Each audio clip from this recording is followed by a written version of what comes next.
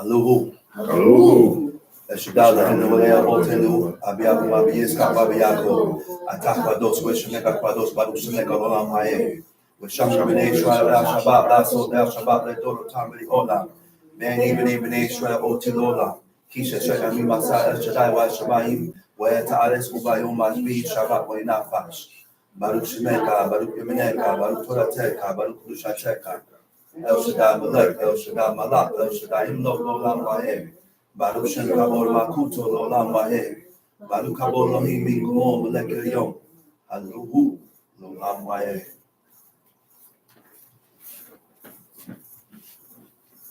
First of all, I'd like to give all honor and praise to the God of Abraham, the God of Isaac, the God of Jacob, the great, mighty, revered God, the Most High God, who bestows loving kindness and possesses all things, who remembers the pious deeds of the patriarchs, the Most High, slow of anger, great in kindness, forgiving iniquity and transgressions, but who will by no means clear the guilty, visiting iniquities of fathers upon the children to the third and fourth generation.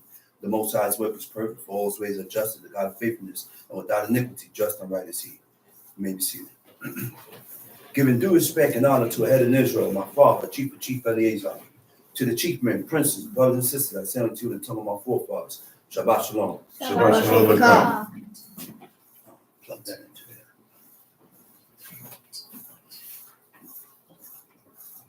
there. People get this whole thing misconstrued. People are getting this whole thing confused. The world is getting all this Israelites, everybody is getting these things confused. The wrong idea about this whole thing. What is the reason? What is the reason or the purpose of us sitting in these chairs, listening to the word of God and not bettering or getting yourself better or making any changes with your life so that you can be comparable to the ways of God, so that you can be holy like God commanded us to be holy?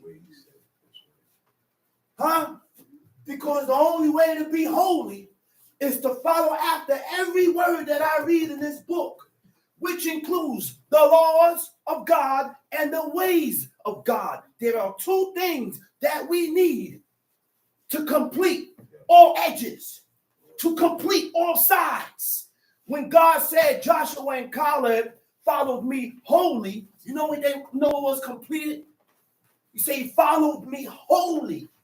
You know what they completed? 100%. It was 1,000%.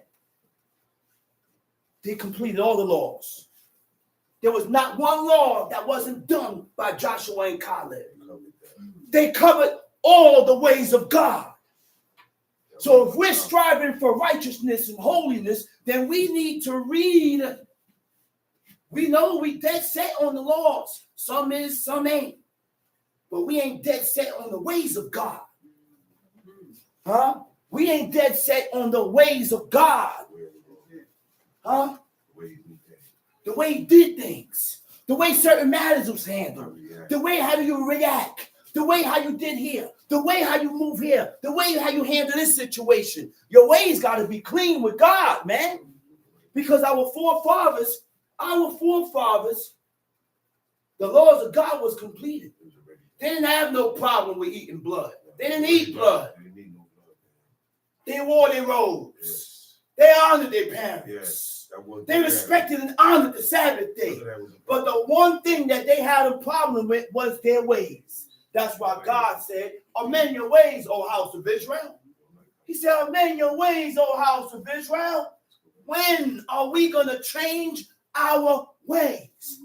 So when we are changing our ways, our thinking pattern must change. Our thinking pattern must change. Everything about us got to flip. Listen here. When we sit in these chairs every Shabbat, we sit in these chairs every Shabbat to learn the ways of God. I read that book every day so I can learn the ways of God. We sit in these chairs so that we can learn his laws, so that we can apply it. I read so that I can learn the laws and apply the ways of God to myself. And how do you learn the ways of God? It's a lifestyle. We read about the lifestyle of these people that God chose. And this is why I can pinpoint where I went wrong. Where I went wrong. According to the format. So when those ideas, when that thought came to my head, I corrected myself and I said I was wrong. Okay? I was wrong. Because when our forefathers had wives, you didn't find their wives in the field working. They didn't burden them with working to produce and provide for the family. That wasn't their responsibility. Your responsibility, that's the man's responsibility. Huh?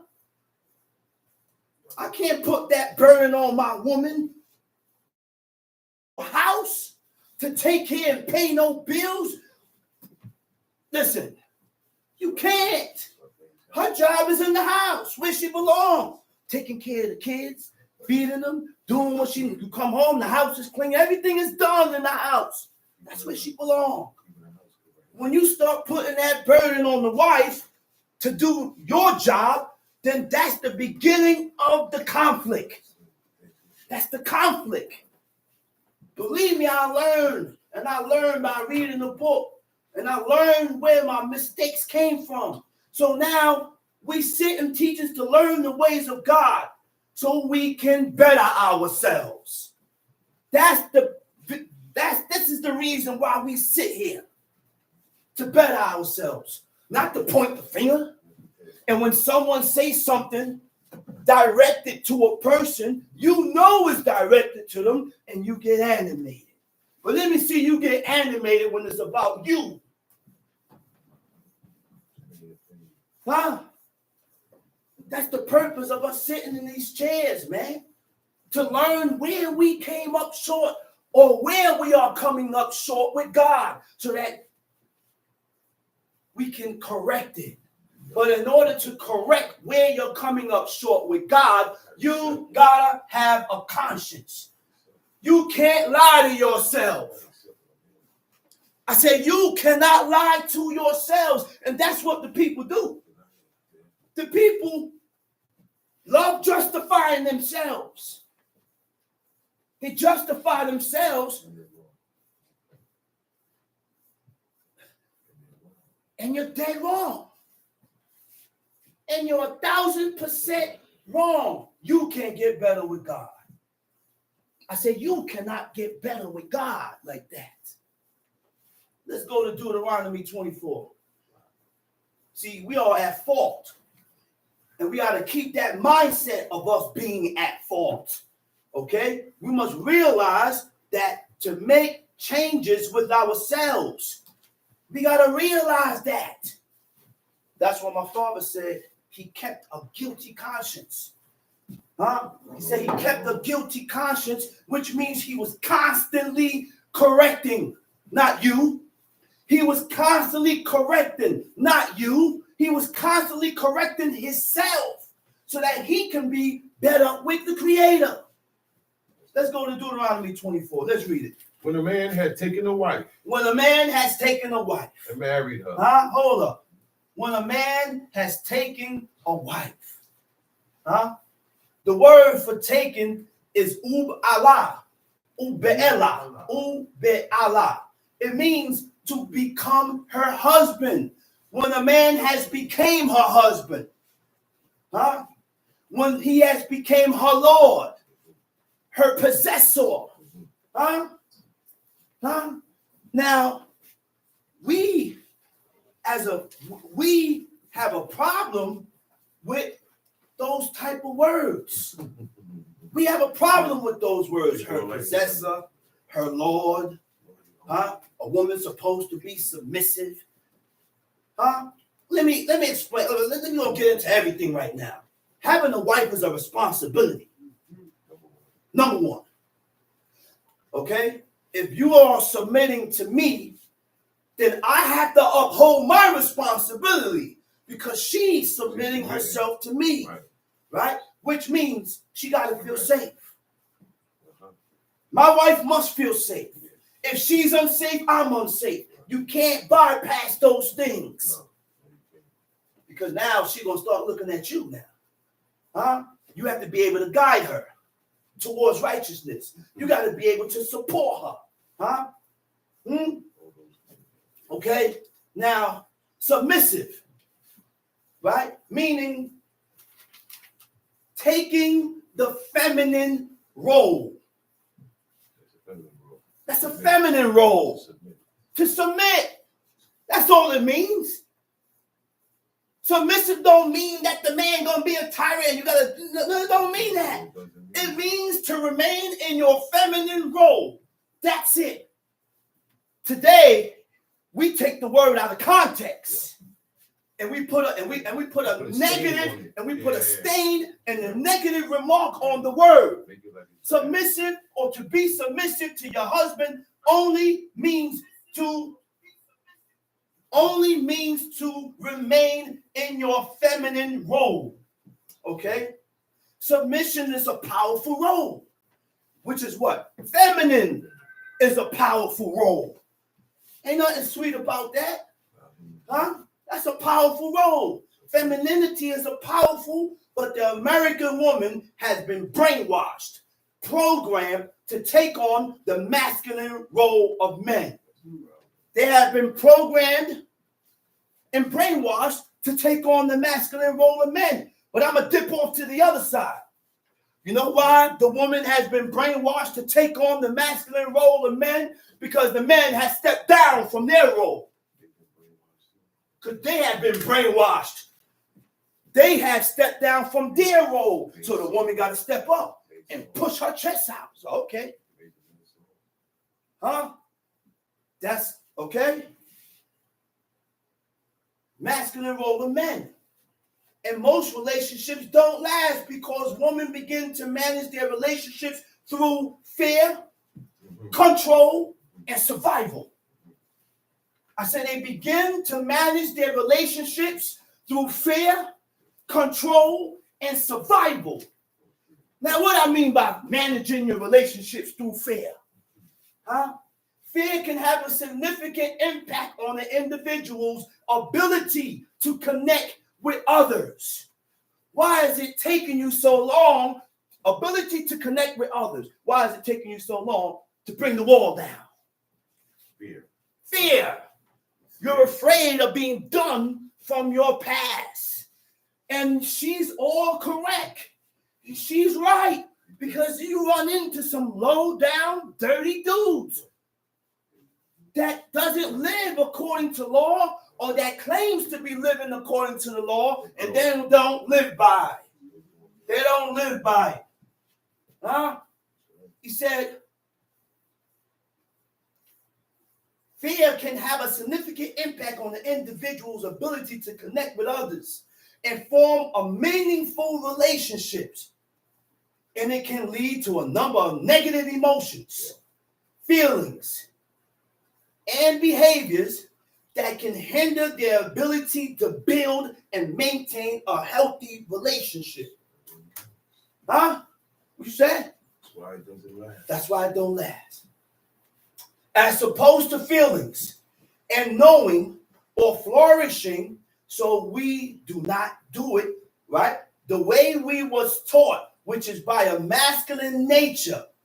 The way the woman is taught is according to, oh, girl, go kill your child, girl. Go, don't depend on no man. But no. That's not the structure and the standards that God set. We got to depend on each other. You don't think the husband depend on the wife? That's right. You don't think the wife's supposed to depend on the husband? It's a two-way thing. This go hand in hand. I depended on my woman when I had one. Yeah, I depended on her. When I came home, the house was clean. When I came home, the food was cooked. laundromat, clothes washed. Certain things I ain't got to do when I get home.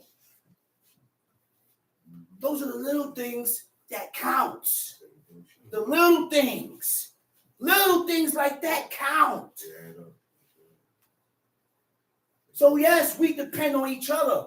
I depended on my wife, and she's supposed to depend on me. Oh, yeah. I cannot put my burden on her. Now she's doing both roles. She got to make sure the house clean, dishes, this and this and this, and she got to pay and jump in your joint and take care of what you're supposed to be taking care of. It's not gonna last. You straining her. You killing the woman. It's imbalance. And that's what Zed Kine Do means. It means a balance. When God created Eve and gave Eve to Adam, he created balance. She balanced him out. It says some of the criteria that women look for in the reality of today. Keep the woman in a negative mental state. YouTube, Facebook, all these crazy things that, social media is distorting and destroying the mindset of men and women. That's a fact. Not only women, men and women, men too. and children. That's a fact. It's destroying our mindset. It runs the world. Okay?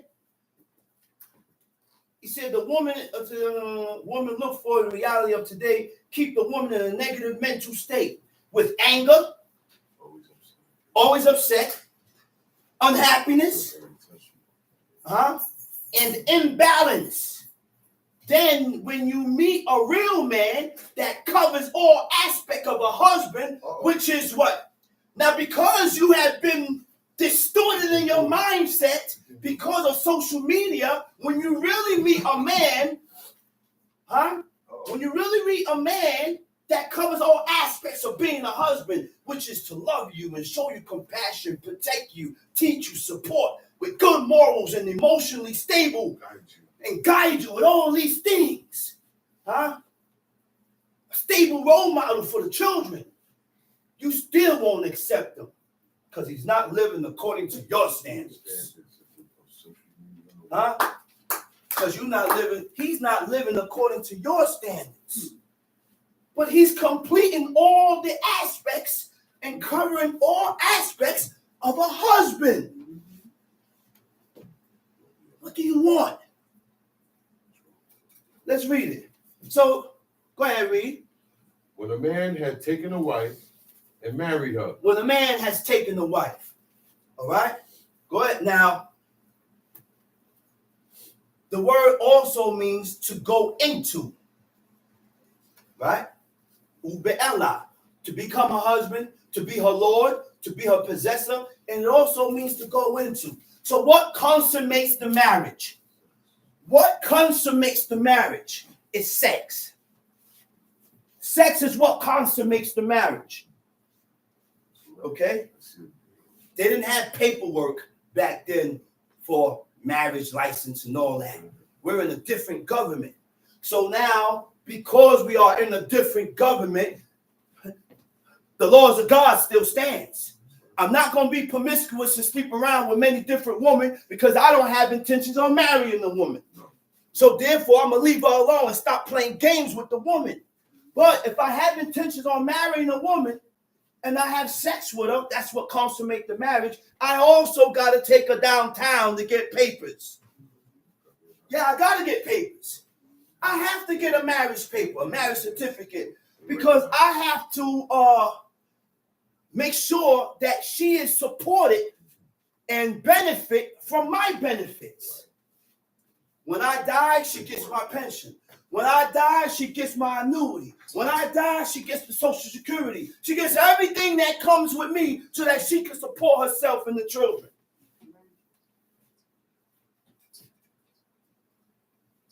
All right? Tom She. When a man had taken a wife and married her, And it come to pass that she find no favor in his eyes. That she finds no favor in his eyes. So before I go into that, right? When a wife respects her husband, she notices him. You know what I mean by she notices him? Every now and then she come to you, she said, babe, I recognize what you're doing. I acknowledge. I see what you're doing. And I see that you're trying. Every now and then we need to hear that. So I can know that I'm appreciated. Huh? And then after that, I start thanking God for you, that you appreciate it. I start approving you. What I mean by approving you? I go to this guy or this person and I say, man, I got a damn good wife. Man, she do this, she does this, she does this. What you out there, I start validating what she does in the house. That don't go unrecognized. That don't go unrecognized, man. He said when a wife respects her husband, she notices him, considers him, honors him, and prefers him. You know what I mean by prefer him? Prefer him means nothing comes before him. Nothing comes before him. I seen a woman on TV. She had children for her husband. She's making a plate. The first one got the plate was the husband. Here, Ish. After the husband, she went and served the kids. The last one to get was her. You don't think it's levels that goes on in the house? And when I'm in the house with my wife, you come before my wife. Nobody.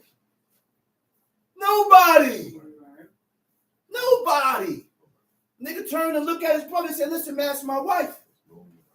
Nobody comes before that. You violating my wife, you violating me. That's how I live, man. You violating my woman, you violating me. You saying things to my wife, you said it to me. You spit on my wife, you spit on me. That's how I live, man. I don't live no other way. You know why? Because that's how my forefathers lived. You ain't had negroes. I ain't gonna call them negroes. Because they ain't nowhere like you people today. You didn't have the men in the book violate a man's wife like that. You didn't have that. That didn't happen. Today, don't get in an argument with them. Man, your wife is something else. Your children is this. Your wife is this. What's wrong with you people, man? Yeah. You feel... That's the ways of God, fools. You don't have the ways of God because if you had the ways of God instilled in you, those things would not be done. I said those things would not be done. We had enemies amongst ourselves. And God commanded us. He said, hey, when you see your enemy's ox or his ass going astray, he said, go get it and bring it back to him. And that was your own brother. That was your own brother. What you talking about, man?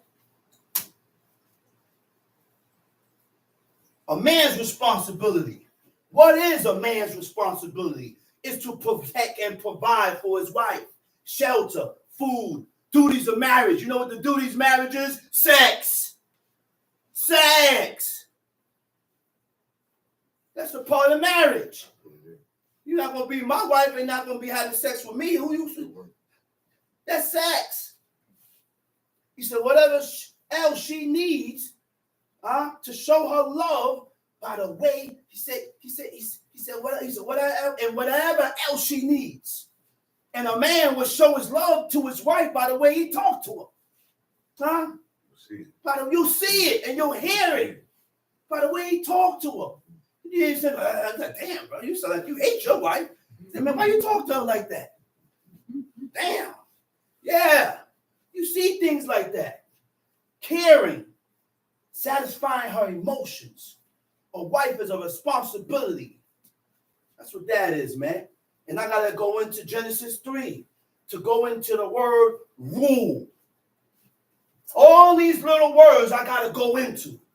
Because the woman take these words and put a stain on it. And put a stain on it, man. What is rule? when God said rule, when God gave that, when God told Eve, he said, thou and he shall rule over thee. Huh? And he shall rule over thee. Huh? He said what? Now rule means what? See, when we read the book, we need dictionaries like my pops always did, man. Like my pops always showed me. He said you need a good dictionary to get into the depth of the word to know what you need to do and what you need to stop doing. Huh? And it has to correlate with what you read. Rule means what? By commanding accepted principles or instructions. By commanding accepted principles or instructions. That's all I put my foot down on. I don't worry about nothing else. But I do worry and I'm afraid of the laws of God being violated in the house. Huh? That's what I must put my foot down with. Anything else, hey, you can go ahead. But once it starts to conflict and get into violation of the laws of God, now I got to put a stop to it. Huh? So according to the laws of God, that states the way things are or should be done. Huh? And tells you what you are allowed or are not allowed to do. That's ruling. I show you the standards of God, what needs to be done, what don't need to be done.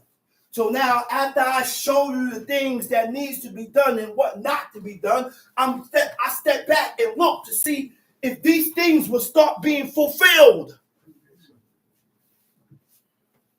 If these things will start being fulfilled. I didn't make the changes in the house. My woman did. Next day I come in, the spoons are separated. This is separated. Everything's separated. I look, I say, hey, that's good. That's good. You learned your lesson. That's a good deed. You know why? Because she ain't left the burden on me. You know how many times I heard my father say, man, oh, yeah, he used to curse his dad. Oh, yeah, I'm leaving the burden on one man. And you go crazy. But I feel this pain, man. I felt this pain. You can't leave the burden on one person. Once you hear the law, jump on it. If that's your desire. If that's your desire, because we won.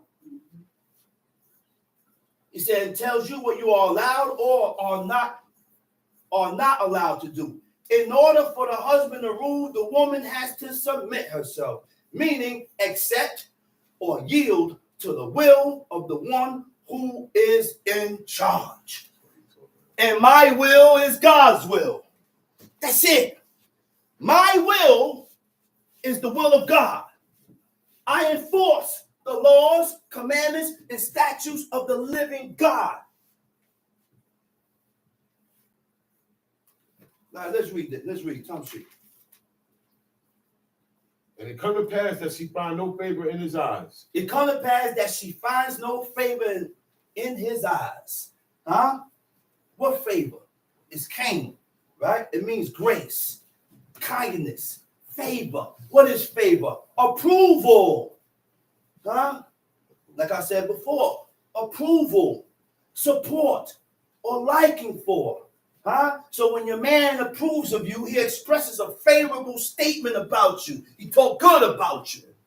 He talk good about you. So talking about how good his wife is, like I said before. But she hasn't found no favor in his eyes. Why she hasn't found no favor in his eyes, Kamshi? Because he had found some uncleanness in her. Because he had found some uncleanness in her. And what dabar? Huh? And what dabar means a shameful thing.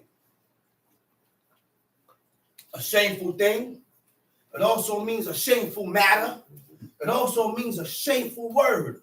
It means indecency, improper behavior, unseemly thing. What is indecency? Indecency means not conforming to what is accepted standards of behavior or propriety. And what is propriety? Accepted standards of behavior or morals, socially accepted in speech. What is an unseemly thing? Inappropriate. Inappropriate means not in keeping with what is correct or proper. Unfit. How do you know if someone is unfit?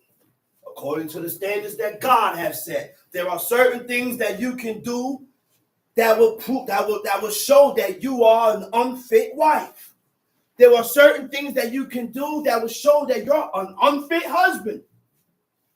I had a sister, and the dude that she was married with tried to pull her away from serving God. You know what wisdom said? She ain't got away for no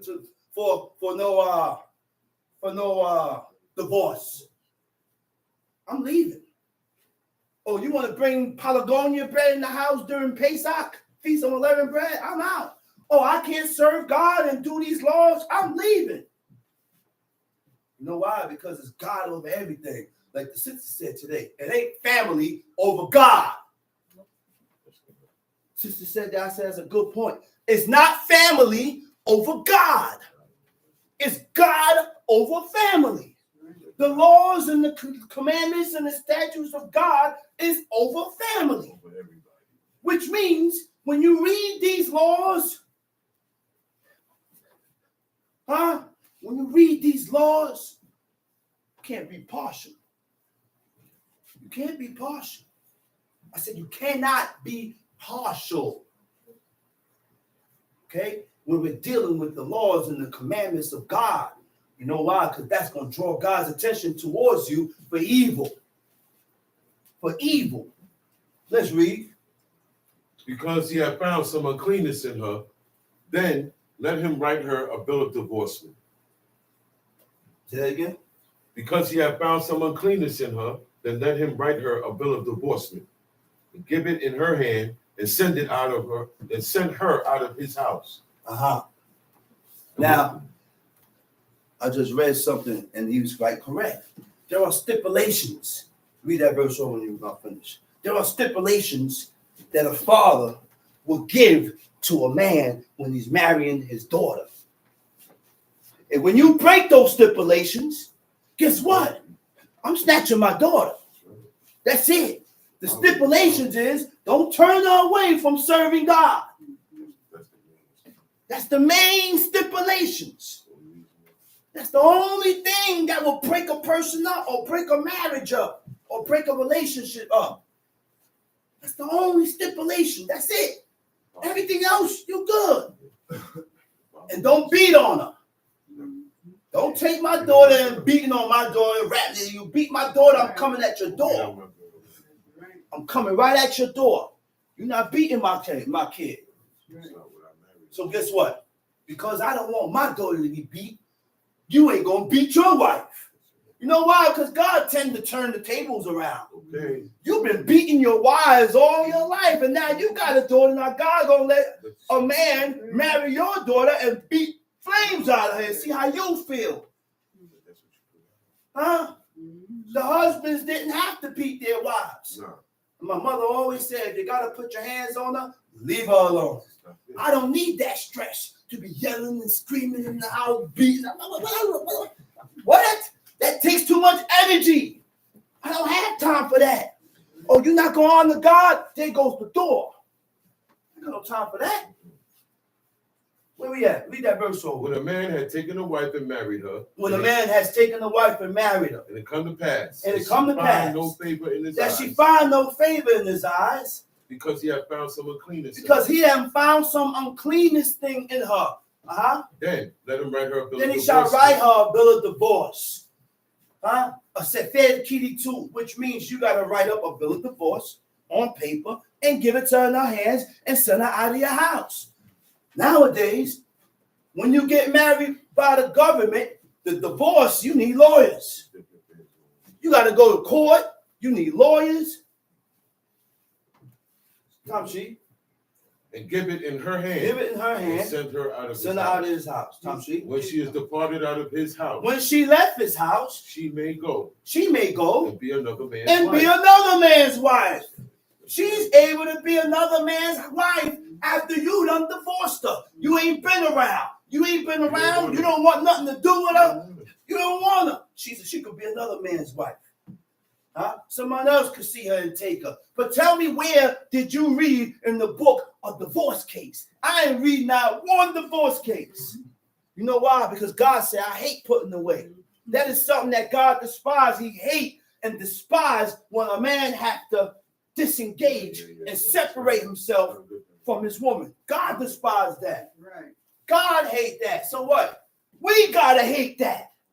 Right. And do what we need to do to save our relationship, to save our marriage. You do what you got to do to save the marriage, and I got to do what I have to do to save the marriage, because it's a two-way thing. It's a two-way street. Don't be a statistic. Don't be like everybody else. Don't be like everybody else. Stop following YouTube and listening to all this foolishness. Huh? All these shows distorting the mind of men and women, when we need to be taking heed to the word of God so that we can channel our mindset according to the mindset of God. Let's read. And if the latter husband hate her, If the latter husband hate her, and write her a bill of divorce, that's now look now. How many marriages this woman done had? She done got married 3 times. She done got married 6 times. Anytime you run into a woman, it could run both sides. Maybe she's the problem, or maybe she keep running into God-forsaken men. It ain't always the woman. The woman want to serve God, and she wants to be a wife to her husband, but you keep running into these no good, filthy, low-down men. Or sometimes it could go the other way. She may be the problem. But that's why you ain't read about a divorce case in the book, because the woman was never a problem. Never a problem where the husband had to divorce her. Never. But today, both sides could be the problem. It could be the woman, it could be the man. Tom She. and give it in her hand. Give it in her hand. Send her out of his Send her house. out of his house. Or if the latter husband died, it must not slick up. Verse 3. And if the latter husband hate her, and write her a bill of divorce, and give it in her hand, and send it her out of his house, or if the latter husband Okay, died, now, we need to realize something. If you're looking for a wife, there are things you need. There are things you need to get married. First. You can't be sleeping and having sex with a woman, telling her that she's your wife, and you don't have nowhere to put her. You know why? Because that means you're just using her for sex. And that's what men do. Men use the woman just for sex. They don't house them. They don't take care of them. They don't support them. They don't do nothing that requires a husband, the standards of a husband. You just want to come through and get your rocks off. Close the shop, sister. Close the store. Close your legs. He ain't worth it. The man is not worth it. Let him pick himself up and do the things that he needs to be doing according to law.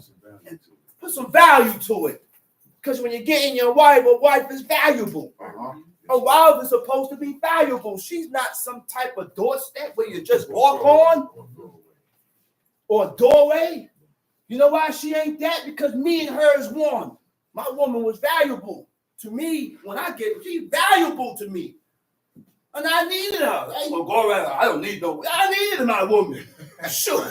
I ain't capping. They be capping, man. Niggas be capping. Oh, I don't need no. I don't, yeah. All right. 2 weeks ago, woman ain't there. A month ago, man. I miss my wife, man. Nigga in the bed crying, moping. I miss my wife, man. You lay it out. Next thing, you know what you do? Oh, install. Wake up. Oh, I forgot, man. She gone. Yeah, wife gone. Stop fronting like you don't need that woman. You need her. It's different when she gone. You talk all that tough stuff when she there, but when she gone, you gonna feel it. You gonna feel it. Come on, man. We won. Let's read it. And if the latter husband hate her and write her a bill of divorcement and give it in her hand and send her out of his house. Send her out of his house. Or if the latter husband die. Or if the latter husband dies. Still going to be his wife. Uh-huh. Her former husband will send her away, may not take her again to be his wife. After that, she is defiled. But that is an abomination. Once she moved on and got married again from her second husband, and the second husband divorced her or he dies, the first one can't take her back. Regardless of what? Tom C. But that is an abomination It says before the Lord. it's an abomination before God, which means what is detestable. He hated. Why? Because he said the land is greatly polluted. She's defiled after that. It's too many going in. It's too many mixtures happening. Go ahead. For that is an abomination before the Lord, and thou shalt not cause the land to sin, which the Lord thy God giveth thee for an inheritance. Tom sheep. When a man had taken a new wife, When a man has taken a new wife, he shall not go out to war. he shall not go out to war. You hear that? That's the honeymoon. Okay. That's the honeymoon. Where you think they got the honeymoon from? God, but the only thing difference with this honeymoon, we get a year off. A whole year, you can't give me no business, no matters, no nothing. I got a whole year with my wife. Wow, let's read that. Let's read that. Neither shall he be charged with any business. He don't get charged with no business, Tom Sheep. But he shall be free at home. He shall be free at home 1 year. And shall cheer up his wife. And shall cheer up his wife. I ain't got to teach her how to cook. You know why? Because she learned how to cook from her mother. I ain't got to teach her how to sew. Why? Because she learned how to sew from her mother. Everything that a wife, that's why Kevin Samuel said, he said, are you a wife? That's the question he asked. He said, well, I said, yeah, I think I'm a wife, which means do you have the qualities of a wife? There are certain qualities that comes with being a wife. There are certain qualities that come with being a husband. And when you meet these men or when you meet a woman, those are the qualities that we need to look for. Qualities of being a wife. Qualities of being a husband. Okay? Let's read it. But he shall be free at home 1 year and shall cheer up his wife which he had taken. And shall cheer up his wife which he had taken. I ain't got to teach her nothing. She know law. She know how to cook. She know how to do everything, and she was already taught the qualities of a wife from her mother. So what do you mean by cheer up? Samak. Samak means to cause to rejoice, to gladden, to be pleased, to make her happy. Huh? What are you doing arguing 3 months in? We just got married. We just got married. 2 months later, they arguing like cats and dogs. He said, wait, hold up, man. Aren't you guys newlyweds? Why are you guys arguing and fighting like y'all been together for 10 years? You didn't even make a year yet. It hasn't even been 6 months. And we're arguing. You got to look at those things, man. It's not good. It's not good. Something's out of place. Tom C. Verse 6. No man shall take the nether or the upper millstone to pledge. No man shall take the nether or the upper millstone to pledge. Now, in order for you to take a year off, guess what? We got to be free. We got to be a free people. I can't take a year off. I can't afford to take a week off. These people was free and they had their own business. So now when they get married, they're able to kick back and relax and chill with their wife. Huh? Huh? That's the mindset of these Negroes today. I heard a rap song. Dude said, he said, after I hit, I'm praying for her to leave. Mindset. Sister Talia and the other sister lied. That's the mindset of Negroes, which means all you wanted was just that. And after you got what you wanted, you want to kick her out. That's not a righteous and holy mindset. Because sex is supposed to join. I don't know if it joined you, but it joined the hell out of me. So after you done had sex and keep doing it, you're gonna start gaining some type of heart for the woman. What kind of animal are you, man? You're supposed to. That's the natural reaction. That's a natural. That's not natural. It ain't natural with everybody. It ain't natural with every nigga. That's why I call these dudes niggas. They go meet a woman, have sex. Next thing you see him kicking her out, throwing her stuff. Get out, get out. The woman latches on, but he ready to kick her out. The people today is messed up. They don't have a heart. That's why Tamar, after she was defiled, Amnon, what Amnon did? He said, get out. She said, this what you doing? By throwing me out, it's worse. Because you done took it, defiled me, took my virginity, and now you're going to kick me out? When she left out of Amnon's house, she left out with a hand on her head. The first person she rounds into was Absalom. Absalom looked at her. The first thing he asked her, Amnon been with you, huh? He said, okay. You know what he told her after that? He said, don't regard this matter against him. And she got raped. And Absalom is telling her not to despise and hate him, mean don't hold no grudge. You see how these people and the mindset of these people, man, they different. But we today, we want to dress up like holy men. Frontlet, bracelet, fasting, praying. But you can't let go of what you're holding on in your heart. That's the inside. Huh? I said, that's your ways. That's why God could look at you and say you're doing all this, but he's going to look at you and tell you, change your ways. Why are you holding on to this grudge? Why are you holding on to this grudge? Let it go. Let it go. Like my brother always say, when you hold on to a grudge, the only damage that it's doing is hurting yourself. Get a cup of water. The cup of water ain't heavy, but you hold that cup of water for some time, it's going to start getting heavy. Which means when you hold on to a grudge, in time, it becomes a burden. Right. Next thing, after a burden, it steps in stage, it becomes a blemish. And you stain yourself by holding on to these grudges. You can't get to God by holding on to grudge. Can't get to God holding on to grudges. Time sheet. Verse 6. Verse 6. No man shall take the nether or the upper millstone. No man should take the what? The nether or the upper millstone to pledge. Okay.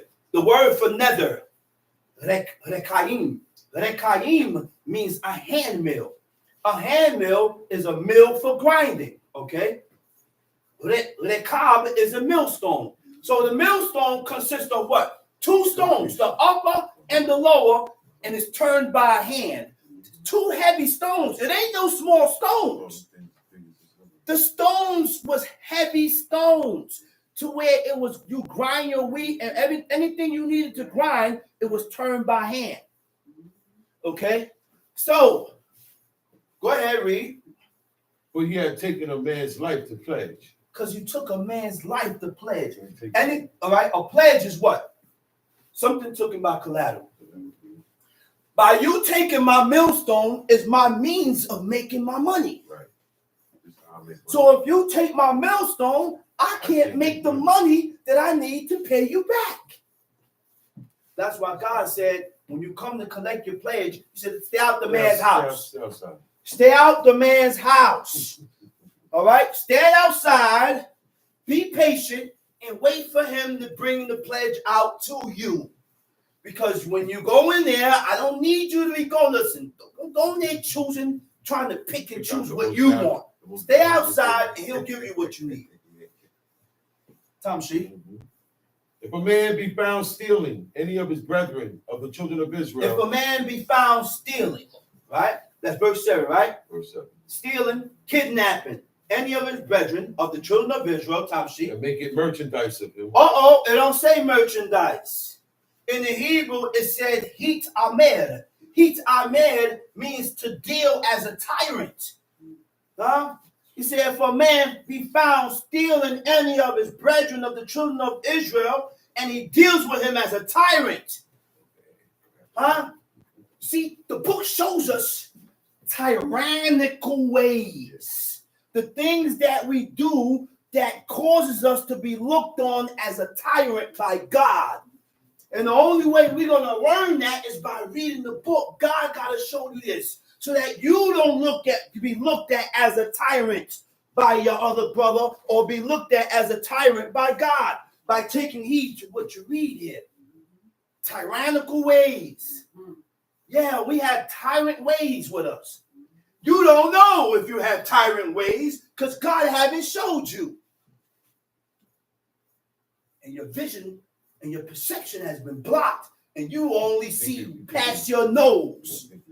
You don't see past your nose. You only cover in and see one thing, but you ain't looking at it past. Time sheet. And make it merchandise of him or sell it him. Sell it him. Read. Then that thief shall die. Now, what is a tyrant? A tyrant is a person that deals in a way that shows unfair and cruel use of power over other people. When you feel that you can do and say to others that you would not like done to you. Don't we read that in the book? I said, don't we read that in the book? When you feel you can do and say to others that you will not allow others to do and say to you. Man, let's do these laws then. You're talking about doing law, we do it. Let's do law then. Why that's not being done? Why are we not doing that? You know why? Because we tend to pick and choose. I'll do this, I'm doing this, and doing this. Everything that you can see. I said everything that you can see. I can see these things. But what about things that you can't see? Okay. Huh? I said, what about the things that you can't see? Okay. Huh? What about the things that you can't see? Those are the things that God emphasized on. Your ways. Because majority of these things, majority are fulfilling the laws, commandments, and statutes of God deals with your ways.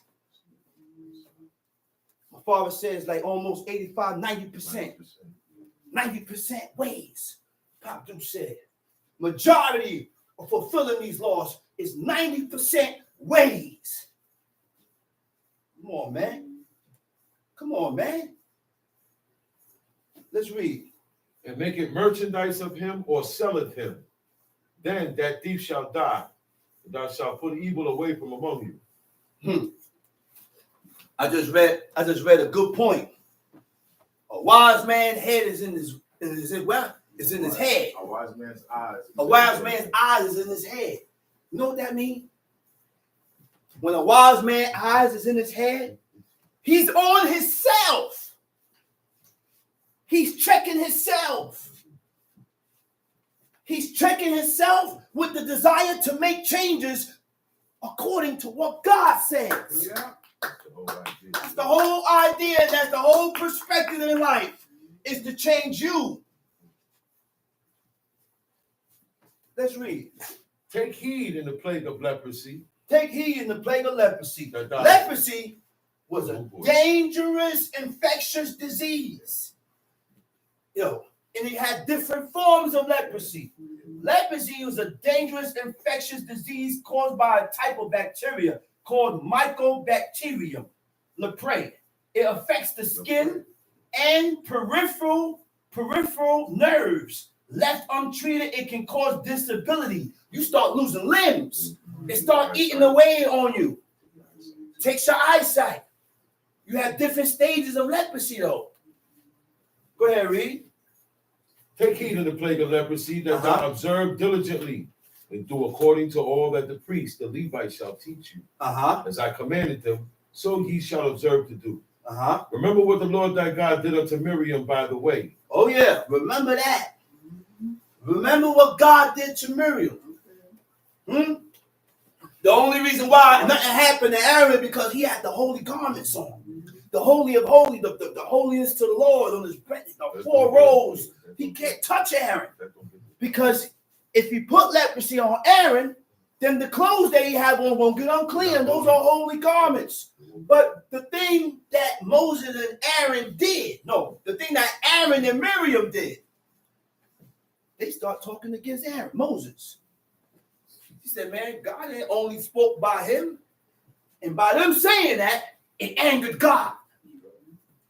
So what God did, he said, you 3 come on out. He said, you 3 come on out. He said, if I make myself known to anybody, It's a dream. he said, I appear to him in dreams. Now what they was talking about? He said, because of the Ethiopian woman whom he had married. Don't worry about who he married. Don't worry about if she's an Ethiopian.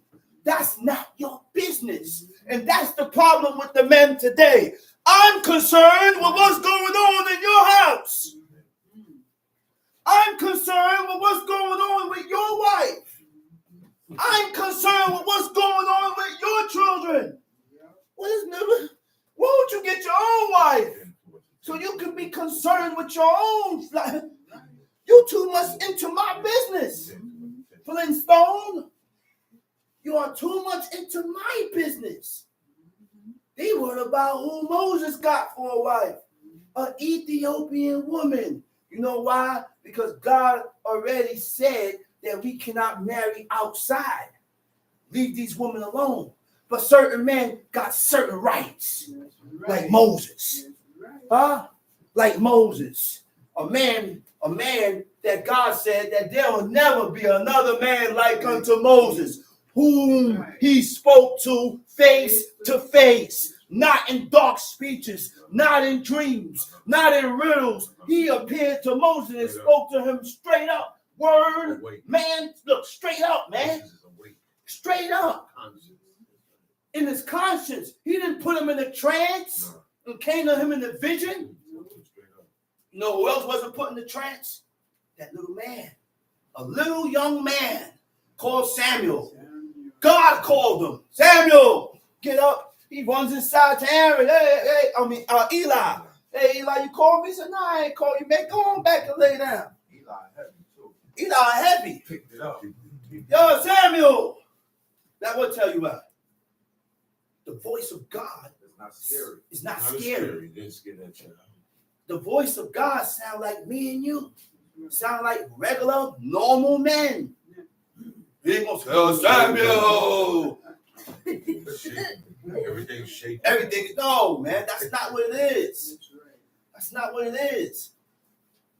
He spoke to him he spoke to him word for word, right there. So now they said, had the Lord indeed spoken only by Moses?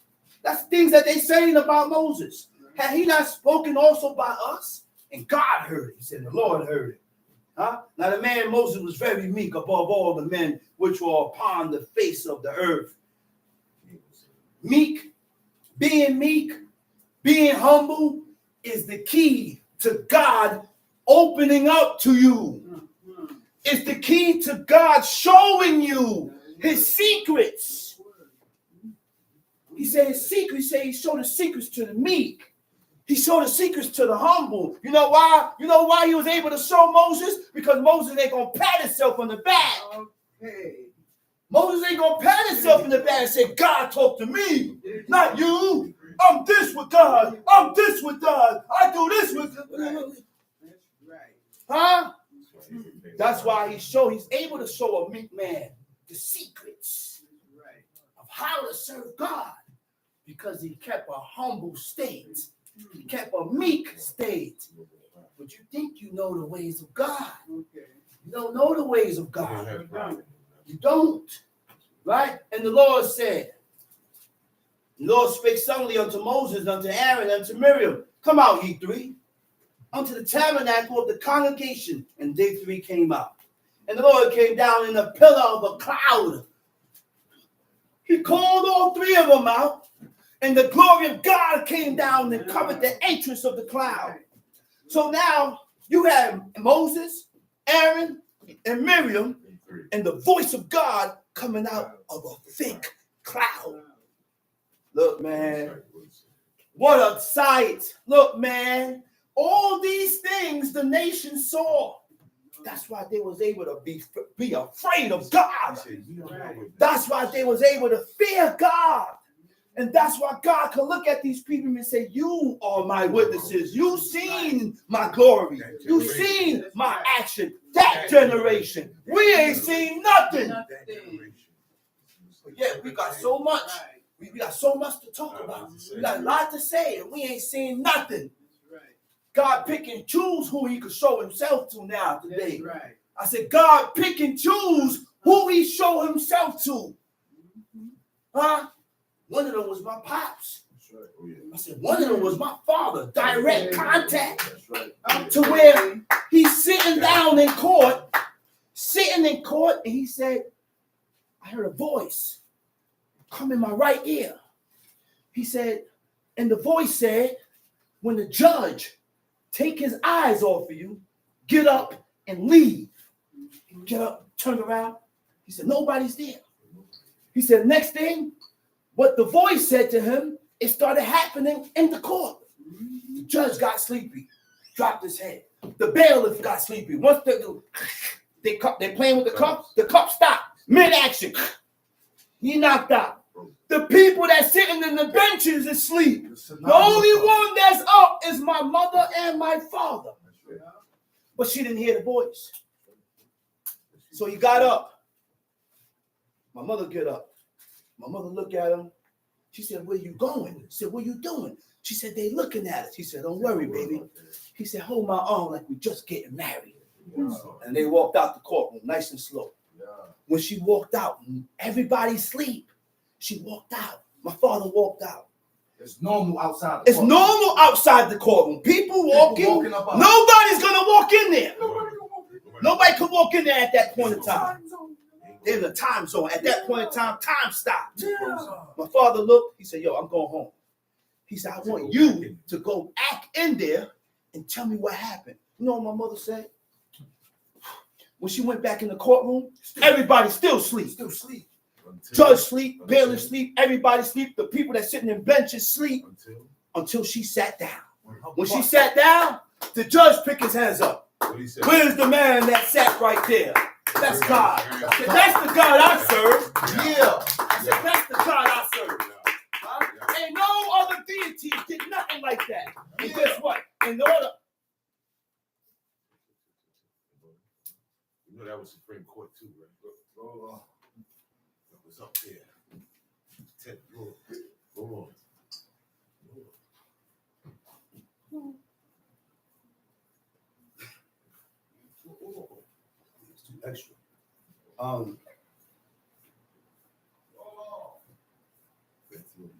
What I say? You said in order. In order for you to believe that, in order for you to really believe that, you gotta believe God. You're gonna think it's just something not talking on. No, that really happened. You know who? Look, man. They were supposed to give my pops 99 years. He's supposed to be extradited back to Texas. Got remanded 99 years. He ain't supposed to come home. He's not supposed to be here. But because of the God I serve, because of the God that we serve, our God does things like that to strengthen our belief, to strengthen his belief in him. Ain't no Jake could do that. JC can't do that. Lulu can't do that. There's no deity that you hear about can do that, can fulfill that. I said, my God is God. El Yon. Huh? That's right. Well, let's go back. Verse 10. Verse 10. When Deuteronomy 24, verse 10. Let's read it. When thou doest lend When thou dost lend thy brother anything, thou shalt not go into his house to fetch his pledge. When you lend your brother something, he said, don't become choosy. Don't go in the house and start choosing and picking what you want. Valuable stuff. No. You're not supposed to use it. No, stay outside. Go ahead, read. Thou shalt stand abroad. Stand abroad. To the man to whom thou doest lend shall bring out the pledge abroad unto thee. And if the man be poor, thou shalt not sleep with his pledge. If the man be poor, thou shalt not sleep with the pledge, which means the pledge was a garment. The pledge, which means the garment that we wore was valuable. Like a gold chain. I was able to take my robe off and say, hey, listen, man, let me borrow this. Here, hold this robe. I'll come back. You hold my robe for collateral, and I will take what I have. But what God said. If the man be poor, thou shalt not sleep with his pledge. In any case, thou shalt deliver him the pledge again when the sun goeth down. You see what God said? God said, forget.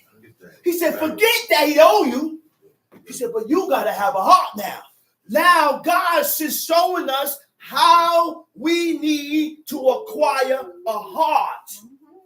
I said the book shows us who have a heart and who's cold-hearted. My actions and your actions should not denote a cold heart. And how you can denote a person with a cold heart, the book shows you that. The book shows you that. That's why God said a cold heart. What is the actions of a person with a cold heart? God said, he said, don't hate the Egyptians. God said, I don't care what the Egyptians did to you while you was in slavery in their land. He said, don't hate them. He said, you know why? He said, because you was a stranger in their land. They housed you. They sheltered you. So whatever they did, don't worry about that. Don't hate them. Don't despise them. God said, I will accept the Egyptians in their third generations. The third generation been passed. I said, the third generation been passed. I said, the book shows us whether you have a cold heart or a heart, period. You love their food, you miss the food. Tom sheet. That he may sleep in his own raiment and bless thee. That he may sleep in his own raiment and bless thee, which means what? We slept in our clothes. You're not going to catch me sleeping in my bed in my underwears. And if you wear Speedos, don't get caught sleeping in the bed in your Speedos. You have men that wear thongs. If you got on a thong, old old man, son of man, don't get caught sleeping in the bed with a thong. I ain't wearing no thong. Don't look at me. Dudes go to bed in anything. You listen. Look, my father said there was a brother in the house one day. This was years and years ago. I gotta say. So he came out in the living room to check the living room. So my father said he looked on the radiator. He said he thought it was his wife's panties. He seen a pair of panties. Not my Ima. I gotta clear it. Immediately my Ima said, hey, his other wife. Immediately my mother said his other wife. Not me, brother. You know why? Because daintiness in a woman don't leave your underwears all over the place.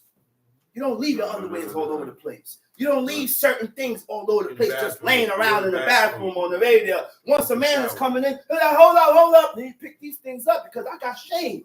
I don't need you to see my underwears. All right? So now he came out in the living room. He looked on the radiator. He said he seen panties.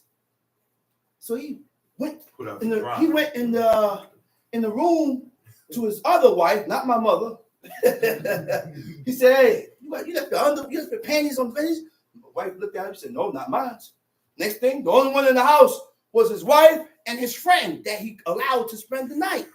So he looked at him. The brother got up. He's, oh, that's mine. He said, the brother says, his.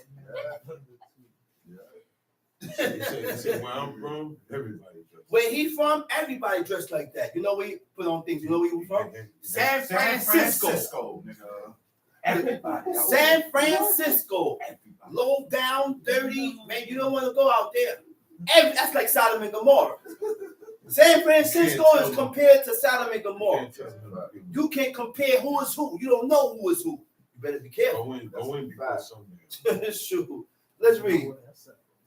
And it shall be righteousness unto thee before the Lord thy God. You see what God said is righteousness? When you do certain things, God look at it and denotes righteousness upon you.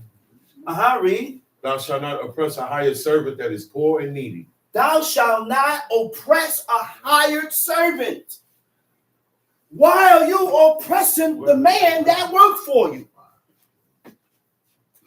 The man works for you. He's taking care of your business. He's taking care of his job. And you on his back oppressing him. Go ahead, read. Whether he be of thy brethren or of thy strangers that are in thy land within thy gates. Whether he be of thy brethren or of the stranger that are in thy land within thy gates, which means the strangers and the brothers, the homeborn and the stranger that comes amongst us, gotta be treated the same. I said, we gotta treat these people the same.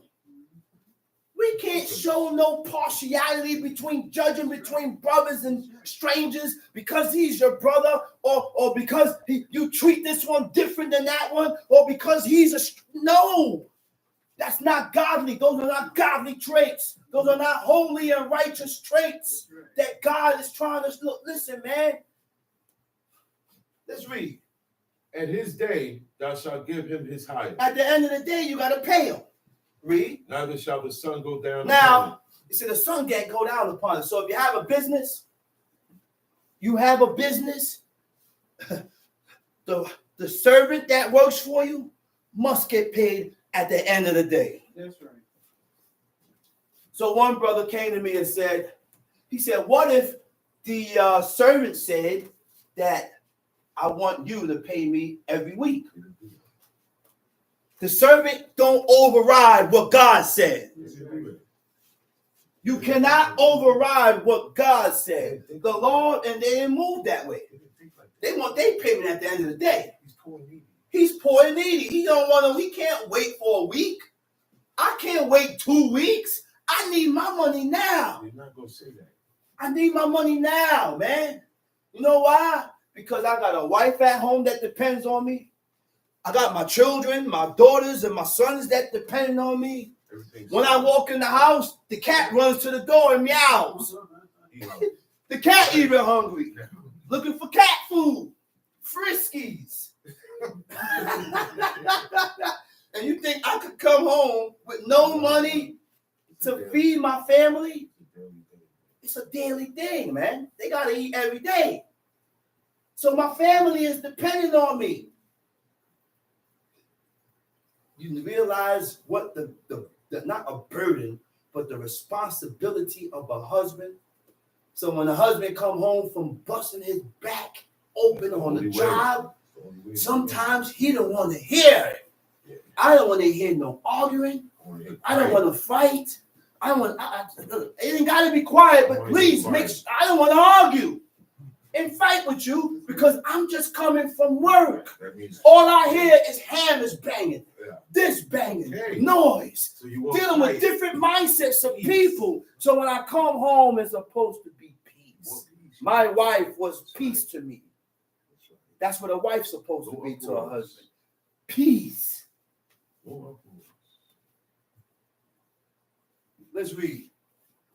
At his day thou shalt give him his hire. At the end of the day, pay him. Read. Neither shall the sun go down upon it, for he is poor and setteth his heart upon it. Lest he cry against thee unto the Lord, and he sin unto thee.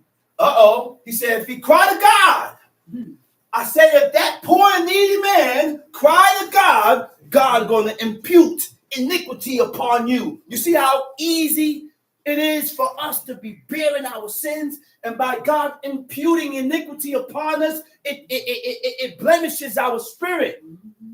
It blemishes our spirit with God. Now, after our spirit is blemished, it leaves a breach and an opening for iniquity to constantly come to our mind. It leaves an opening for negativity, negative emotions, negative feelings, negative actions, negative that. Everything that comes to your mind will be negative. Why? Because we are violating the laws, commandments, and statutes of God. Now we got to question ourselves. What am I doing in my life that's causing this negative thoughts, negative feelings to come here? Seems like God is pushing you away. Seems God is putting distance between you and him.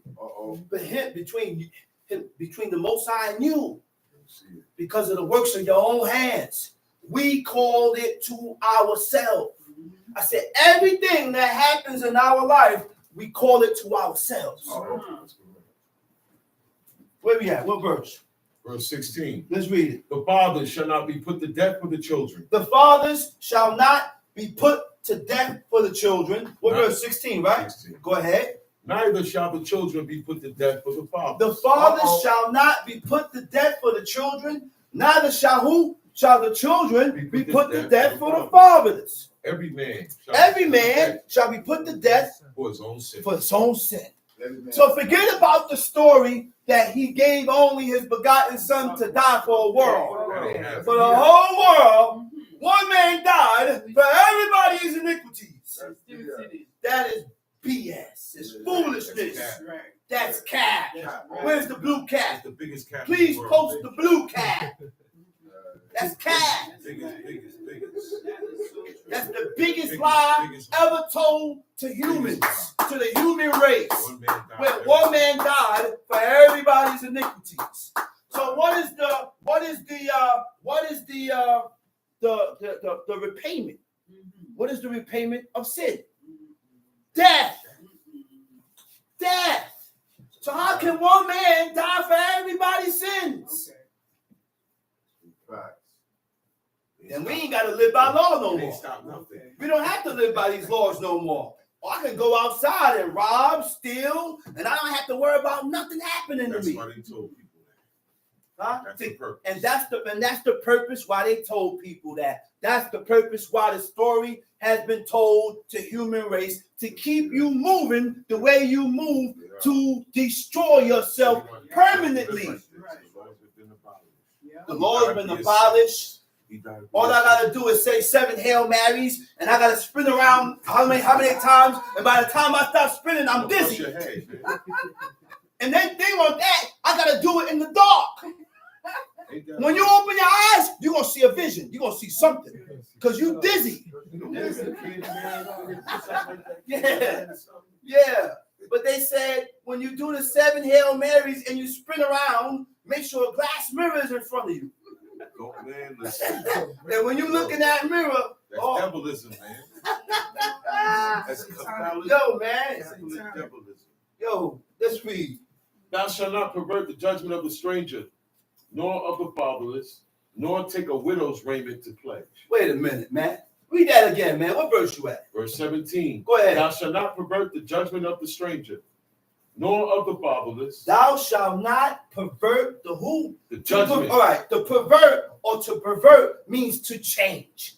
You should not change the what? The judgment. The judgment of who? The stranger. Of the stranger. Nor of the fatherless. Nor of the fatherless. That's the gid is the stranger. The fatherless is the yatum. Nor take a widow's raiment. Widow tak bol. Beged almana. Nor take a widow's raiment to pledge. Those are three specific people that God said to look out for. The stranger, because he's not amongst his people. He is a stranger amongst you. Everybody's black, he's the only white man. Everybody's white, he's the only Asian man. But he live according to the rules of God. But people tend to treat people that come in different from you with certain type of indifference. What's good for you, old black man, is good for that white man. What's good for that white man is good for the Asian man. What's good for the goose is good for the gander. Everybody stands and lives according to the laws of God. I'm not looking at complexion. I'm not looking at whose eyes are slanted. I'm not looking at none of that stuff. All our blood is red. We bleed the same color. We are all God's people. We serve God. God don't deal with color. Okay? God don't deal with color. So if you come to serve God, then I have to deal with everybody the same. Everybody is not going to be on the same level. Some gonna be doing more than some. Look, Ezra in the Apocrypha, the people was on their way down at their lowest point with God. And Ezra spoke up for those people. Ezra spoke up for them. But the angel said, listen, stop worrying yourself about the wicked. Worry yourself about the righteous. But guess what? Let me show you a key. Leave that for the angel and God to say. Uh-oh. Big dog. Those are the big dogs. That's where the angel, God, Those are the big dogs. God, then the angels. Let the angels and let God say that. But our natural nature was to eat what his Ezra's natural nature, even though he excelled in righteousness, he still cared about the people, regardless of how low they was with God. These people were serving idols. They was at their lowest, but he still spoke up for the people. Follow those men and stop following your own ways. Follow those men and stop following your own ways. Unless God come to you and tell you something, leave it alone. I said, leave it alone. But that was Ezra, the man that God took up. That was his natural. That was his character. Don't you think we need to follow a man that God took up? God took him. 3 men God took us. I said 3 men God took up. They wasn't able. They living here. They had transcended with God. He said, nah. Elijah, Enoch, and Ezra crashed the party. Ezra crashed the party. That was after later on down the line. The 3 E's. Don't you think it would be best to follow these men's ways?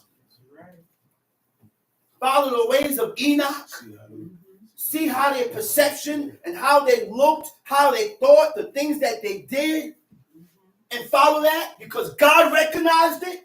Those are the people that was able to follow in the path of God and to show you the path of God, and God recognized it. I'm not going to follow you, Garcon. I'm going to follow them. I'm not going to listen to you, oh wretched one. I'm following what these men did. They're the ones that can show me the path of God. These are my examples, not you, oh defiled one. Go wash and clean your nails. All that callus underneath your build-up underneath your nail. That's what you do. Go worry about that. Huh? Let's read. Verse 18. But thou shalt remember that thou wast a bondman in Egypt, and the Lord thy God redeemed thee thence. Therefore, I command thee to do this thing. Go back. Thou shalt not pervert the judgment of the stranger. Thou shalt not pervert the judgment of the stranger. Don't change the Don't change the judgment of the stranger. Don't pervert the judgment of the stranger. We want to change it. Because he's a stranger. Because he's a stranger. I want to do it longer. We want to change it. We want to change everything that God says. Everything. And you want to go according to what's going on in your mind.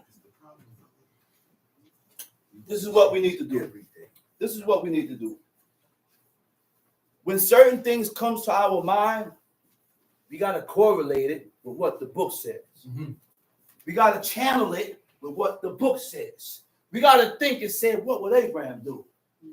We got to think and say, what would Moses do? We got to think and say, what did Isaac or Jacob, Joshua, what these men did? What did God say? So that if I do this, will my actions be acceptable in the eyes of God? That's how you know for sure. That's how you know for sure. That's right. He did it. The book was put here for an example, man. That's right. That's what this book was put here for. Stop picking and choosing what you want to follow and do. It's already said. Amen. So when I hear distorted thoughts, when I hear distorted thoughts and distorted feelings and distorted sayings that don't correlate with what God says, it's garbage. That's not what I read here in the book. Let's read. Thou shalt not pervert the judgment of a stranger, nor of the fatherless, nor take a widow's raiment to pledge. Read it. But thou shalt remember that thou wast a bondman in Egypt, and the Lord thy God redeemed thee thence. Therefore I command thee to do this thing. You hear that? You hear that? Remember, first thing we need to remember. Before I start explaining that verse, we got to remember one thing. The laws of God came directly out of the mouth of the Most High. Word for word. It was dictated and repeated to Moses. While God dictated and repeated these laws to Moses,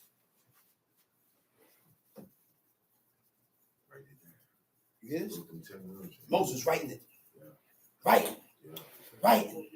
He writing. I say he writing. He writing. He writing. That's why when he came down from that mount, I said when he came down from that mount, I said his whole face started shining. He said beams started shooting out from his face from the knowledge that God was giving him. Huh? Beams. He had to take a veil and cover his face when he came down from that mountain. When he going back up with God, he removed the veil because that's what he facing is raw. That's what he facing is, look, man, the presence of God. That's why God said, hey, listen here. He said, no man. You hear this, man? God said, no man could see me and live. Huh? Notice that every deity on earth has a not a beginning, has an appearance. Physical. Oh, there you go. Every deity and every idol has a physical appearance. Every deity and every idol has a physical appearance. What do you look like? You know what they look like. What do you look like? Notice that God said, he said, listen. He said, no man could see me and live. Not my God. He said, no man could see me and live. Not my God. God took Moses and put him in the cleft of the rock, removed his hand, and he saw his back parts. He was able to see the back part of God. But God did say, I am the God of the spirits of all flesh, which means he's a spirit. That's why he's called I am that I am. You know what that means? When God said, I am that I am, my glory, his glory came down in the pillar of cloud and he covered the whole entrance of the tabernacle. But the glory of God is inside the cloud. Next thing, he can make himself visible and you'll see his back parts. Next thing, he came down in the form of fire and his presence ignited the whole mountain range. And you hear the voice of God coming out from that fire. He said he ride the wind. There is no God like the God of Israel. I said there is no God like the God of Israel. Huh? There's no God like the God of Israel. He ride the circuit of the wind. He ride the wind. He ride the circuit of the wind. He's in the tornado. He's in the tornado. He's in the earthquake. He said he in Gilgal. I was reading somewhere in Jeremiah.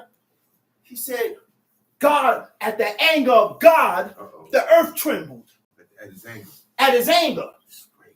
That's not natural. Okay. When you feel those tremors and those earthquakes, God is angry. God is right. He said the earth trembled at his anger. What were you doing during the earthquake? And what were you doing during the earthquake? I was sitting in my house crying.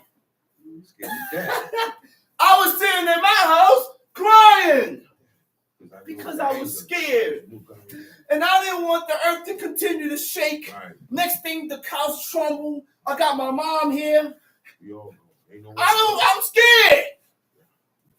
Next thing after that, I said, I got to consider my ways. Right. I got to get better with God. Right. No one could tell me or could. Listen, man. Listen, man. Listen, man. Talk about it. Talk about it. The only one that can tell me that is Pop Dukes. My father. When you gonna get right with God? Man, you gonna go stick your head up your own karaoke. Word. Take your head and bend over and stick it up. Word. Same thing, only for father. My father and my mom's telling me that.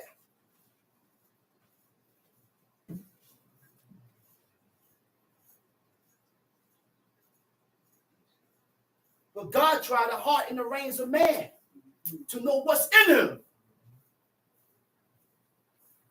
You will only know what's in the person when you see it. But God see it before it's shown. Before. See it in the chat. I said, God see it before it's shown. That's correct.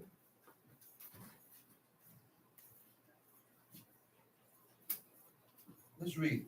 Verse 19. When thou cuttest down thine harvest in thy field, and hast begot a sheep in the field, thou shalt not go again to fetch it.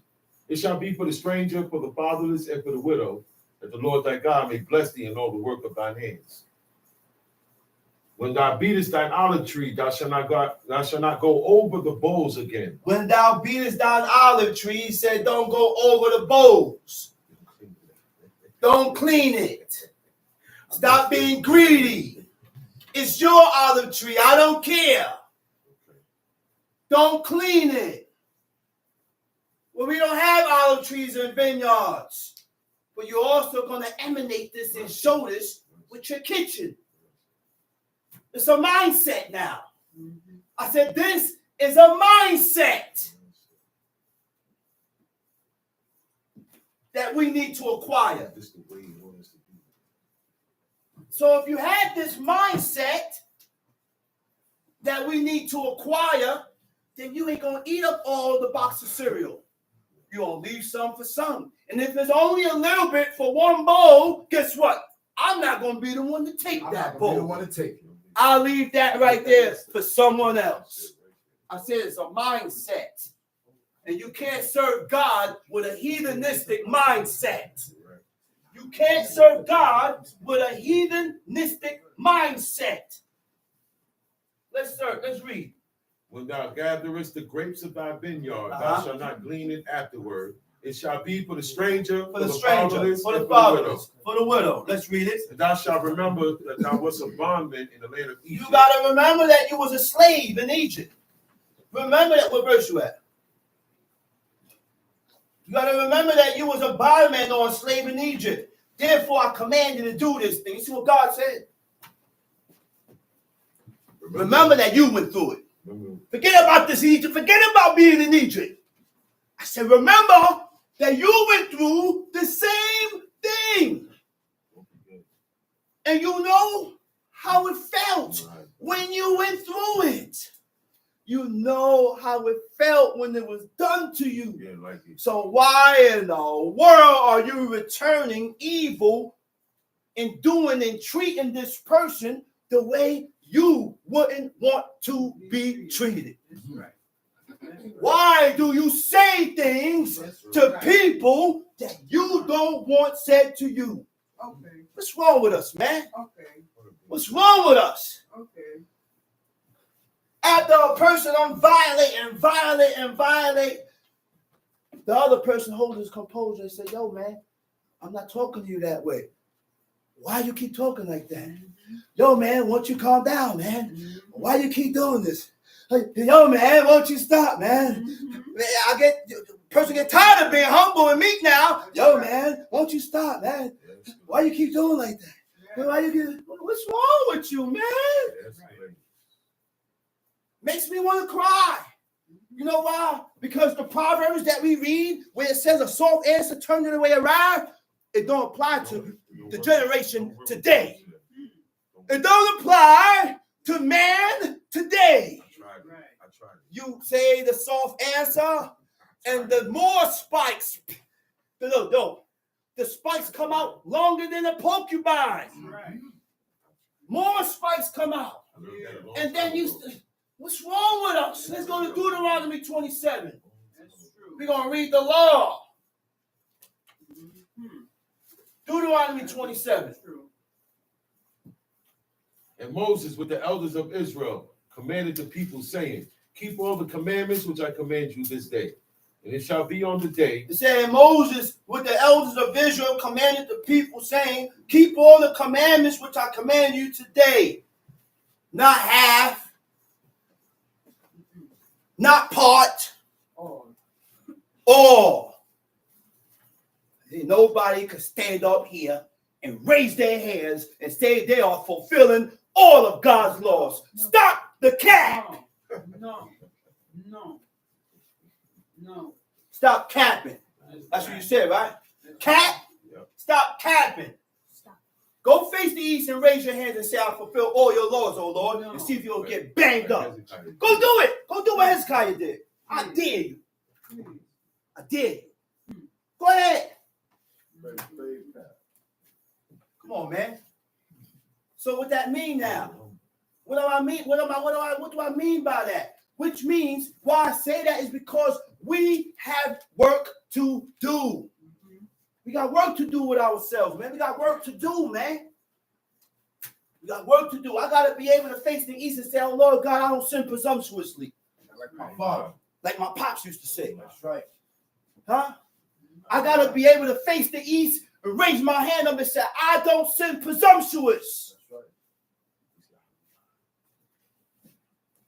That's right. And when you say things like that, guess what's covered? The laws of God and the ways of God. Both got to be complete. It's two different things. Yeah, you could be completing all the laws or all the laws that you can see, or all the laws that so you say, but your ways stink. You're not complete. I said you're not complete. Joshua and Caleb was complete. They was whole, which means the ways of God and the laws of God, they had completed. The 360 was curled. Right. They didn't turn the circle and then stop halfway, which left another half open, which means you ain't completing everything you know. Right. That's right. That's right. I'm not completing everything I know. That's right. I'm not doing everything I know. Mhm. Let's read. Verse 2.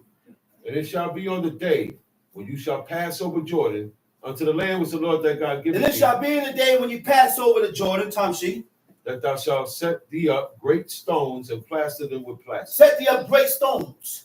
Huh? These are large stones.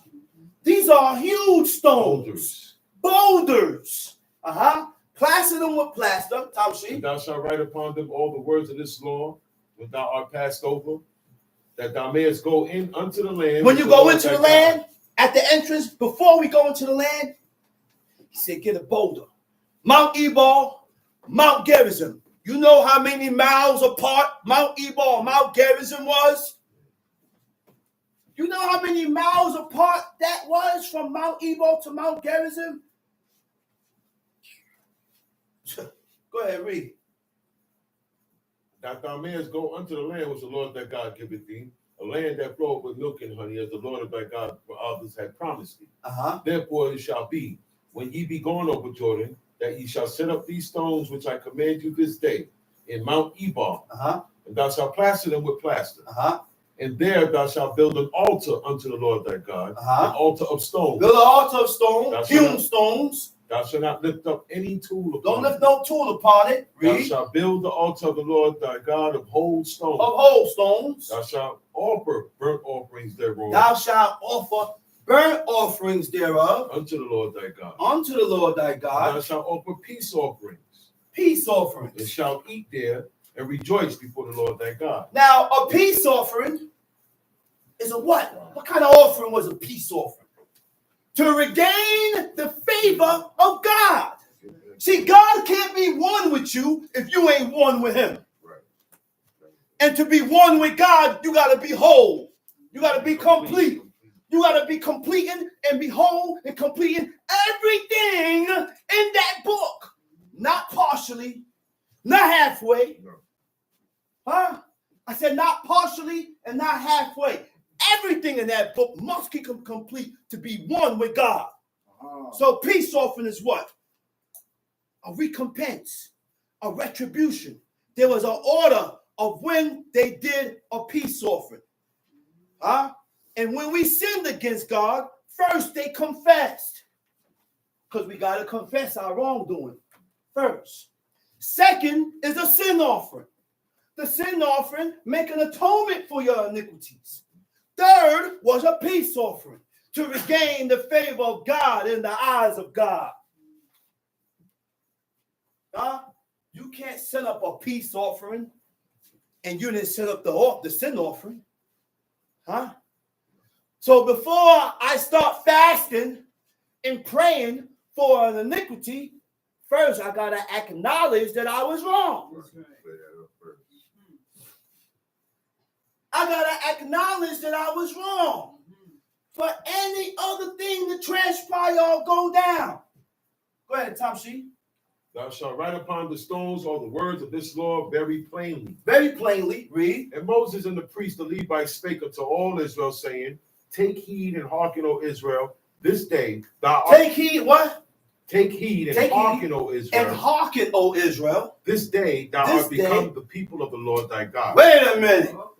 Wait a minute. This is the day. So certain things must have been completed or done to get to that level that the nation of Israel was at.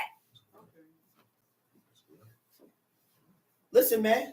Pay attention. I said, listen, man. Pay attention. There's steps and stages. Right? I'm going to use me for an example. I don't know if God looked at me and took me to be his people. You don't know if God took you to be his people. You know why? Even though we sitting down in here and keeping Shabbat and doing all these things that you think you're doing, but there's still more to complete and do and to get a certain level with for God to look at you and say, now you mine. Look around. This one has completed. He reached the level. Give me him. Look. He look around. Now you're doing it. Pick you up. So basically, I don't have no time to be running my mouth and talking foolishness. That's right. Huh? That's right. I gotta do these laws so that God can choose me, so that God can pick me. I get his attention. I don't know if God chose me. I still ask God for certain things, and I wait, and God shows me. But that don't mean he chose me, and he's elect. You know why? Because he's a merciful God too. He's merciful, he's compassionate, and he has pity, and he feels sorry for you. So let me come out and do this for you. Let me do this for you. Let me do this for you because I remember that you did this or this and this over here. You did this and completed that over here. Let me do this for you. He's a merciful God. You put a little work in. Let's read. Oh, sorry. What verse we at? 10? He said, take heed and hearken, O Israel, this day, that thou art become the people of the Lord today. They didn't become God's people until then. When they first came out of Egypt, they went through the wilderness. For 40 years. There wasn't God and look at them as his people yet. All these years that went by, now they are at the 40th year. They are at the end of the road. Which means it takes time. I said it takes time to build that up with God. Just don't happen right away. It takes time to do that. You know why? Because there have been times where I was off and on with God. And I just started getting back on track 6 months ago. There was time that I was off with God. And I just started observing Shabbat. Stop playing, man. Stop playing. You only got a year doing this. You only got a year and a half doing it. You got to put time in to start. You got to put time in. That's when my pops was able to beat his chest like a monkey, like a gorilla, and said, man, I done this because I don't never miss. I don't never do that. I stopped doing that. I don't do that no more. And he didn't go back and forth with God. So that's how you level up with God. When you have a streak. Streak. You know what a streak is? Time. When you going to learn that, man? I said time. That's what God did with time. Put time in. Stand down, oh son of man, and shut your mouth and stop being proud. Because the pride in you is allowing you to get all boisterous. Shut up. Shut up. And continue to put time in for God. But not going back and forth. That's right. That's right. Because I ain't got nothing to say. I don't have a word to say. Nothing. Put time in. What verse we at? Verse 11. Go ahead. And Moses charged the people the same day, saying, right? These shall stand upon Mount Gerizim to bless the people when ye are come over Jordan. Simeon, Levi, Judah, Issachar, and Joseph, and Benjamin. And these shall stand upon Mount Ebal to curse. Reuben, Gad, and Asher, Zebulun, Dan, and Naphtali. Right? And the Levites shall what?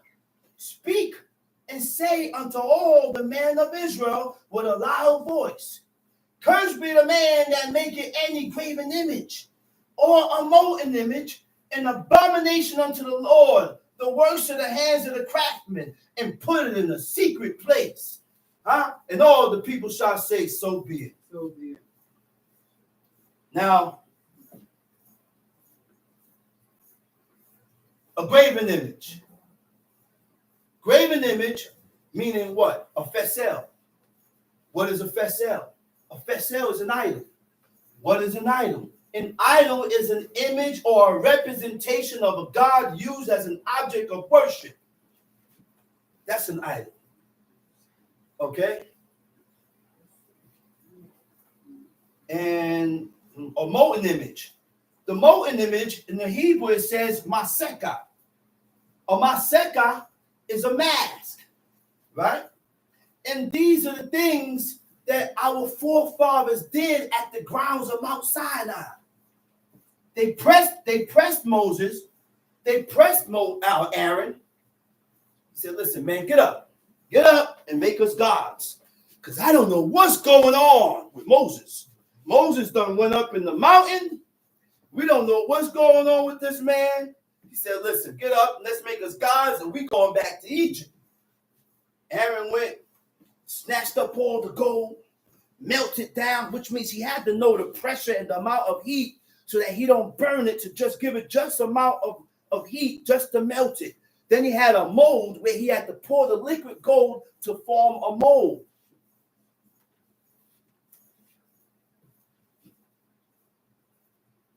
Okay. He said, cursed be he, verse 14.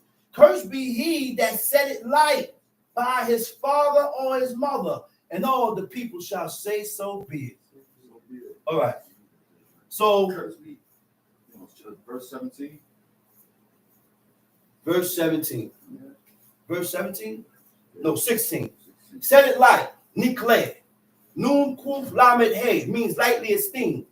Lightly esteemed, it also means no regard. What does regard means? Regard means to have a protective interest or care for. But in order to have a protective interest or care for your parents, you have to be around. I can't stay away weeks, 2 weeks, 3 weeks, a month, 6 months, a year. I can't stay away like that. No? It also means consideration. It also means to be attentive. towards your parents. So when you're attentive to your parents, guess what? I realize that what I'm saying, she's getting angry. I realize that what I'm saying, my father's getting angry. And I have to stop saying that because she's going to get angry. Be attentive to that. Huh? I realize by me keep repeating the same thing over and over that my father or my mother told me to stop doing. I keep doing it. She's getting angry. Okay. So you set a light. You have no regard. Look, the object of the game is refrain from doing the things that your father and your mother don't want you doing. That's right. If my father or my mother asks me or tell me not to do something, don't do it. That's it. Because if you continue to do it, now you don't show a protective interest. You are not attentive to the feelings of how your parents feel according to this particular instance. All that goes into honor. Tamshi.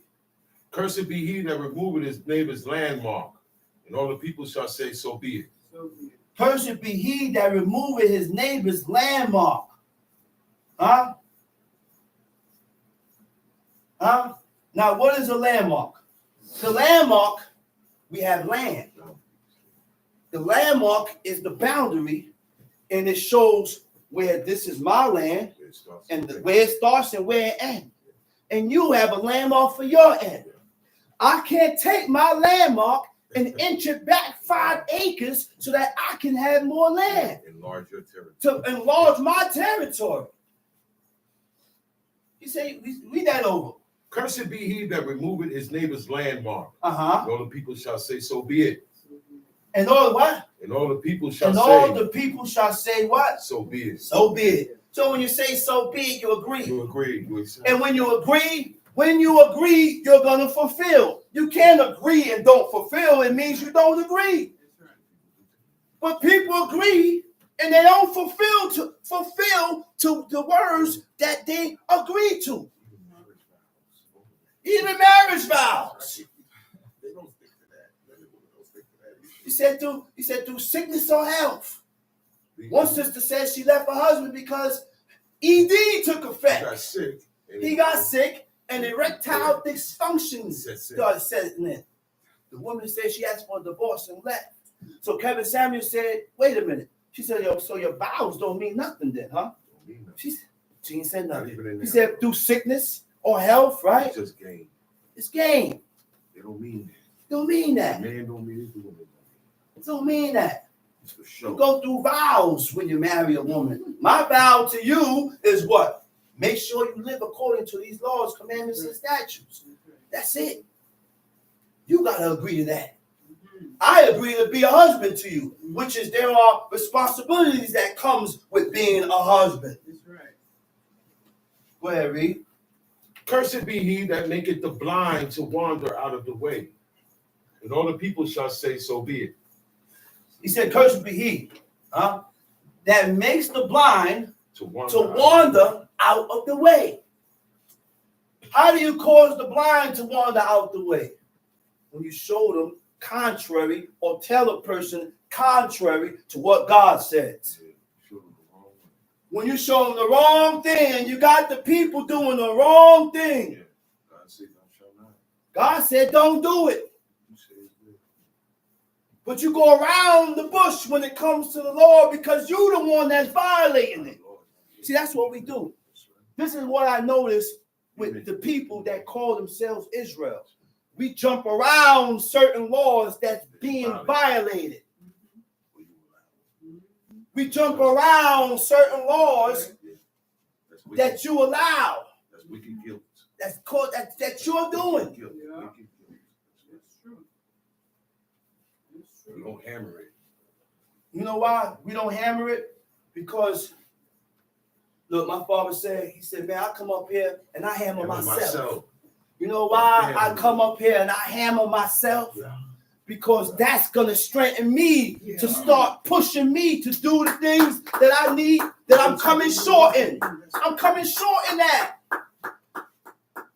I'm coming short in this. That's right. I'm coming short in the other. And in order to get better with God, I have to realize those things. That I came up short in this and that and the other, so that I can correct it. That's right. So that I can correct it.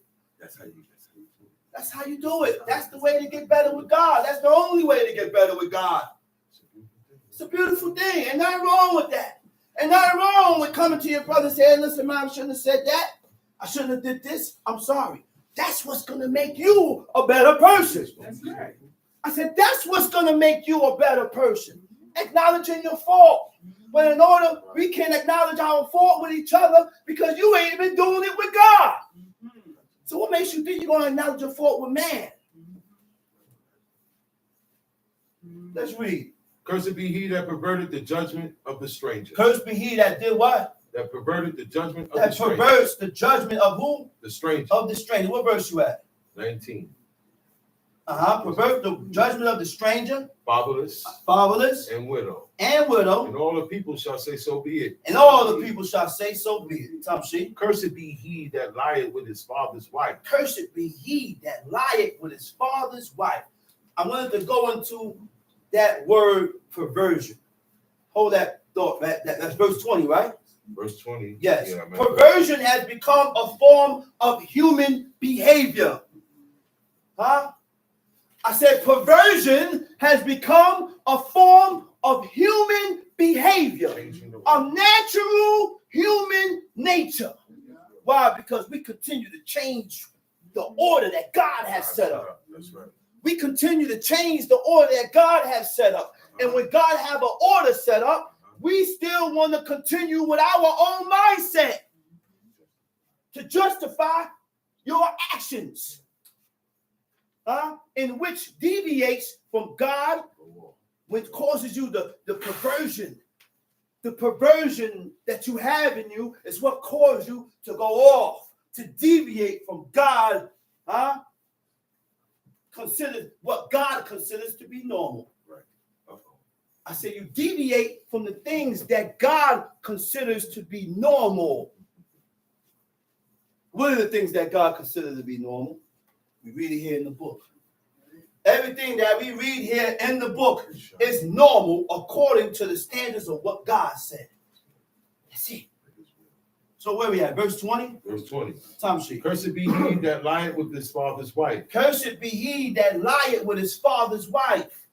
Go ahead. Because he uncovered his father's skirt. Because he uncovered his father's skirt. The word for skirt is his extremity. The word for skirt in the Hebrew is kanaf. Kanaf means his extremity. He done discovered his father's extremity. What is his extremity?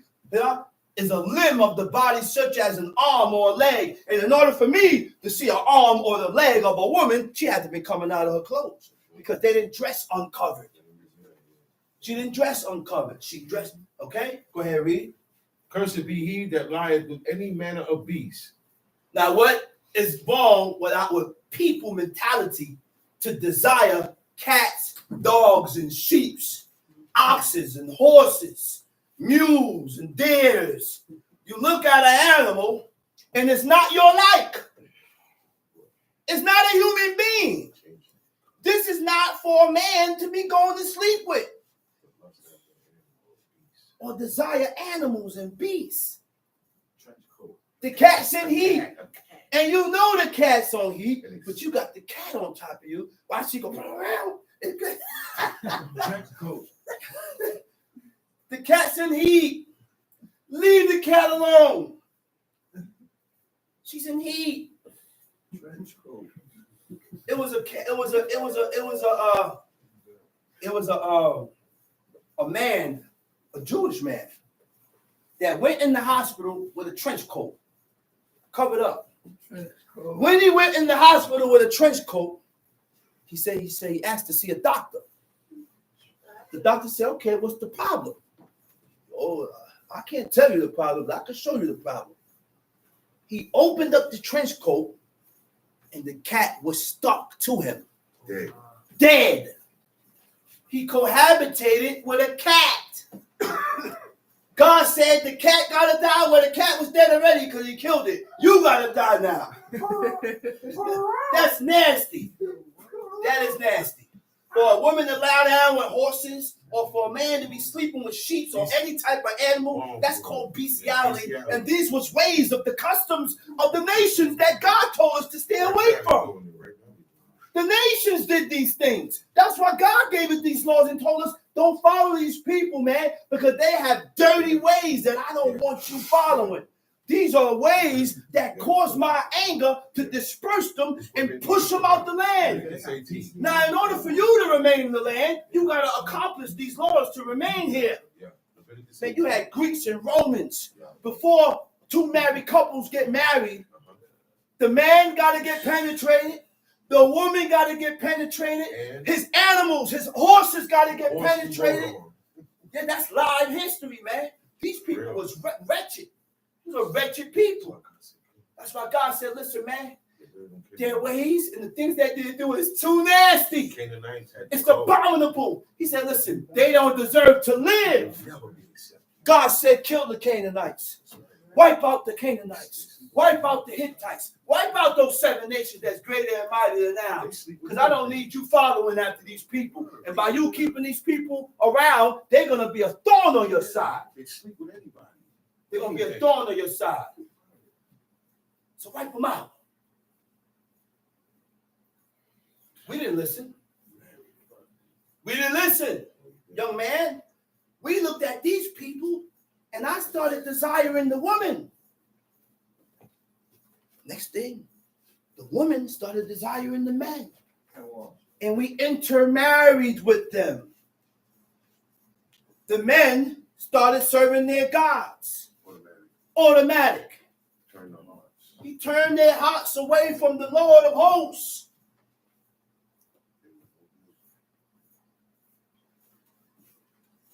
What verse we at? I'm at verse 22. Uh-huh. Cursed be he that lieth with his sister. Cursed be he that lieth with his sister. The daughter of his father. The daughter of his father. Or the daughter of his mother. Or the daughter of his mother. So I can't cohabitate with my sister. Nothing in here tells me that there was his half sister. There's no such thing. There's no such thing. It's either she's my sister or not. Why they call it half sister? This government, these people, because my maybe your father had a daughter before he married your mother. So they call that half sister because we got 2 different mothers. No, God don't deal like that. Your sister is your sister. She's coming from you're coming from your father. We're sisters. We're sisters. We're brothers. That's it. Tells you. And one thing we need to realize: if you truly honor, your father and your mother, you know what your father liked. The things that he liked needs to be stood upon. The things that he don't like needs to be stood upon. Okay. Come on, man.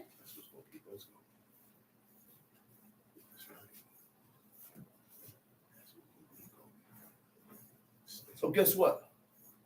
God didn't like me. My father didn't like me jumping at your neck. I said, and my father didn't like you jumping at my neck. You need to put a stop to that. Okay. I said, we need to stop that. That's right. And when you see things like that going on, we need to be on point with that and say, you know what? Somebody got to take the soft shoulder and squash it. Say, you know what? I no problem, brother. Let me step down. Right. If you want to be better with God. Okay. Okay. Somebody got to take the soft shoulder. Yeah. It can't be 2 lions. Okay. Yeah. Somebody going to die. Look. What about that, man? What about that? Right. What about that? That's right. Like they say, that part. Okay. Come on, man. Okay. Come on, man. Yeah. You don't need to be going at each other because my father wasn't like that. Okay. I said, Chief Eleazar wasn't like that. That's right. And even though we serve God in here, he still didn't want us going at the brothers that's out there. I said, that part. That part. Let's do that part. Okay. If you really want to honor your father Okay. in his death, let's do that part. Don't pick and choose. Yeah. Let's do that part. So the brothers that's not in here congregating with you, he's still your brother. And God ain't gonna want you going at him. Yeah. The father ain't gonna want you going at him. That's right. We got brothers that's out there that don't live this way. That's right. I could distance myself That's because right. they don't live the same way. But I'm not gonna go to war with you, brother. Okay. Why? Because my father wouldn't like it. Mhm.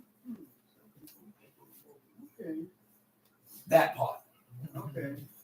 That Let's part, read. huh? And all the people shall say, so be it. So be it. Cursed be he that lieth with his mother-in-law. And all the people shall say, so be it. So be it. What's that again? Cursed be he that lieth with his mother-in-law. Cursed be he that lieth with whom? With his mother-in-law. With his mother-in-law. I'm married, and now I'm looking at the mother. What's wrong with you? What's wrong with you? See, these type of people that move that way, you got to separate yourself from. Yeah. Yes. Sometimes you got to separate yourself from your own family because you got to show whose side you on. I said you have to separate yourself from family. God told Abraham to separate himself. He said on his father's day, he said, yo, get up from here and go over there. He said, come on then, let's get out of here. He went, look around, look. The only one that he's seen that he's taken with him is Lot. Snatched Lot with him. Yeah, you got to separate yourself from family, from brothers, from sisters. Separation don't mean go to war. Right. I just got to separate myself Yeah. because we live two different lifestyles. Yeah. My father separated himself from family. He didn't go to war with Archibald from Colombia. Archibald lived in Colombia, and he cried when he died. But Archibald did not live according to the laws of God. Right. He didn't separate himself from him. He still loved him as his brother. Right. And if his brother get into something, believe me, my father will be on the first thing smoking, flying out to Colombia.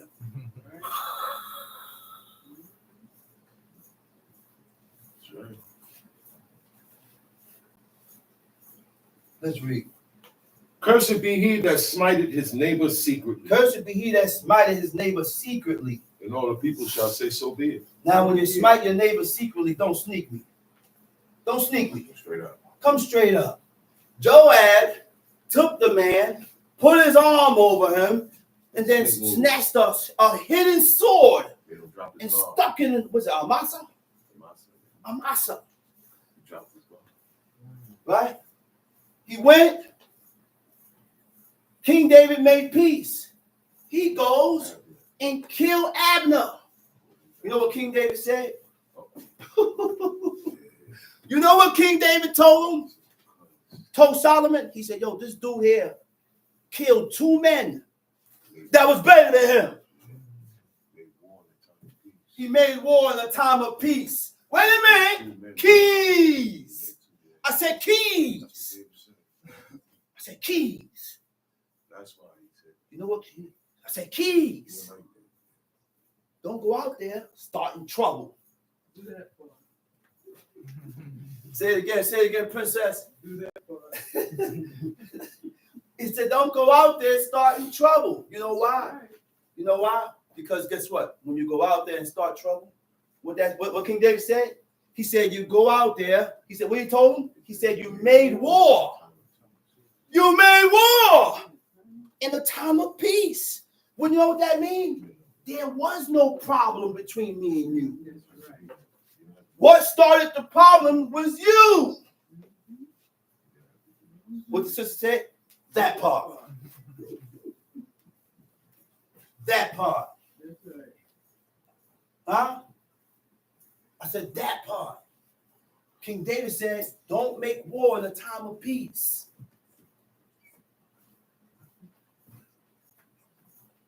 Huh? Let's read. Cursed be he that taketh reward to slay an innocent Cursed person. be he that taketh reward to slay an innocent person. Hitman. Hitman. You want to kill everybody. Contract. But the people that you want to kill have not violated the laws of God that said for you to kill them. Huh? And all this is talking about whom? Us. Ones that serve God. Only for the ones that serve God. It's not talking about outsiders. Huh? No, the mercy is for us. The mercy is for us. We overlook things. Okay? Tom Sheep. Cursed be he that taketh reward to slay an innocent person, and the people shall say, so be it. Cursed be he that's taken a reward to slay an innocent person, and all the people shall say, so be it. Tom Sheep. Cursed be he that confirmeth not all the words of this law to do them, and all the people shall say, so be it. Confirm. What does the word confirm means? Cursed be he that does not confirm all the words of these laws. To confirm means what? To fulfill. To fulfill means what? To do as required. To confirm means what? To give approval. To approve of it, you believe and accept it. That's the only way you're going to show that you approve of the word of God. You got to believe and accept it.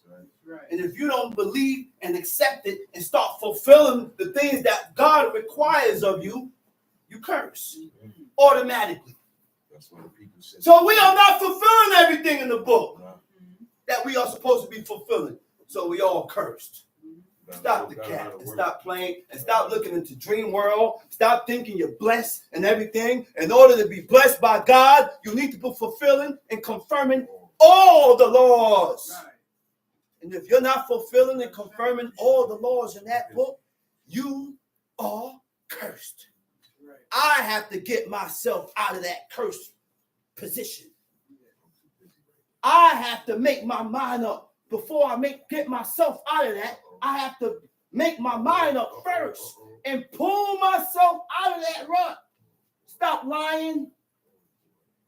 Start fulfilling the laws that we need to be fulfilling. That we know to be lawful and right. That's right. That you know. Listen, that's what I gotta do. Let's go to Psalms 51. Let's go to Psalms 51.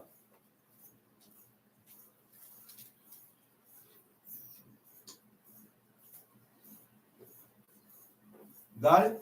Yes. All right. You found the email? All right, Tom Sheep. A psalm of David. When Nathan the prophet came unto him. A psalm of David when Nathan the prophet came to him. After he had gone into Bathsheba. And we got to realize something. I'm going to repeat what my father told me. And where he learned this from was from King David. And when you're doing this, you keep a humble state. Your pride level got to go down. Your pride got to drop, and you have to remain humble and meek for that to happen. He said, I'm going to say what King David remained and kept a guilty conscience. After he violated and did what he did, he said he kept that guilty conscience. He always was corrected, always in that repentive mindset. And in order to keep yourself in that repentive mindset, pride can't be there. Pride can't set in. You got to remain humble. You got to remain meek. You got to keep a low state. My father said, you know what kept me going and pushing for God? You know why I kept going and pushing for God? He said, because I kept a guilty conscience. And by me keeping this guilty conscience within myself, that's what kept the fire underneath me. That was my drive. You always wondered what was his drive and what kept him so pushing for God. He never told me until that day of his death. When he grabbed my hand and started saying things, and start talking, and start talking. And that's what he said. And that's what he said. He said a lot more things that he said not to say. But that right there I could say. And he said, that's what kept him going. He was always guilty. He always kept the guilty conscience to keep pushing for God. That's what King David did. Tom Sheep. Have mercy upon me, O God, according to thy loving kindness. He said, have mercy. Of who? Upon me. Have mercy upon me. Huh? O God. Oh, God, have mercy upon me. According to thy loving kindness. Mercy is one of the attributes of God. Yeah. I said, the adversary got attributes, and God got attributes. And mercy is one of them. The attributes of the adversary is being subtle. Subtle. Slick. Sly. Crafty. Devious. That's the characteristics and the attributes of the serpent. Evil intent. And the attributes of God is mercy. Being what? Compassion or forgiveness shown towards someone whom it is within one's power to punish or harm. It is in God's power to wipe you out. It is in God's power to destroy you. But that's why he's called the all-merciful one. He had mercy upon David. When he did what he did, he was supposed to die. But God relinquished and sent Nathan the prophet to remove the iniquity from him. It ain't going to stain you. It's not going to stain you, son. I'm going to remove that. And because of that, the Most High caused trouble and uproar and stirred up trouble within his house. That's what caused Amnon to move the way he moved. That's what caused Absalom to move the way he moved. That's what caused Adonijah to move the way he moved. So when the father has violated the laws of God, it can cause a negative reaction in your sons. I said, when the father violates the laws of God, it can cause a negative reaction in your sons, because he's going to visit and command your sins to be upon your sons.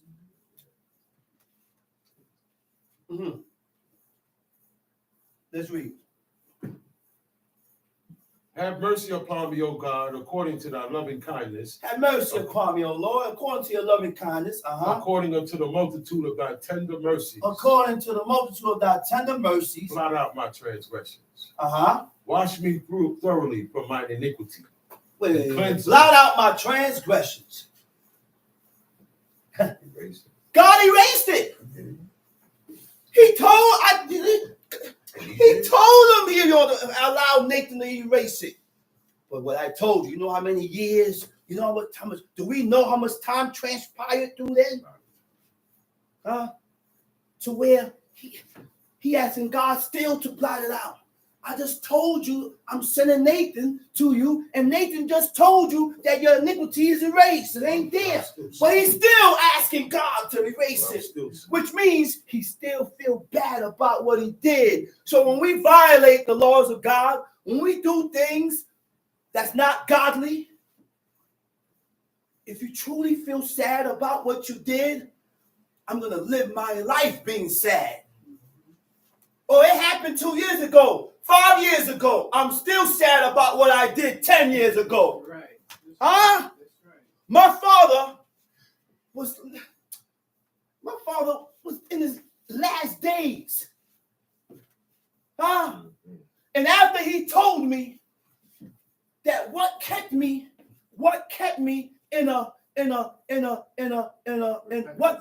repentant state was being guilty, was having a guilty conscience.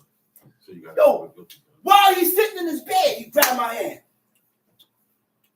After he said he felt guilty, tears rolled out his eyes. I said, why are you crying, Abba? He said, because of everything that I've done in my past. How I lived my life in my past that I'm sorry for that I've done before God, because I want God to accept me. And he was sorry for it. He started talking about everything that he did from in Panama. So he's sitting there, tears rolling out my eyes, because I know this is it. I ain't gonna see my pops no more. Come on, man. It's more to just fringes and garments, man. Our forefathers wore fringes, garments, frontlet, bracelet, but what about your ways? What about your ways, yo? What about your ways? He kept that repentant state, man. He kept that repentant mindset. I felt honored that he was able to grab my hand and just instruct me. He did it twice. Once when my brothers was there, another time when I was there by myself. Miss my father, man. I miss my father. Let's read, man. Verse 2. Wash me thoroughly from my iniquities and cleanse me Wash from me my thoroughly. sin. He said, wash me thoroughly. Now hold up. Blot out. He said, mercies. He said, blot out my transgression. Mm-hmm. Now, when you ask God, he said, blot out my transgression. He said, to cause your sins to disappear. To cause your iniquities to disappear. Which means it ain't there no more. It's like you haven't even done it. Or to remove something unpleasant from your thoughts. Wait a minute. You hear this, man? This is deep, man. We have to consider and watch our actions, and we gotta watch our cotton-picking thoughts. Because your actions and the things that you're doing could be right. But when things contrary to what God says come into your head, you violate. You sin. There's iniquity. That's why I said, you can't face the east and say, I'm whole. I'm complete. No, you're not. We ain't complete. This is a long journey that we need to get to. We may never get there, but guess what? I'm going to die trying.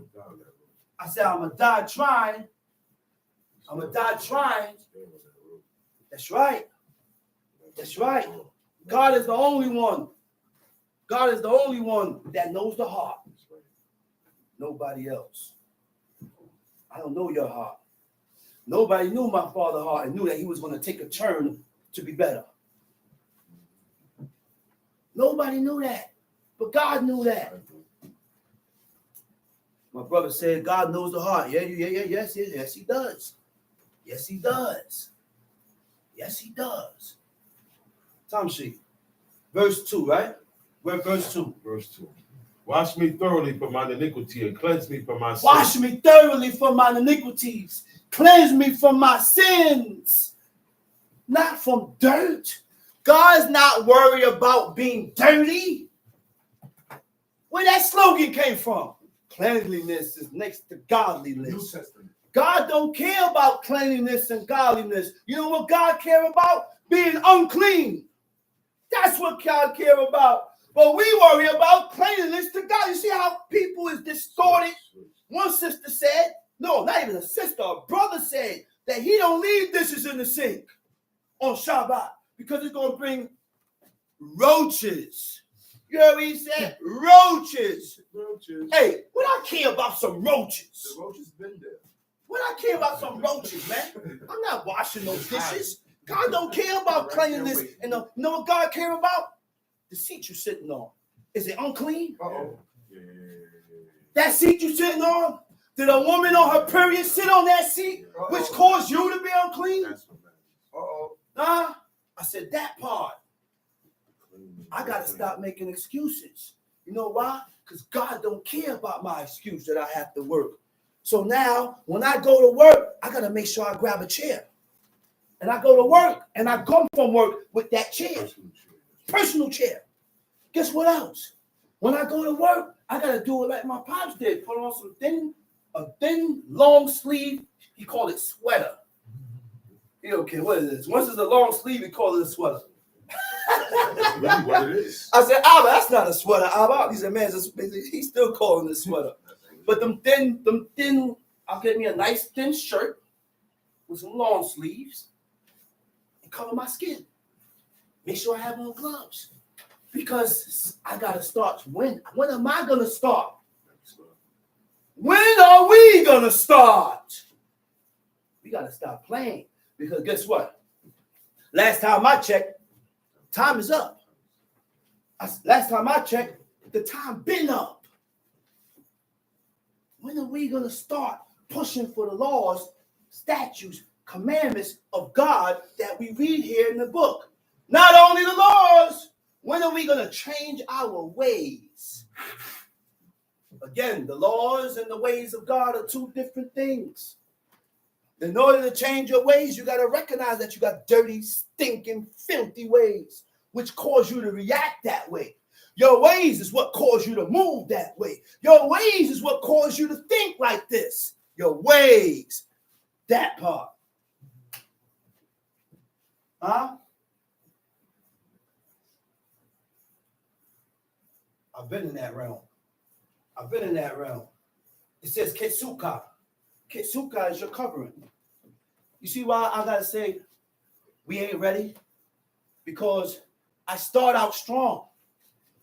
Fringes on my t-shirt, fringes on my garment, fringes on my jacket. Next thing, I gotta have determination to keep doing it. Then I caught myself and see that my shirt, t-shirt fringes, my garment got fringes, but I've been slacking because I haven't been putting fringes on my jacket, and I cover myself with it. I told myself that. I said, what am I doing? This is why we have to remain perfect with God. Perfect with God means be perfect in that law that you are doing. We got to be perfect in the laws that we are doing and don't revert back. Don't go back. Got to be perfect in these things, man. Yeah, you could be perfect with God. Yeah, you could be perfect and whole with God. You just got to have a mindset to accomplish because it's a task. Huh? Got to make your mind up.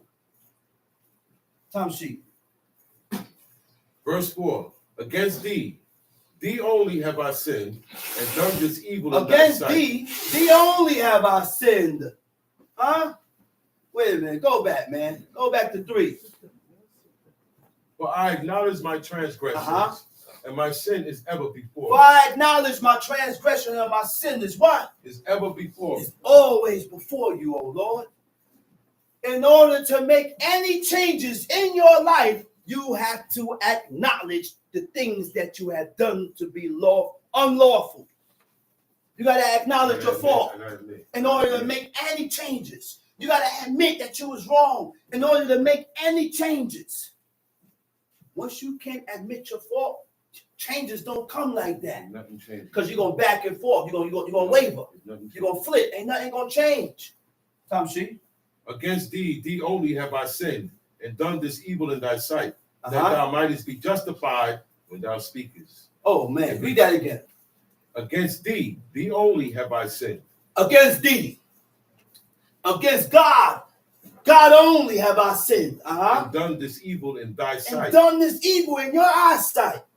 That thou mightest be justified when thou speakest, and be clear when thou judgest. Wait a minute, man. You hear that? I said, we heard this. Huh?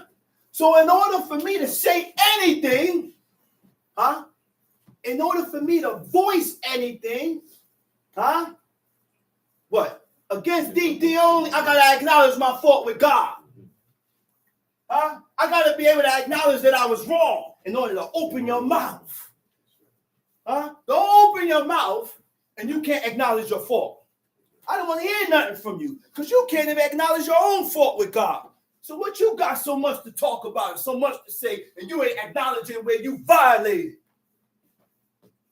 Come on, man. I said the ways of God is in the book. That's ways. Go ahead, read. Behold, I was shapen in iniquity. I was shapen in iniquity. What is the word for shaping? The word for shaping in iniquity is cholerity. Cholerity means to be born in iniquity. We Anaknu. Everybody. We all was born in iniquity. We were born in sin. Since the very day Adam ate from the tree of knowledge of good and evil, we got two parts in us. We got good in us, and we got evil in us. So by that, we are able to discern, and you know what is evil. You know what is good. Because we got both of that in us. You know it, man. We just choose to go the other way, opposite to God. Huh? The way of the world. The way of the world. Tom, see, we were born in shapen in iniquity. Read. And in sin did my mother conceive. And in iniquity did my mother conceive me. Behold, thou desirest truth in the inward parts. Wait, read that again. Behold, Behold, thou desirest truth in the inward parts. Behold, thou desirest truth in what? In the inward parts. Inward parts. The word for inward parts is tukah. Tet het hey. Tet het hey. Tukah. It means the reins of man. Huh? The reins of man is what's in you. Right? What are reins? Reins is what limits and controls you. Your limits is what holds you back. Your limits is what draws that line. When we say no. Huh? We have our own boundaries and our own limits of what we would do and what we wouldn't do. Those are the reins that control you. Those are the things that control you and keep you from moving in a way that God hates. Your reins is what keep you from moving in a way that God hates and despises. Huh? God is the one that put truth and wisdom in your inward parts, in the inward parts of man, which is your reins. I say God does that. And it takes a certain type of man for God to do that. God knows the qualities to look for. I say God knows the qualities to look for where he can instill the truth inside of you. Man, when God instilled the truth in you, it's all over. You're going to see a different spirit. You're going to see a different spirit with this person. The other people ain't going to see it. He said that is what controls you and limits you. Right? That's why one person will understand more and accept more about God than some. That's why one person will understand and accept more about God than some. No matter how many times you're trying to show the person,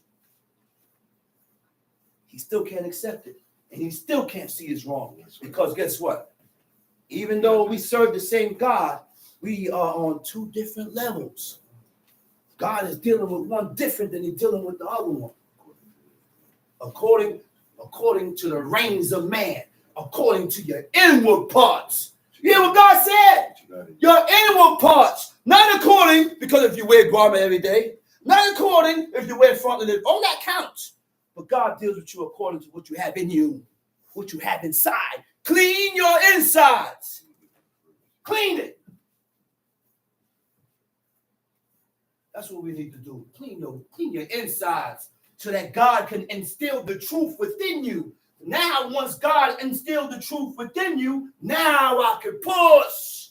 But in order for God to do that, there's certain qualities and there's certain levels that we need to step, certain realms and certain levels that we need to get to say, well, he reached that level. I say he reached that level. Okay, now you're ready. I'm going to instill the truth in you now. Huh? We got to reach a certain level for God to do that to us. Let's read. Thou desirest truth in the inward parts, and in the hidden part thou shalt make me to know wisdom. Purge me with hyssop, and I shall be clean. Purge me with hyssop, and I shall be clean. You know what purge means? The word for purge is tikat. Tikat aini. Tikat aini means to purify. It means to disinfect. Disinfect and purify what? Purify means to remove contaminants from. And when you're removing contaminants, what do it mean? Sin. Remove these iniquities. That's what the sins that we have committed before God is what contaminates us. The sins that we have committed before God is what blemished our spirit. There was no specific iniquity that blemished your spirit. All iniquities, all sins that we violate blemishes your spirit. There's no specific sin. All right? To purge means to rid someone of an unwanted quality. Rid someone of an unwanted quality, condition, or feeling. Now, this is deep. I said, this is deep. I said, God is going to do this to you. Why will God will change you, man? By you doing and fulfilling the laws of God is what caused God to remove certain qualities, certain conditions, and certain feelings that you had in you, that you had within you. Go ahead, read. Purge me with hyssop, and I shall be clean. Wash me, and I shall be whiter than snow. Make me to hear joy and gladness, that the bones which thou hast broken may rejoice. Oh, my goodness. He said, make me to hear joy and gladness, that the bones which thou hast broken may rejoice. So good news has an effect. The same way bad news has an effect. All that has an effect on a person. Sometimes you don't want to hear the bad news because I'm in a good mental state right now. And by me hearing all this bad news, you're going to disrupt my mental state that I am in. You're going to disrupt my spirit. So we got to know when to speak and say certain things. We got to know how to say certain things, because you could be right in what you're saying, but how you said it wasn't right. How you said it and your delivery is what caused this one to snap back. Sometimes I say it in a good state, but you still snap back. You got to consider and watch yourself. Go ahead, read. Hide thy face from my sins, and blot out all mine iniquities. Create in me a clean heart, O God. Create in me a clean heart. The word for create is bara. Create in me a clean heart. Form in me a clean heart. Only God can do that.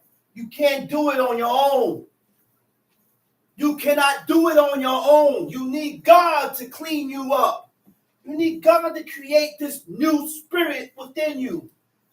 Because when God is creating a clean heart, God, he's removing iniquity and replacing it with good. He's removing certain things, the negative. He's removing certain negative things with you. That's why I say that. Because at a point in time in life, you like doing this. But then as you excelled in the laws of God, now I despise what I used to do. See that? See that? That's when you are able to despise the things that I used to do, because God is creating a new spirit in you, a new heart, a new heart meaning a new mindset, a new way of thinking. God is creating that. God does that. So now, because of how I used to be, that's why I could say it. That's the reason why certain people can say and you can declare certain things that I used to be promiscuous. Yeah, I used to sleep around, but I don't want to do that no more. And it ain't. And guess what? Guess what? I don't have nothing to prove to nobody. Who cares if you believe it, Godson? I don't care if you believe that. Oh, this sister over here, you don't believe it? I don't care if you believe it. Oh, you don't believe it either? I don't care if you believe it. I said, but God knows. That's what counts. The only thing that counts is God. You know what we got to stop doing? You know what we got to stop doing? We got to stop trying to prove ourselves to people. We try to prove ourselves to people that despise your God, that hate your God, because you're not moving in that same path. You're not moving in that righteous and holy path. You don't know my mindset. I don't know his mindset. I don't know that person's mindset. We don't know our only one that knows our mindset is God. So God knows that I'm moving in this manner. God knows that I'm moving in that manner. I said, God knows that that I'm moving in that manner. Look, hey, listen here. God could strike me dead right now. Right now. Kill me. Kill me. If anybody or any woman that I slept with besides my wife, I ain't sleep with nobody besides my wife. Why? Because I wanted to prove that to God. To God. Nobody else. God could kill me now if I slept around. Not me. Because I decided within myself that I wasn't going to sleep around. I said, I decided with myself that I wasn't going to sleep around. I don't care if man want to believe it, woman, children. I don't care about none of that. You know what I care about? Pleasing my God, man. That's the mind frame that I got today. My mind frame is to please God. When you try to please people, it always goes either or. It always go either or. I don't want to please people no more. That's my problem. Trying to prove and please people. Trying to please man. Trying to please woman. I'm gonna please God. That's it. Please God. Let's get God's approval. Tom sheet. Hide thy face from my sins and blot out all mine iniquities. Create in me a clean heart, O God, and renew a right spirit within me. Cast me not away from thy presence, and take not thy Holy Spirit from me. Restore unto me the joy of thy salvation, and uphold me with thy free spirit. He said, create in me a clean heart, O God, and renew a right spirit within me. Cast me not away from thy presence. Wait, read that verse over. Cast me not away from thy presence, and take not thy Holy Spirit from me. That was 11. Okay, go ahead. Restore unto me the joy of thy salvation, and uphold me with thy free spirit. Then will I teach transgressors thy ways, and sinners shall be converted unto thee. So, no one's jumping on nobody for laws that they ain't doing. That's doing done and they ain't doing. Ain't nobody jumping on nobody. Ain't nobody jumping on nobody. I'm spitting law. I'm teaching. All right? And those type of comments should not be commented on the laptop. If the comment keep coming on like that, then I'm going to block whoever that is. No, don't block it yet. Let's give the person a chance. I don't jump on people for doing law that I'm not doing. I am reiterating and teaching the book. The people, the congregation don't think that. But the one that's saying it, he's not even here or she's not even here. So now you repeat it again, and if I see it again, you will be blocked. This is called what? The block party. Were they listening? If they were listening, they wouldn't feel so that way. Say it again, or I see anything derogatory or negative, it's going to get blocked. Let's read it. Then will I teach transgressors thy ways, and sinners shall be converted unto thee. Deliver me from blood guilty. Hold up. Another derogatory statement. You need time. I didn't say man need time. I don't need time. You know what? I said God deals with time. Oh, wicked one, come congregate and hear what I'm saying. I said God deals with time. I don't have no time. God deals with time. That's the only one that deals with time. I don't have no time to waste. Nobody has time to waste. What our problem is that we keep telling ourselves that we had time. So by us telling ourselves that we need time, it hinders you and you hold yourself back from fulfilling the laws of God. You got some nerve to tell a teacher that stop telling people to need time. You need to listen, man. No, don't block it yet. Don't block it yet. We're still giving them chances. Very rude. Time sheet again. Very rude. Then I will teach transgressors thy ways, and sinners shall be converted unto thee. Deliver me from blood guiltiness, O God, thou God of my salvation, and my tongue shall sing aloud of thy righteousness. O Lord, read that verse over. Deliver me from blood guiltiness, O God, thou God of my salvation. Deliver me. What verse was that? 14. 14. Read it. Deliver me from blood guiltiness. O God, thou God of my salvation. Blood guiltiness. Now, he said, deliver me from blood guiltiness. Why he asked God that? Why? Because of the life that he took. Who was who? Oh, Uriah the Hittite. So he asked God, he said, please deliver me from that blood guilt. Deliver me from that. Tom Sheep. Deliver me from blood guiltiness, O God, thou God of my salvation, and my tongue shall sing aloud of thy righteousness. O Lord, open thou my lips. And what verse you at? 15. Uh-huh. O Lord, open thou my lips, and my mouth shall show forth thy praise. He said, O Lord, open thou my lips, and my mouth shall show forth thy praise. Uh-huh. For thou desirest not sacrifice. For thou desirest not sacrifice. Else would I give it. Else would I give it. He said, you didn't desire sacrifice. He said, else I would have gave it. Huh? Thou delightest What God desire? Uh-huh.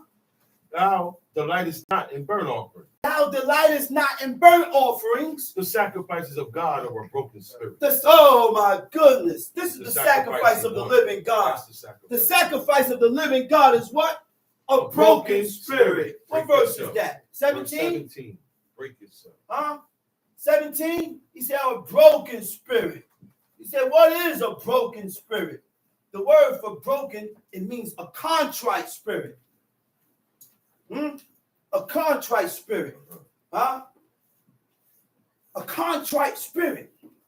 What is a contrite spirit? Feelings or expressing remorse. Feelings or expressing remorse. Right? What is remorse?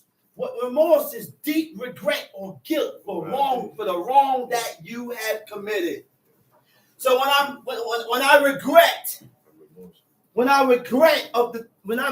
the wrong that I've committed before God, when I regret of the wrong that I did before God, that's a contrite spirit. That's a contrite spirit. Let's read.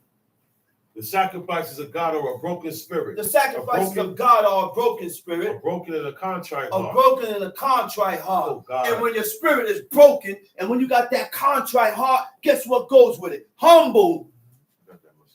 Humble. Meekness. Gotta be there.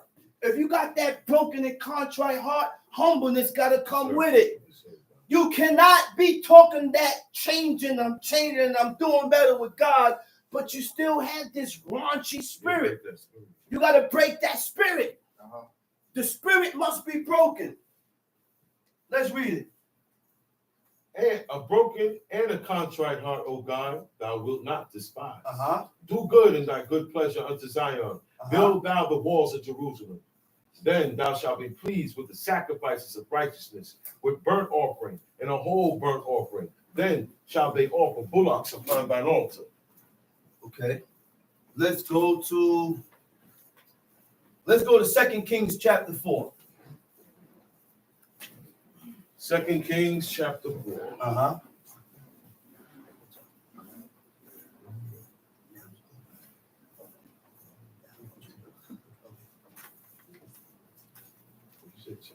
2 Kings chapter 4. 2 Kings chapter 4. Now there cried a certain woman of the wives of the sons of the prophets unto Elisha, saying, thy servant, my husband, Kings is dead. chapter 4. Read that over. Read the whole verse over. Now there cried a certain woman of the wives of the sons of the prophets unto Elisha, saying, thy servant, my husband, is dead, and thou knowest. He said, now there cried a certain woman of the wives of the sons of the prophet. She was a wife to one of the prophets. Unto Elisha, saying, thy servant, my husband, is dead. Thy servant, my husband is dead. Tamshi. And thou knowest that thy servant did fear the Lord. And you know that my servant did fear God. So you know without a doubt that my husband feared God. You know how he lived. You know the standards that he set for himself. You know the boundaries and the line that he set for himself. He did that law, man. And he had his ways cleared up, correct with God. Tamshi. And the creditor is come to take unto him. The creditor was someone that was old. The husband died without paying the creditor, without paying what he owed. Go ahead. Is come to take unto him my two sons to be bondmen. So now Because the husband died, the debt don't die. That's right. So everybody that owed my father, our job was to go around and find that out and pay the debt. The debt don't die. It don't die. So because of that the husband died, he went to go snatch the woman's children to work the debt off. To be servants, not bond servants, but it says servants, because we cannot make servants out of ourselves, out of the nations of Israel. That's right. We cannot have whores of the daughters of Israel. So all the whores that was amongst Israel were not Israelite women. They were foreigners of other nations. Tamshi. And Elisha said unto her, what shall I do for thee? Elisha said, what you want? What should I do for you? Tell me. He said, tell me. What hast thou in the house? He said, what hast thou in the house? What you got in the house? And she said, thine handmaid had not anything in the house save a pot of oil. All I have in the house is oil. You hear that, man? No salt, no pepper, nothing, no food. Nothing. Huh? Ain't got the baking soda in the fridge. Nothing. All she got is oil. Go ahead, read. Then he said, go, borrow thee vessels abroad of all thy neighbors, even empty vessels. Borrow not a few. Now he said, now the prophet gonna go to work now. He said, all right, you in debt. He said, I need you to go borrow vessels of your neighbors. Go amongst your neighbors and borrow vessels, because there's something miraculous about to go down. Something miraculous about to go down. And these miraculous things can only go down with prophets, because the word of God stand in them. They do certain things and God allow it to happen. Go ahead. And when thou art come in, thou shalt shut the door upon thee. Now, when you come in with these vessels and the oil, close the door behind you. And upon thy son. And upon thy son, Thou shalt pour out into all those vessels, and thou shalt set aside that which is full. So she went from him and shut the door upon her. So she went from him and shut the door upon her. And upon her sons. And upon her sons. Who brought the vessels to her. And she poured out. And she poured out. And it came to pass, when the vessels were full, that she said unto her son, bring me yet a vessel. And he said unto her, there is not a vessel more. And the oil stayed. And she came and told the man of God, and he said, go, sell the oil, and pay the debt, and live thou and thy children of the rest. You see, the prophet was able to allow the oil to last. all those vessels that she acquired, that oil lasted throughout the famine. At that point in time, it was a famine. That oil lasted. See, you have a bunch of oil, you're able to make some money. You can sell oil because we need oil. Everybody used oil for lamp, to cook with, to make bread with. They use oil. Tamshi. And it fell on the day that Elisha passed to Shunem. There was a great woman. And she constrained him to eat bread. And so it was that as oft as he passed by, he turned in thither to eat bread. So every time he passed a Shunammite, a woman from the land of Shunem. She said she was a great woman. And every time this man passed, he stops her. She stops him. Hey, you want to eat? You got some food? He'll stop in and he'll eat. I was able to eat from people back then, not today. You gotta watch what you eat from Israelites. You gotta watch what you eat from Israelites. Because not everybody is on point with this dietary law like you are. Some eat blood and fat. Some you go in the refrigerator and you find franks, turkey slices and salami slices. But what are you doing eating franks and turkey slices and salami slices if you don't know how the animal died? You don't know where they're getting these things from. Right. So what are we doing eating these things? But you got to watch what you eat from these people. Because listen, go ahead, read. And so it was that as oft as he passed by, he turned in thither to eat bread. And she said unto her husband, behold now. It says, so it was, as often as he passed by, he turned in hither to eat bread. So now he has somewhere to go to eat. She's feeding him. And that stands in the eyes of a godly man. I said that stands and that holds great grounds in the eyes of a godly man. Which means that right there, I'm not going to get in a certain manner or in a certain way with the person that's feeding me. I'm not going to move in a certain way with a person that's feeding me. Well, I read. And she said unto her husband, Behold now, Uh-huh. I perceive that this is a holy man of God. Which He said, behold, behold.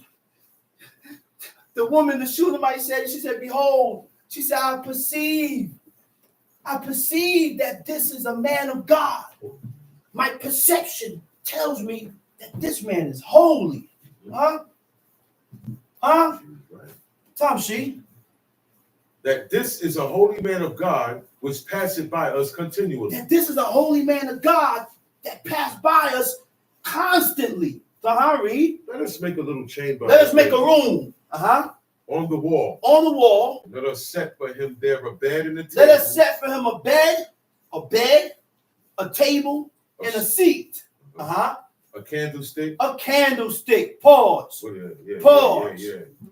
Make this pause. Clear this up. When you read candlestick, you go into the Hebrew, and in the Hebrew, it doesn't say candlestick because we didn't use candles. Nowhere in the book we use candles. Everywhere where you saw candles, it says menorah. A menorah is a lamp. And the menorah was described in the book where it had different branches. And in those branches that came up, they took oil and they pour oil in each top of those branches and light it. And light it. A little compartment. That's right. That's right. Tom sheet.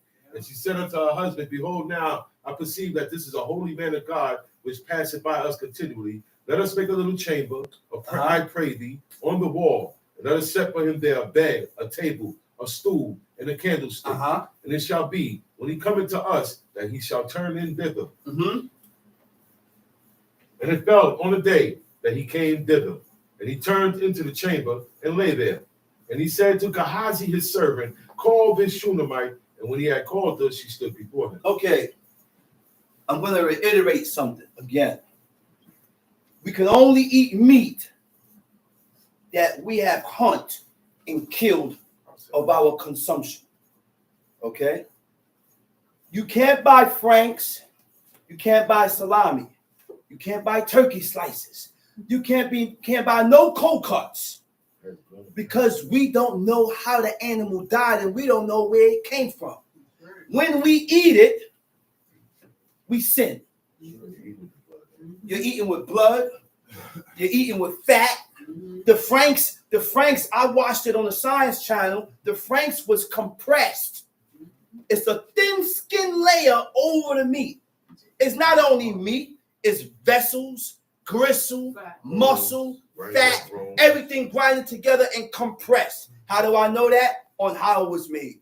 My father sit in the room and watch the news. Then he flipped from the news and watched the Discovery Channel. Then he flipped from the Discovery Channel and watched how it was made. And he came across that, called me in the room, and showed me. So that's how they make the franks. So if it say Hebrew National, it ain't really Hebrew National. Let's read.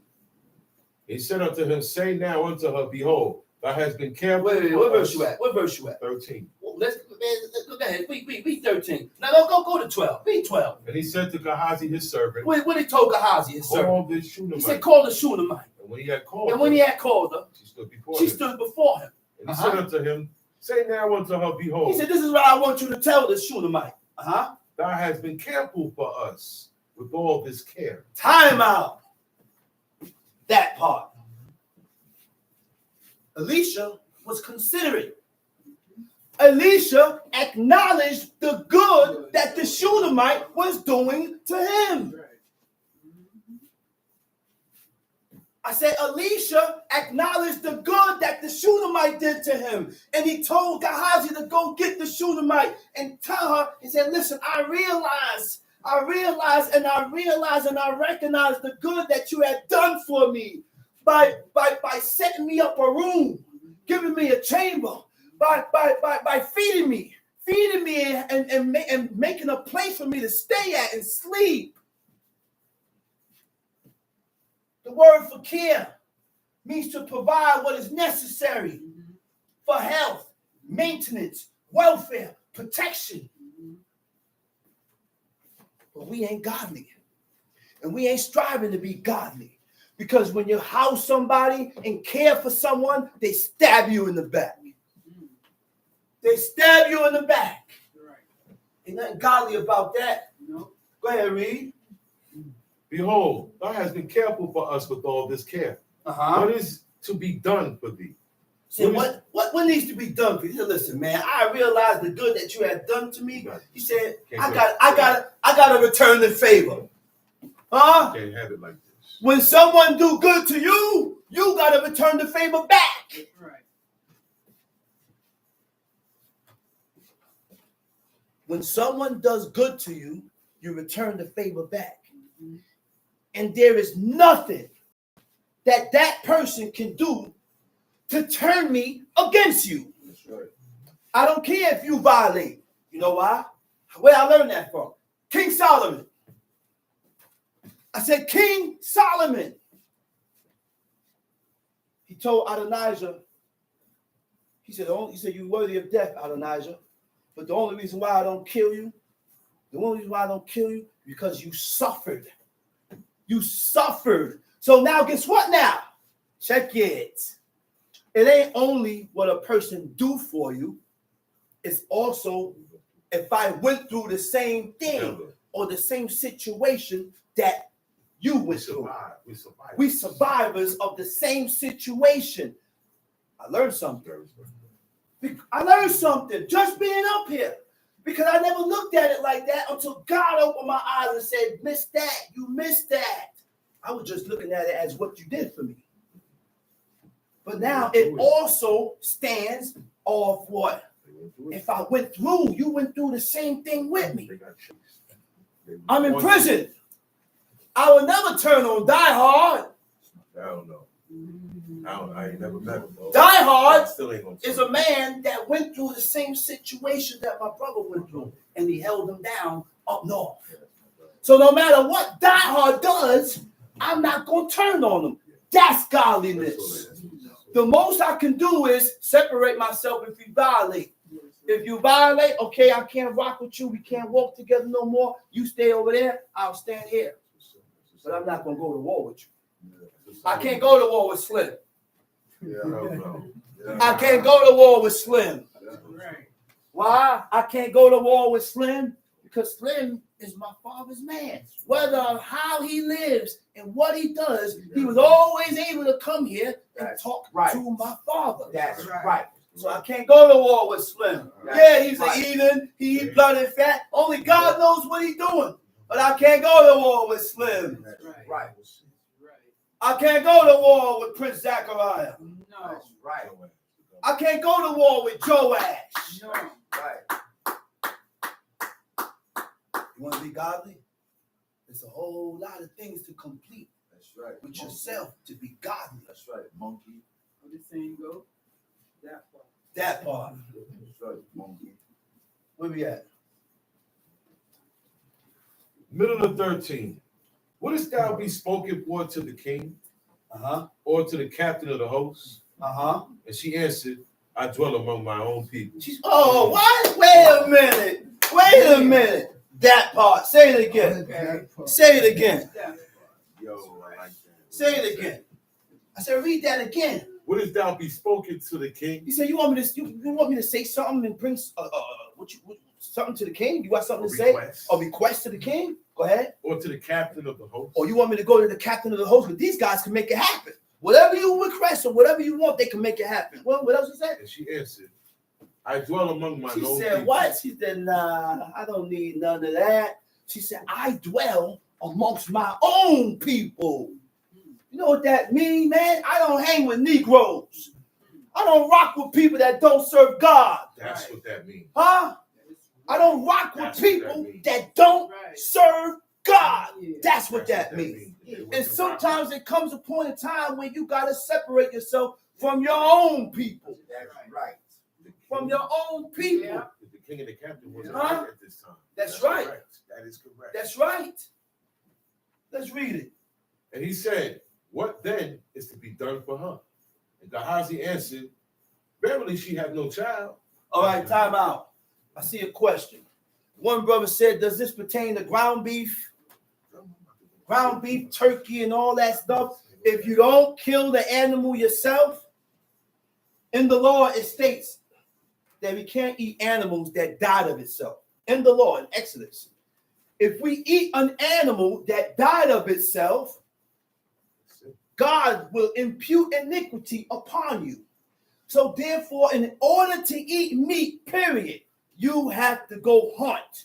Or if you know someone that hunts, allow that person to hunt and send you the meat that you want to eat.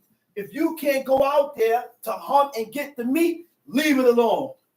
Somebody has Leave it alone. I don't know. The turkey slices, ground beef, and those salami slices, we got to leave all that stuff alone. It wasn't right. Okay? You got to stop. You got to leave all that stuff alone. Let's read. Let's go back to the verse where we was at. And what then is to be done for her? And Gehazi answered, verily she hath no child, and her husband is old. Wait. Beverly, she has no child. Huh? See how you He do said, and her husband is old. They ain't doing nothing.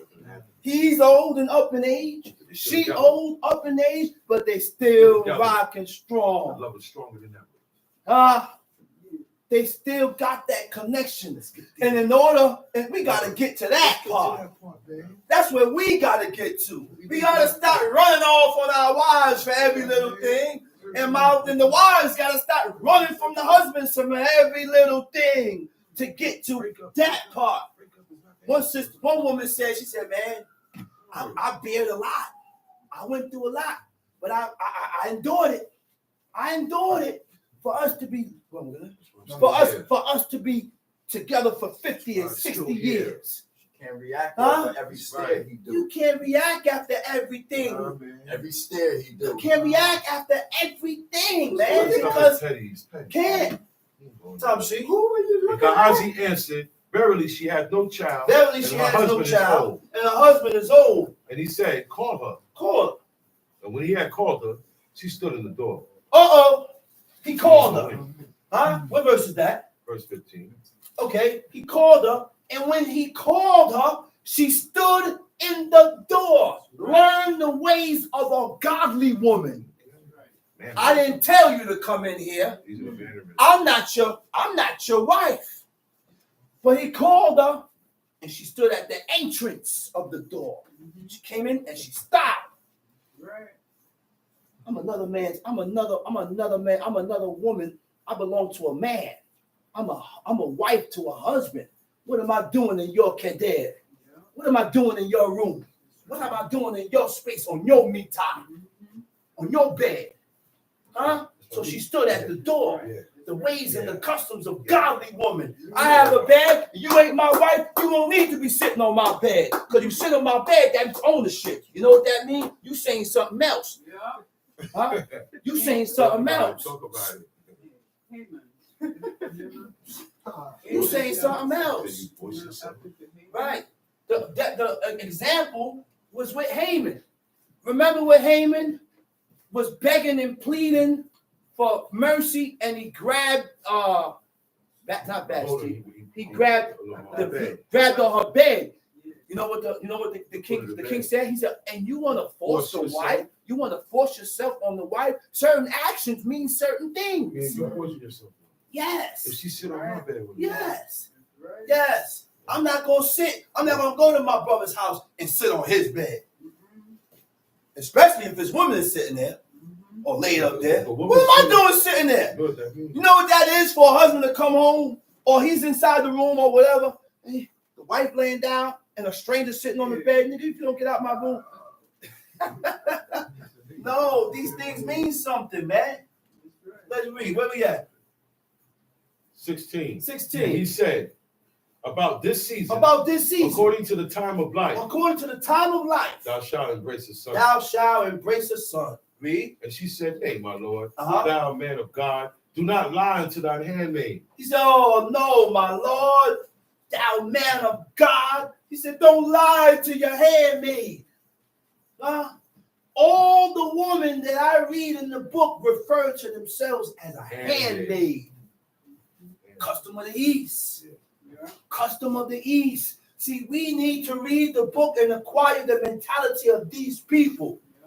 We have to stop. I heard a sister say this before. These are not these times.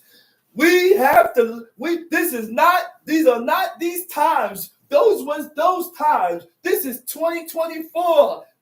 That's the problem. So what law you got? That's the problem. You got new laws, huh? Our mindset levels up with the times that we are in. And because of your mindset leveling up with the times that we are in, and this person's mindset is according to the mindset of these biblical times, that's why conflict is causing. This is why we are having conflict. They say that's the old man mentality. Ain't no old man mentality. It's God's mentality. It's God's mentality. This is the way God, listen, this is the mentality of God. God said, follow the ancient path. When you find it, walk in it. Not 2024, Not man. 2024. Not the mindset of 2024. Talk about it. Come on, man. Let's read it. And the woman conceived and bare a son. The woman at that conceived and bare son. And what? at that season. Not no immaculately conceived. Okay. She hasn't immaculately conception. Old husband. Her old husband Oh God. cohabitated with his wife naturally, Like Abraham. and did. she conceived and got pregnant naturally. Go ahead, read. And Elisha said unto her, according to the time of life, when the child was grown, it fell on the day that he went out to his father to the reapers. And he said unto his father, my He head. said the child is big. He's big enough. The first thing the child want to do, he want to hang with Abba. Oh, yeah. I want to go with my father everywhere when I was younger. You kidding me? My Hands father on going backwards. somewhere. I'm like, I'm about to go with you. I'm with him. My pants on backwards. I'm with him. Everywhere he Left went, or I right? wanted to Right go or with him. Everywhere. Stand up right by that door one Yeah. day. Don't leave out the leave. Tom C. And he said unto his father, Uh-huh. my head. And he said to a lad, carry him to his mother. Uh-huh. And when he had taken him and brought him to his mother, he sat on her knees. He sat till on her noon, knees. Uh-huh. And then he died. Till noon, and he died. I'm in 2 Kings chapter 4, verse 21. Tom C. So now what he said? He said, man, he said, man, my head, man. He said, told the servant, take him to his mother. He went to his mother at noon, the child's dead. And she went up and laid him on the bed of the man of God, Tom C. and shut the door upon him, and went out. And she called unto her husband and said, send me, I pray thee, one of the young men and one of the asses, that I may run to the man of God and come again. She said, listen, man, the man is dead. She went, took him, put him on the bed of Elisha. She said, I got to go see the man of God. Send me a young man to ride. Young man. Listen to this, man. She could have easily rode a horse like Athalia. Yeah. She could have easily rode a horse like Jezebel. I know the customs that we read in the book. I don't want to see Israelite woman straddling horses. You're an Israelite woman. And if this Shunammite didn't do it, then why are you doing it, oh daughter of Zion? Even on 2024. When you're on vacation. We're on vacation. You can't do everything. Shalom, shalom. Ain't no shalom here. You can't do You are everything. following the ways and the customs of the heathen. It don't say, thou shalt not ride a horse. But you see the custom. These are the customs of righteous men and righteous women that we need to start putting these things into effect so that God can acknowledge you and you can draw God's attention towards you. So what she said? She said, allow a man to ride this horse. And she got on the horse behind him. Now realize, the reason why she said to bring this man to ride the horse, because when she sat behind him, She did not straddle the horse. She sat sideways. I'm not going to spread my... They didn't do that. Because they ain't married. They ain't do that, open their legs. They They ain't do that. That horse moving real slow. They ain't do that. I seen that in Old Western.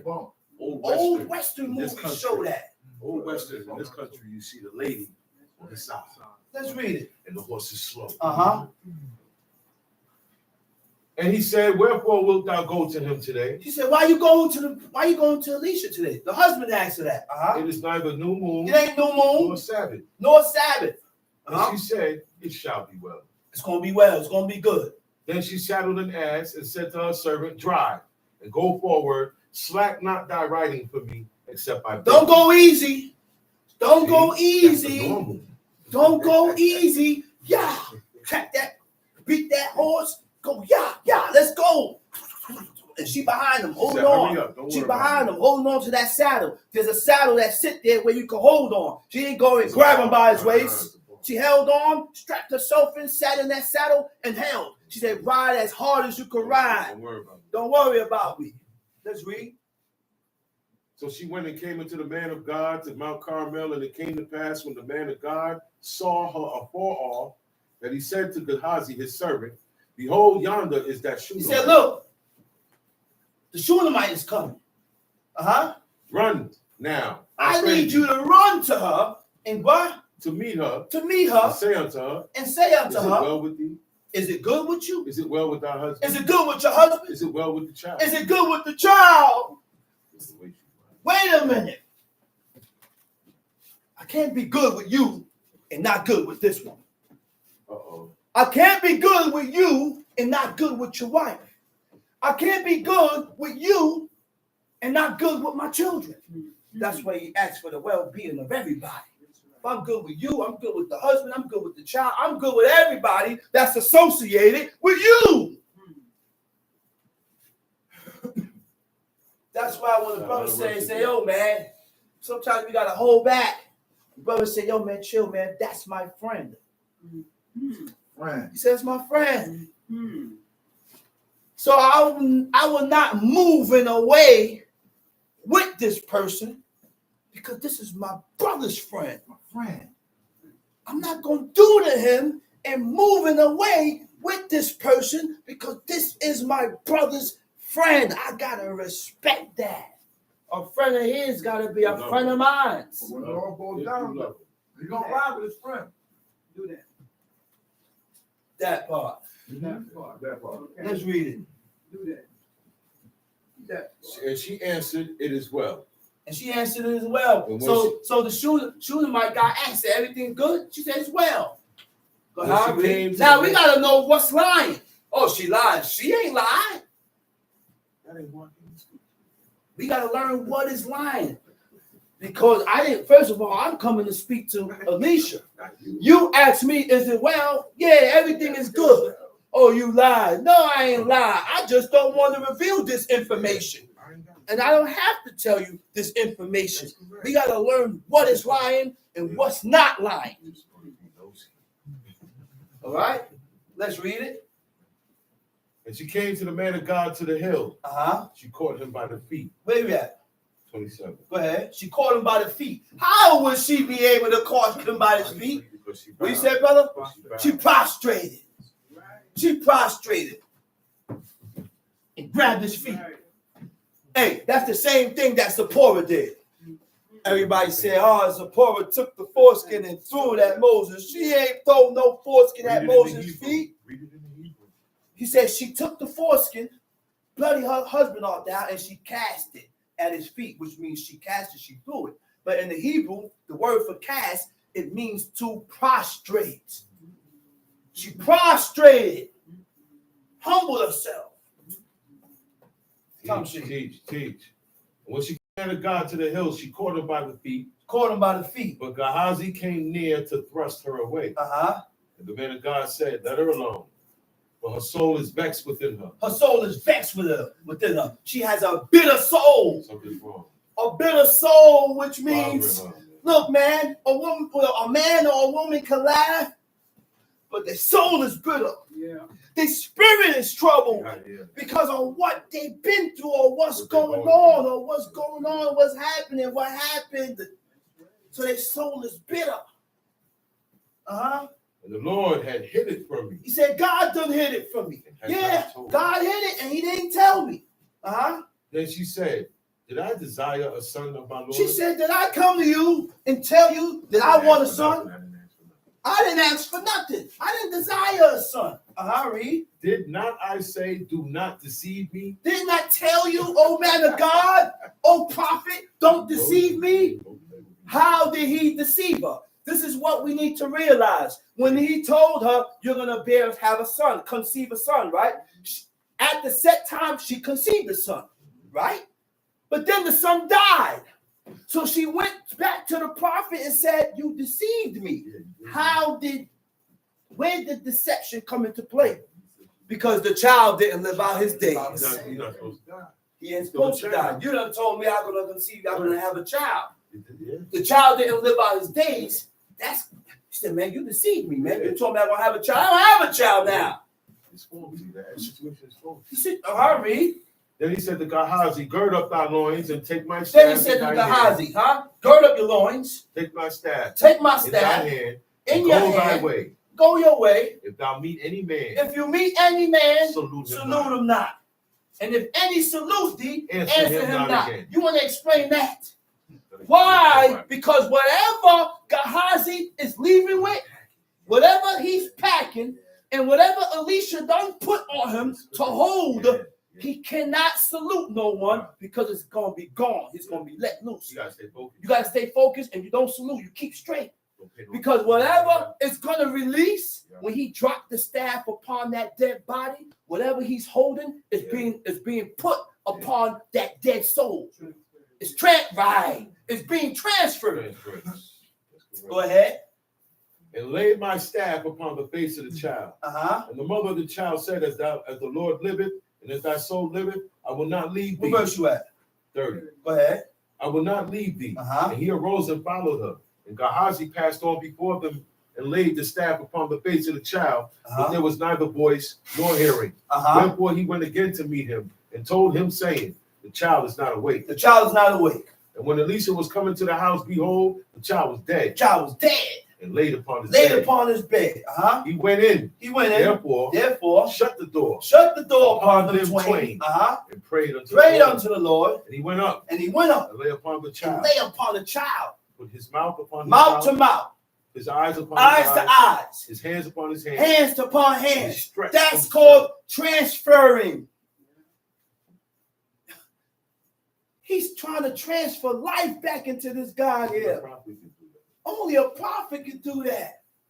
Only a prophet, because and guess what? He ain't doubt God neither. He said, man, I could do that.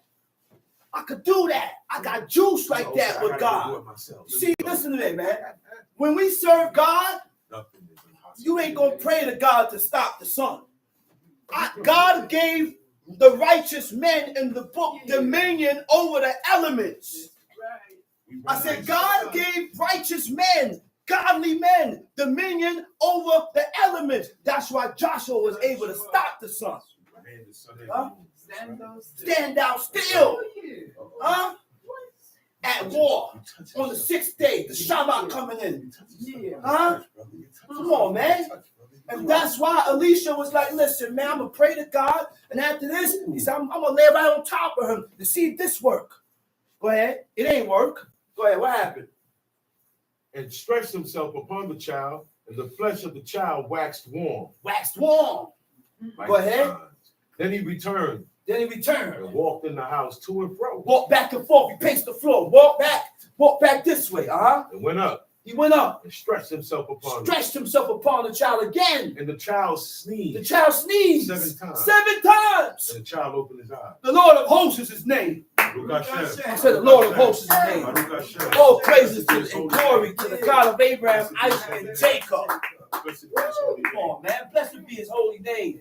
Right. Go ahead, read. And he called Gehazi and said, call this Shunammite. So he called him.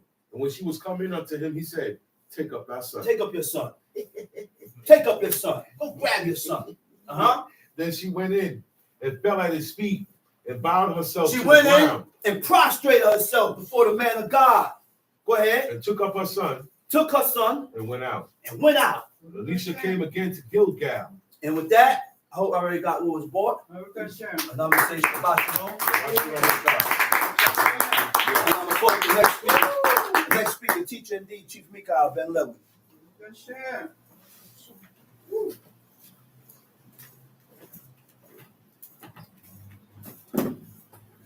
Giving all praises to the God of Abraham, the God of Isaac, and the God of Jacob. Giving all due respect to my father and my teacher and my leader, Chief Eleazar Ben Dodo, the tribe of Lewi. Giving all due respect to chief men, prince men, mothers in Israel, brothers and sisters. I bid you out of the tongue of our forefathers. Shabbat Shalom. Shabbat Shalom Lekah.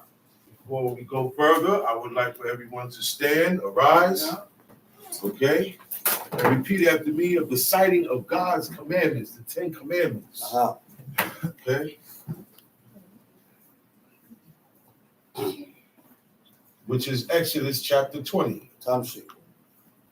And God spake all these words, saying, And God spake all these words, saying, I am the Lord thy God, I am the Lord thy God, which have brought thee out of the land of Egypt, which hath brought thee out of the land of Egypt, out of the house of bondage. out of the house of bondage. Thou shalt have no other gods before me. Thou shalt have no other gods before me. Thou shalt not make unto thee any graven image, Thou shalt not make unto thee any graven image, or any likeness of anything or any likeness of anything that is in heaven above, that is in the heaven above, that is in the earth beneath, that is in the earth beneath, that is in the water under the earth. that is in the water under the earth. Thou shalt not bow down thyself to them, Thou shalt not bow down thyself to them, nor serve them. nor serve them. For I, the Lord thy God, am a jealous God, For I, the Lord thy God, am a jealous God, visiting the iniquity of the fathers visiting the iniquity of the fathers upon the children, upon the children, unto the third and fourth generation of them that hate me, unto the third and fourth generation of them that hate me, and showing mercy unto thousands of them that love me, and showing mercy to thousands of them that love me, and keep my commandments. and keep my commandments.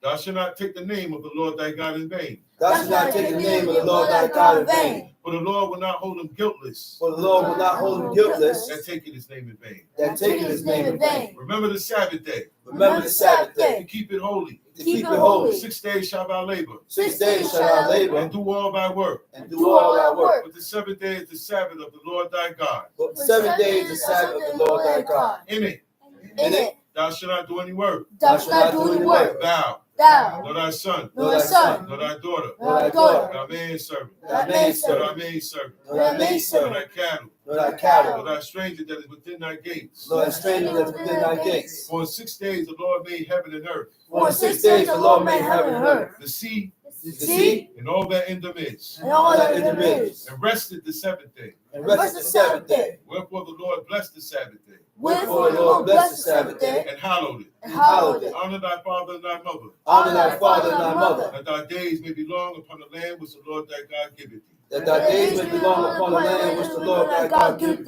thee. Thou shalt not murder, Thou shalt not murder, thou shalt not commit adultery, thou shalt not commit adultery, thou shalt not steal, thou shalt not steal, thou shalt not bear false witness against thy neighbor, thou shalt not bear false witness against thy neighbor, thou shalt not covet thy neighbor's house, thou shalt not covet thy neighbor's house, thou shalt not covet thy neighbor's wife, thou shalt not covet thy neighbor's wife, nor his manservant, nor his nor maidservant, his maidservant, nor his nor maidservant, his ox, nor his ox, nor his ass, nor his ass, nor anything that is thy neighbor's. nor anything that is thy You neighbor's. may be seated. And the people saw the thunderings and the lightnings and the noise of the trumpet and the mountain smoking. And when the people saw it, they removed and stood afar off. And when they said unto Moses, speak thou with us, and we will hear. But let not God speak with us, lest we die. And Moses said unto the people, fear not, for God has come to prove you, and that his spirit may be before your faces, that he sin not. And the people stood afar off. And Moses drew near to the thick darkness where God was. And the Lord said unto Moses, thou shalt say unto the children of Israel, ye have seen that I have talked with you from heaven. You shall not make with me gods of silver, neither shall ye make unto you gods of gold. An altar of earth thou shalt make unto me, and shalt sacrifice thereon thy burnt offerings and thy peace offerings, thy sheep and thine oxen. In all places where I record my name, I will come unto thee, and I will bless thee. And if thou wilt make me an altar of stone, thou shalt not build it of hewn stone. For if thou lift up thy tool upon it, thou hast polluted it. Neither shalt thou go up by steps into mine altar, that thy nakedness be not discovered thereon. Leviticus chapter 3, last verse.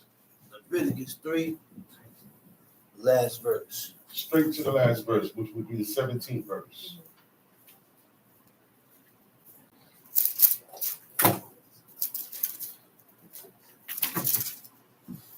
Read it when you're ready.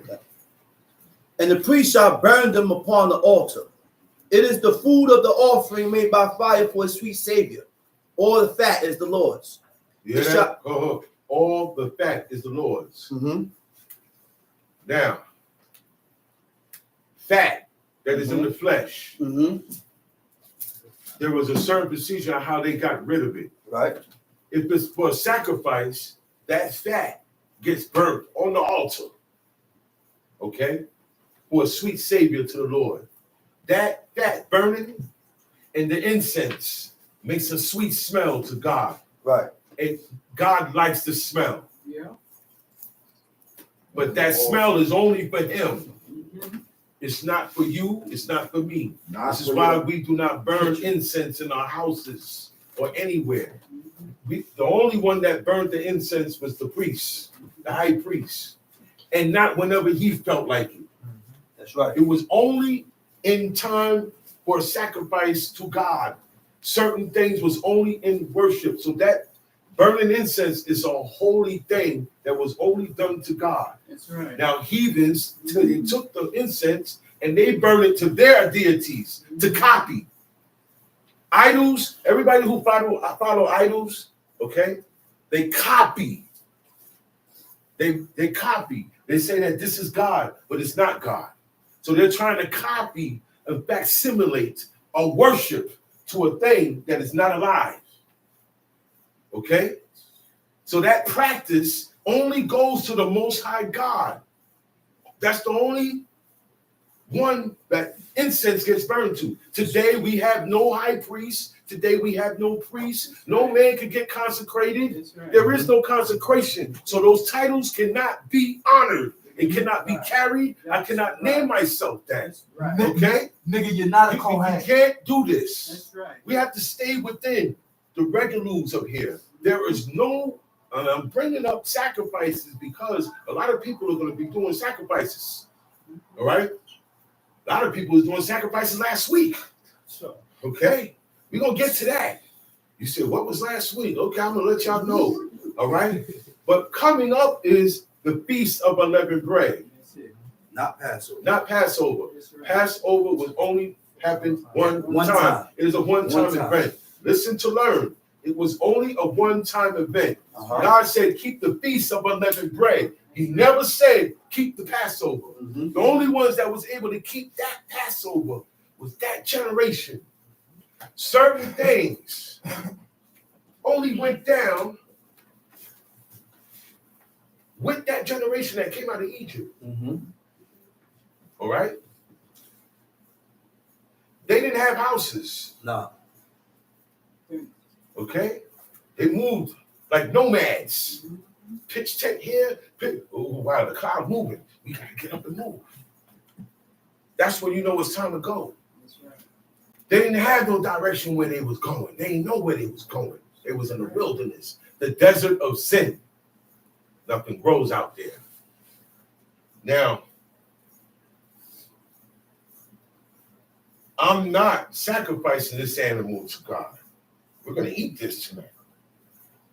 Now, I'm not going to take that fat and burn it to God because that's not my job. Now, after I get the blood out of the meat, because that's the first thing to go, That's right. is the blood. Read the next chapter. The next verse. The next verse. All the fat is the Lord's. It shall be a perpetual statute for your generation throughout This all don't your change dwellings. throughout your generations. If it's 1963, if it's 2024, if it's 3080, if it's 427 BC, certain things with God don't change. And this is one of them. It's a perpetual statute, not just a statute, perpetual statute. Meaning, just because of the times, these laws do not get changed. We don't change with the times. You have to change according to these laws. Daniel did it in his time. Okay? These guys was in captivity. Yeah. We read about our forefathers that was in captivity and they were still godly. That's right. That's right. Okay? They didn't have a priest in Babylon. Okay. All the priests that was in Babylon that went priests, they started becoming priests of Babylon. Yeah. They start taking the Hebrew and writing it backwards. Mm-hmm. Okay? This is the beginning of the Talmud. Y'all heard of that before, right? Okay. That's right. And the Mishnah. Mm-hmm. And there's another one. Uh-huh. The Kabbalah. This is all Hebrew witchcraft. It wasn't supposed to be made. We not supposed to have a version of everything they got. Right. Everything they got is iniquity. Why you want to have a version of what they had? Right. That's Israelites' problem. Right. Oh, well, Hanukkah that's our Christmas. No, it's not. It's a rededication of the altar. That's all it is. You don't have an altar. That's all it That is. don't apply to you. That That's was all for it is. them and the generations that lived afterward. Who was left after all the what you call it? The captivity and the gathering of the people. All right, the overwhelming armies that came and desecrated us. Whoever was left, they kept that day, the rededication of the altar, because it was a long time they didn't have it, and all that time they didn't have it, there was no celebration going on. We don't have that now. We're in more messed up plight than those in the Maccabees' time, and they was like, "Yo, man, it's over. What you think now?" You ain't got nothing. But you know what you got? You know what's going to save you? Your belief. How strong is your belief when you read this? How strong is your belief when we recite and break down how we're supposed to serve God? Do you believe it or not? Most people don't. That's right. Most people don't. They cat. Most people don't, No, they because they're don't. not used to hearing thou shalt they not. don't. They are just used to hearing let's praise God by singing That's and right. clapping hands That's right. and having a good time, That's right. eating food, That's and then we right. go home. They don't have blood. No fat and change. No change. No change. You notice things that you're not supposed to be doing. God has thou shalt not for a reason. Yeah. Because we were all born, what the man said, good and evil. Therefore, God set these rules because man now could go either way he want. But if you want to be godly, this is it. This is it. Why are Israelites the first one to disagree? When I talk to heathen people out there and they ask me certain things and certain questions, and I tell them and I explain to them, they say that's correct. Why Israelites can't say that? Yeah. Why you can't say that? Because my head is Because bald. you know why? You're blocked. Because my head is bald. You are blocked. The only thing a lot of heathens got wrong is the God they serve. That's the only thing a lot of heathens got wrong. You Israelites or something else. That's what my father used to always say. He said, we Israelites are something else, man. You're the most unruly, rebellious people on this planet. Because you have the law and the truth in front of you and you refuse to accept. You refuse to believe what you read. You refuse to follow orders. What's wrong with y'all? I'm bald-headed. That's why. That's why. Things that you're doing against God, first of all, is going to make you say, oh, it don't go like that. That's right. I don't see it. Yeah. You tell me, oh, well, I don't see that in the law. But then when I show you something in the law, you don't do it. Yeah. What's up? That's the evil in you taking over. There is something that does not want you to follow God. Stop making up excuses. Stop making up excuses. Stop making up excuses. I was taught in Ben Isaac, look, what? An excuse ain't nothing but a lie. Oh, man. That's what I was taught. That's right. It's a lot of things with Ben Isaac that was wrong. Okay, because I know the history more than the old heads. I was in there more than the old heads. I was there every day with my father, and I seen how these laws was conducted. Strict. Your feelings didn't matter. The teachers came hard. Right. You either do it or you don't. Yeah. You can't come here with your own opinions and your own ideas of how to serve God. We tell you how to serve God. That's right. From what we get out of here, we show you here. You can't come amongst the people until you can go over and go, I want to be a Christian, and go over there with your own set of rules, and they're going to kick you out. That's right. You can't go nowhere and make your own set of rules, but only in your house. And it don't matter if it's not commanded after the laws of God. Y'all need to stop. Israelites talk too much. Y'all talk too much. Y'all doing too much talking and not enough hearkening. Hearkening means listen with the intent to do. Y'all not listening. Y'all remind me of the same ones that say, y'all shake your head when somebody do something wrong here. You do worse. Because you're reading what not to do and what to do, and you're still going through your own thing. Talk about wicked. Talk about wicked. Get on yourself, man. Get on yourself, man. Listen to the words that be coming out your mouth. Y'all not paying attention to nothing. That's called Israel. Y'all not paying attention. Y'all don't want to do this law. Make your mind up. In Daniel, I think it was chapter 7. Yeah. The angel was talking to Daniel. He said, yo, you know why I'm here holding you down? People call guardian angel. Not everybody get that. I'm going to show you why. The guardian said, yo, Daniel, I was on my way to come and hold you down because children of Israel are in slavery right now. Okay, so what they're going through, you ain't going to go through. When the slave master want to come and kill you, I'm going to make things happen to where it don't. Something happen to him. That's how he guards you. Okay? He help guard your thoughts so you don't go off and sin. That's all there for that, right? He said, okay. There was something that you did to cause the angel me to come to you. You know what that was?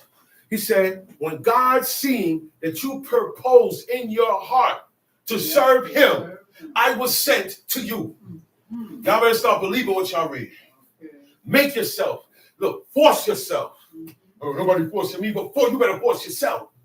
Okay? To believe what you read. So I said, man, wait a minute. A person, I don't care who they are, how they got here. If they say, look, no matter what, I'm doing this, I'm not leaving out the way. Then you have made your mind up to serve God. Now, along the way, because you made your mind up, you will give and go. You will give and go and pass over certain things. I will shut my pride down for certain things. I will do things for certain people. I will do certain things because I'm not going nowhere. I'm still going to be here. So we're going to have to work with each other here. Okay? If there's nothing to be said, then we don't say nothing. I'm just speaking in general. But when your mind is made up, nothing that comes in your head will make you stop observing the Shabbat. Now, I was serving the Shabbat 2 weeks ago. 2 weeks ago, it was as if I was never here. I'm with a group of people in the movies now. And while we walking, they talking about the eclipse. Look, go to Jeremiah 10. Go to Jeremiah 10. Go to Jeremiah 10. Okay. We're going to go back to the blood. Okay. We're going to go back to the blood. There's so many topics. Go to Jeremiah 10. This is burning me up. This is burning me up. It's been burning me up for a couple of weeks. I see crazy stuff on the chat. Listen, man, y'all cannot come and serve God how you want to serve him. Right. How you served your God when you was out there is not how you serve the Lord. Okay? Jeremiah 10. This is the prophet Jeremiah. Tamshi. Tamshi is a Hebrew word meaning to read, for the scribe to scribe. Tamshi. Hear ye the word which the Lord speaketh unto Hear God's words. O house of Israel. Hear God's words. Thus saith the Lord. Who is he speaking to? The whole world? Thus saith the Lord. Is he on the internet? Learn not the ways. Is he on the internet? No. Is it a notification? Is he in your DMs? No. It's only for Israel.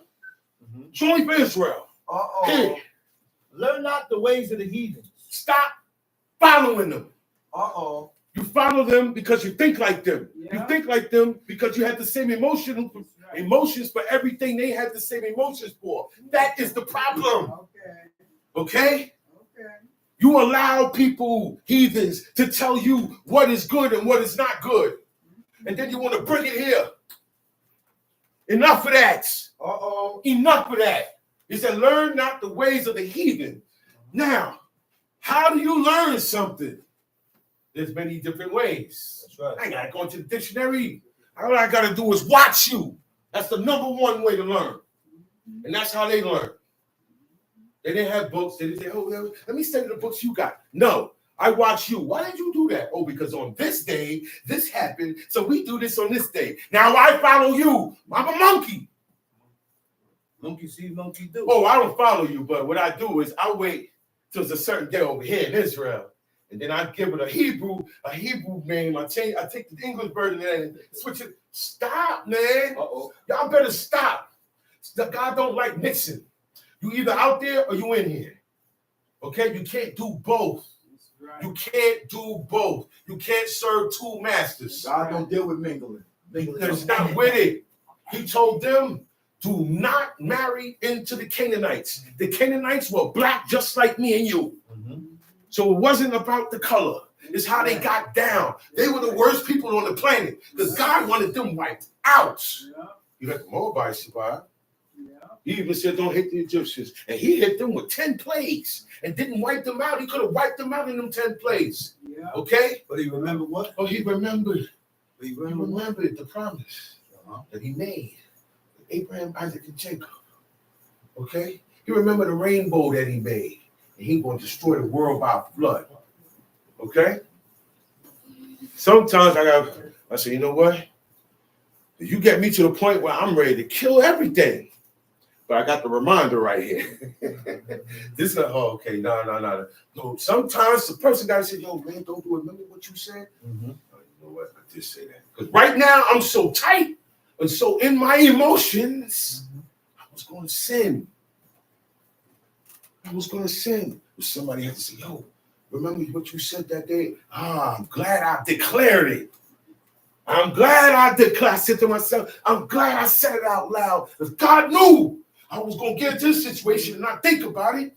And he made a good person, a person that got some type of good in them that was there when I said it years ago. I said, yo, I remember you said that day. And he told me word for word. I said, right, I did say that. But I totally forgot. And we're not supposed to forget. So I got to remember everything that come out my mouth. I got to stop running my mouth so I can remember everything. So I said, stop running your mouth. Stop bragging, so you can remember everything. Because you're not going to remember your vows. Do you make vows? Okay. Yes. No. Yes. It goes along with fasting and praying. Making supplications. That's what Ahab did. That's what David did. That's what all the righteous men did. That's right. Vows also. Because my father made vows when he fasted. You can't do one without the other. The times that you did now. Look. Certain vows I say, I ain't forgetting it. Because this is something that I said to help stop me from doing. And if I really want to stop, I'll make the vow. Because I know me. I'm not going past the vow. I'm going to go past my word because I'm wicked. I'm going to go past your word because I'm wicked. Right? But when I say that out my mouth, it's a fear like no other. So, you know what? I'll pipe down. I can't get her because I can't get like this guy or this guy or this girl because I have limitations that I have set upon me. Do you understand that? You have to have limitations set on you personally in order for you to get all this law, everything Chishana was talking about. Start putting limitations on yourself. Stop being so ready to open up your mouth and challenge what come out this book. That's the problem. Learn not to be dismayed at this. We read that again? I'm And so be hyped not right dismayed. now. And be not dismayed at the signs of heaven. At the signs of what is the signs of heaven? Eclipse is one of them. The signs of heaven are occurrences that happen when you look up into the sky in the heavens. He said, "Oh, it's a shooting star. Make a wish." We don't make wishes. We don't wish upon no star.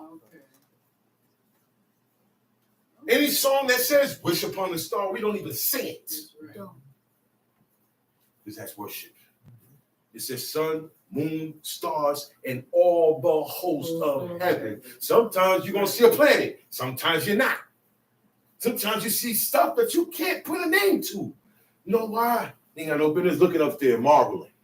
That's what it means. Don't be looking up there, oh wow, look. Because we, this is what makes us different. We know what that's about. That's right. I know that this is the coming, the eclipse is the coming of God blocking the sun out permanently at the end of times. Oh. If you read the prophecy, he's going to make it dark on the earth. Yes. And the earth is going to sink. Yes. Y'all want to know about the eclipse? So those are the signs that that's what's coming. Hey, Chief. Okay? Hey, Chief Nick. A female had her hands up there during the eclipse, looking up, praying, man. Okay. She had no holds barred. She. When you praying Yeah. to that, All you got to do is look or up. say, hey, well, look, I would like to recognize God's work. Listen, you don't have to recognize everything. God said, do not look up there and be dismayed. Look, you know when you need to worry? Oh, I know what I told one person. They said, oh, man, you're going to look at the eclipse? I said, well, when it rains, why don't you look up? Okay. When it's snow, look up. I want to see you do the same thing when it's raining and thunder and lightning. Stand up out there in the rain like an idiot and look up. Get glasses for that with little windshield wipers so you can look up. Damn fool. That part. Damn fool. Do the same thing with that. That part. Why don't you do the same thing with that, man? That's what God said. When you look up to the sun and the moon and all the hosts of heaven and be what? And be Driven to worship. Driven. Let's stay on driven. Driven. You know what driven is? You know what driven is? An urge. A strong urge. Niggas thought I was playing. A strong urge. Right? To worship. Say it, man. Looking up is worshiping. Say it, Chief. If they don't believe me. Looking up is worshiping. You the Looking teacher. up to the heavens. That's I'm looking up, but I see the ceiling. You the teacher. They Okay? They don't believe me. Now, if I go and I look, I say, oh, the sun is about to set. That's not looking up. Yeah. Because there's time when we look. I can tell you the time when I look at the sky. They ain't believe me. I can tell you the time when I look at the sky. Okay? Where you think they get clocks from? They have to look at, but see, this is a thing. You look up and be driven to do other things. Like the cereal box. At the cereal box, one guy brought up a whole bunch of cereal boxes because they got the glasses for the eclipse. And he got his kids outside. I look out the window, and everybody outside like this, like they're watching a 3D movie. One kid, he got the cereal. There's a whole cereal box that got lenses in there. Everybody in their windows, people on their, all those people worshiping the sun and the moon, because an eclipse is the sun and the moon blocking each other. So when you observe these things and all this stuff, you are worshiping the sun and the moon. Yeah, hold on. You don't even have to bow down to an idol. I'm gonna say You're going straight to it. I'm gonna say it again, Okay? Chief, man. The You're going world, to it. the world works. And Israelites, all right, there were a couple of questions on the chat a couple of weeks ago. Hey, what about the eclipse? I'm not supposed to be hearing certain stuff coming out of Israelites, man. Oh, we do. Certain questions not supposed to be asked. Yeah. And they're not supposed to be asked. And we be up here, look, you're not supposed to, Israel, and then you come up with questions like this. This is not correct, y'all. Let's be in line. Let's behave ourselves, man. Yeah. If you want to serve another God, go serve another God. Go do it. Y'all know what this is. Y'all know what it is. We serve God. Yeah.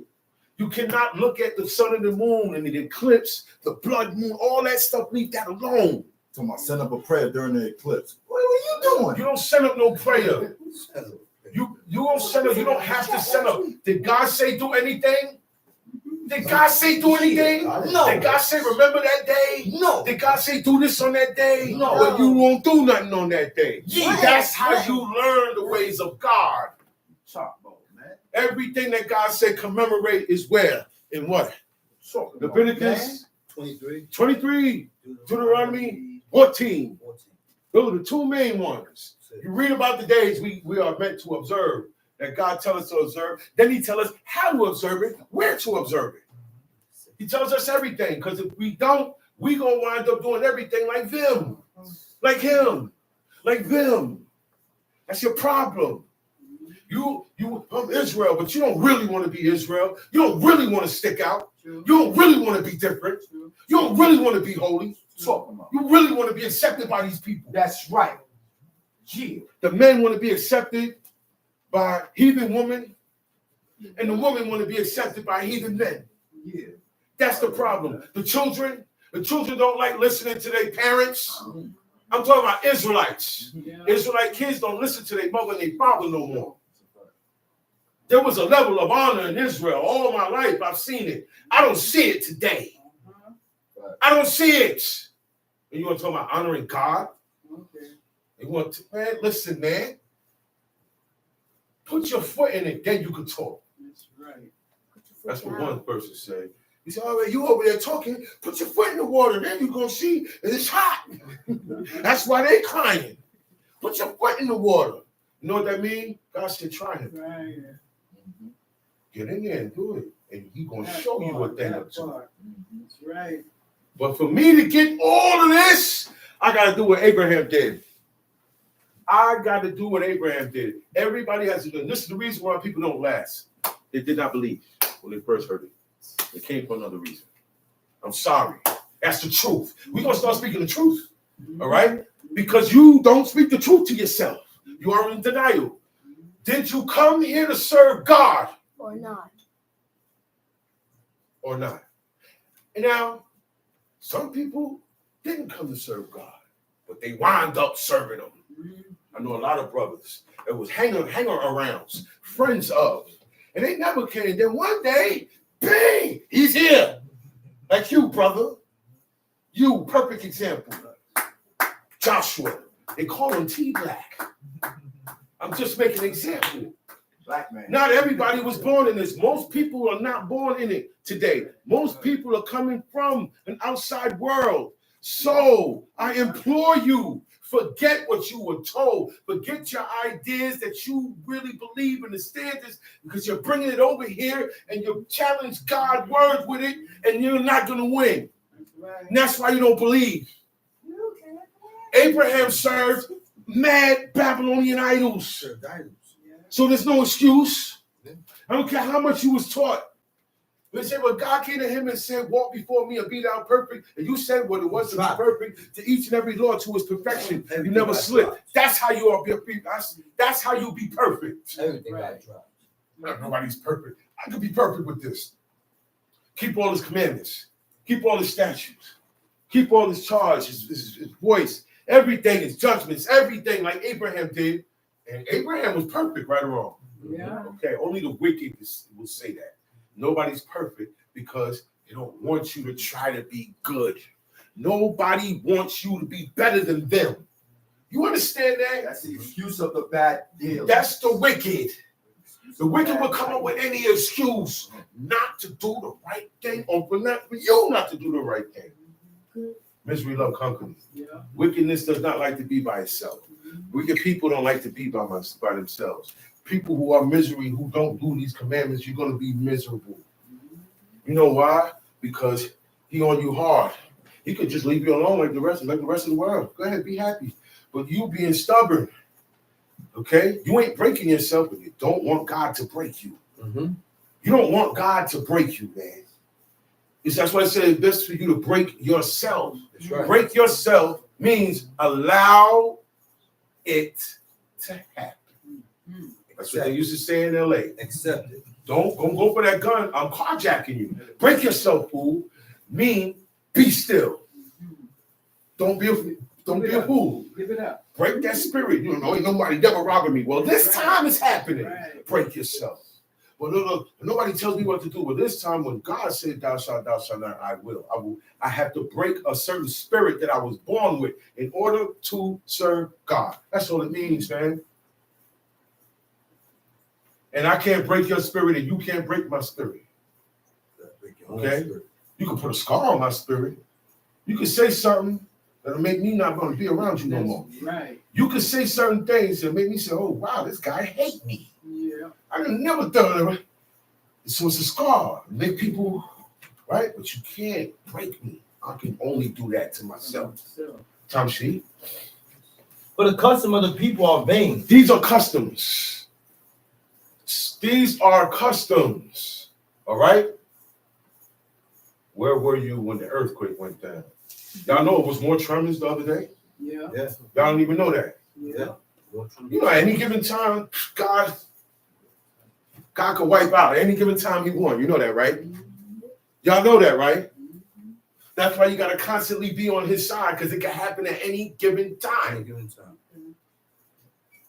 He said, for the wicked, it happens suddenly. You know why I said suddenly? Because they don't think it's going to happen. They live a life like nothing's going to happen. And now you got your portion. You lived right. You had your fun here. Okay? Living how you want. Now you got to die. That was their portion. That's why he said men have their portion. Regular men have their portion in this life. Godly men don't have their portion in this life. You know what a portion is? Inheritance. A reward. Passed down. You know what you know the reward you're going for? To be infinite. You know what infinite is? To live forever. Before they ate of that fruit of the tree and living the fruit of the knowledge of good and evil, they were able to live forever. They didn't die. Death came when they ate. Am I correct? That's right. That's what brought it. So just like the prophet did not give that woman a son so he could die, fall short and die. God don't work that way either. He didn't make us and want to so we could be evil and die. He made us to live. When he created us, is to live righteously forever, praising his name forever, and living in paradise. But you can't have paradise if you got evil in you. That's why he got kicked out. And that's why it's hidden. That's why nobody will never find it. That's why people don't believe a lot of things. Some people need more action, more fire than other people to believe. That is true. You have more stubborn people. So you got two kids. This guy always got to be keep. I got to beat this kid. This kid, I don't got to beat this kid. That's how God look at us. So he gonna deal with us accordingly. Okay, well look, this guy here, he only all right, but I could talk to this guy. Who you gonna go to? The guy you can talk to. That's how God is. God gonna look in and say, okay, my words will reach him. That's why the man said, in time. Give yourself time. Just make your mind up that you're not going nowhere, no matter what, no matter how you feel, no matter what discourages you, okay? Because that's what got people out of here. You know how much people know about the Most High God, man? You'd be surprised, man. It's generations of people. Used to be sitting in these chairs. Used to be in Shema. Used to be in every camp we had. Some of them even got up here, right or wrong. That's right. Whippersnappers. They know book left and right. They knew stuff I didn't know. Boom, boom, boom, boom, boom, boom, boom, boom. But they did not believe. That's what got them kicked out. So not believing, I'm going to err. I'm going to sin presumptuously because I don't believe. Once you don't believe, you will sin presumptuously. That's right. You're going to go back on that sin. Abraham never went back. Abraham came from a very deviant life. Y'all don't even know how the Babylonians was living. They called them Sumerians before they were called Babylonians. Okay? And the Chaldeans, y'all heard that name before? Chaldeans. You know who the Chaldeans was? Astrologers. They were Babylonians, but they were a caste. They were like the rich. Astral sect. projections. They're supposed to be like how we had the prophets, the school of the prophets. That was their.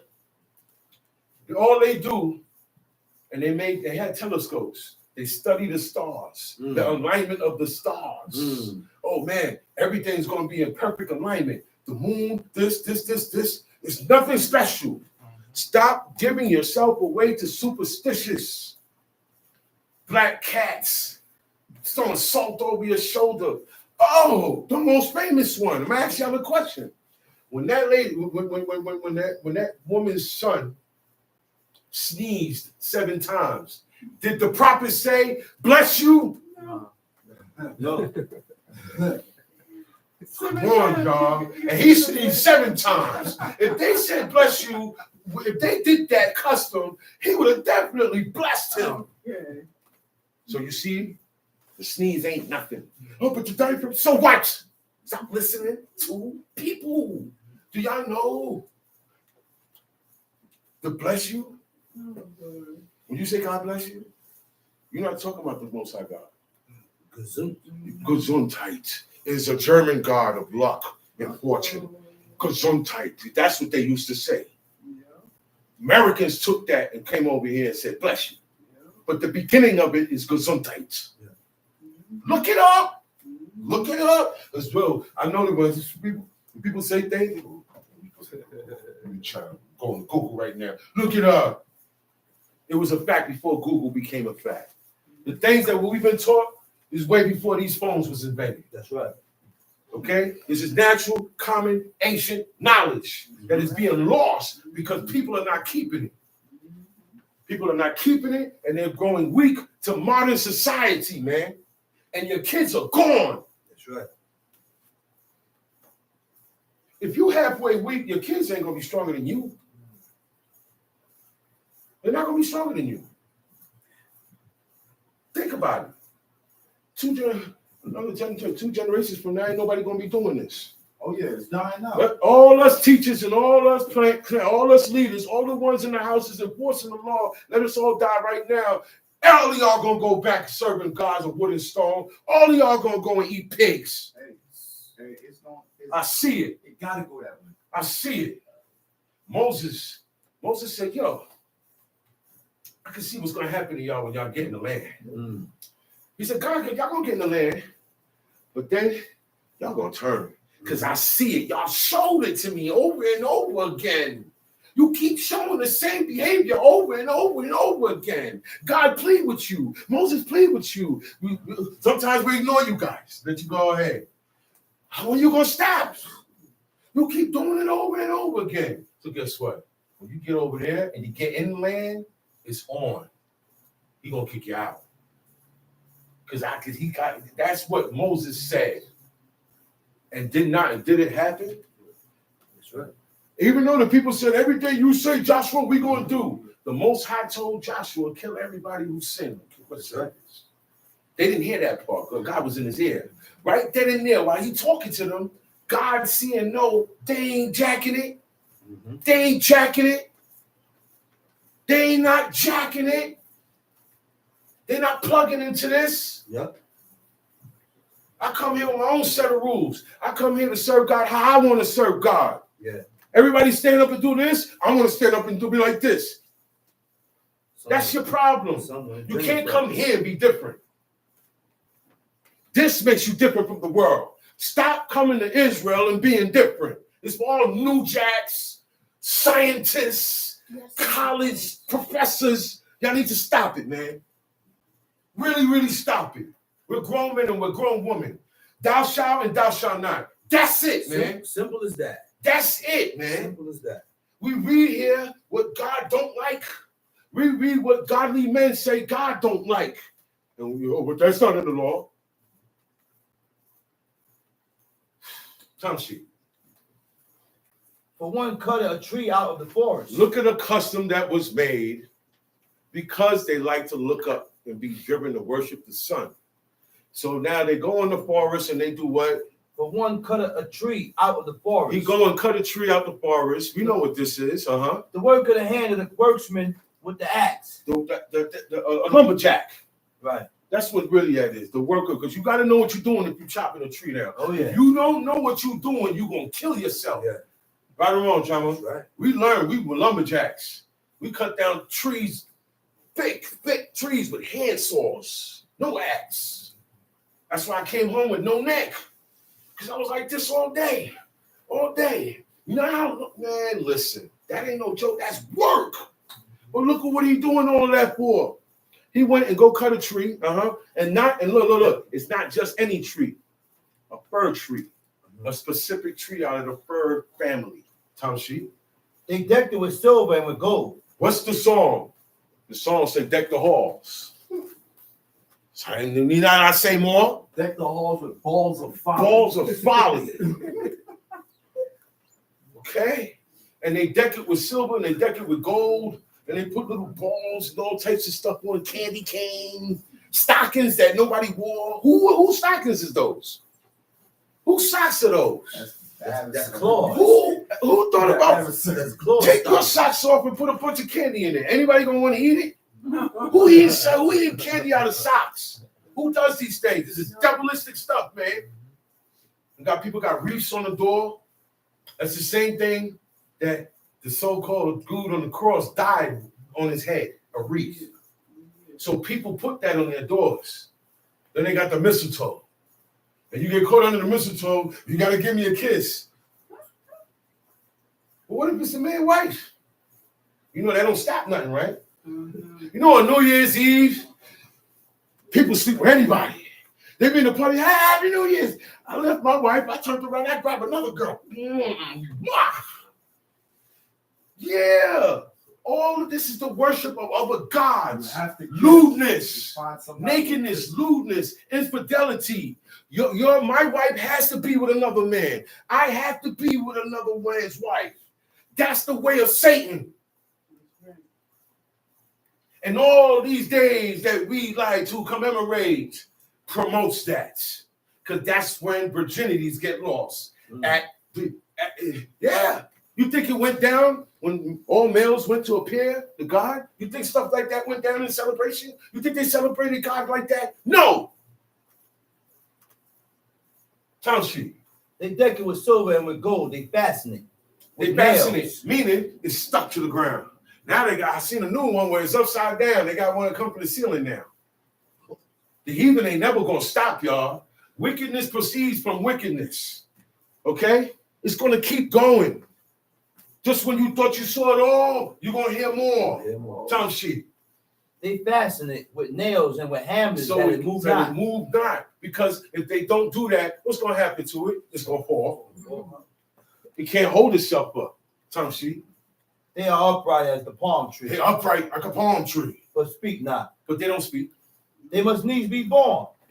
But it needs to be carried. Because they cannot go. I want it in that corner. I gotta go and take it and put it in that corner. Or tell Johnny, go get that and put it in that corner. It can't move on its own. Why am I giving so much of my life to it and it doesn't have even life in it? And then those things were given to me. Me, man. The sun was given to me. The moon was given to me. To serve me. We go and pray to it. That's the problem. I read this in Ezra. It said, man, he got the beautiness of the brooks, of the forest, and then he go and worship what was made for him. That's what I told him. I said, man, I don't care about that. That sun belonged to me. God made that sun to shine down here. Not for him. He don't need light. Light wasn't around. Sound wasn't around. God made all these things, colors, sight, sound, smell, all this stuff he made. He didn't need it. This is for us. But we worship the things that God gave us that we're supposed to have dominion over. Let me get some glasses. Hurry. Get some glasses. Go outside. Hey, all right, one more thing. Why I have to get glasses to look at something that's supposed to be so... Think about it. You're not even supposed to look at it. It messes your glasses. It messes your eyes up. And people who have impaired vision, even with those glasses, it's going to mess their eyes up more. And do you know there are more eclipses to come, and there will be more radiation. Every eclipse is more powerful. Y'all don't know that. Scientists ain't tell y'all that. You know how I know? I read it in a book. Because eclipse has been going on since then. It is a sign of God that one day it's going to get dark and it's going to stay that way. Eclipse is going to stay You hear me?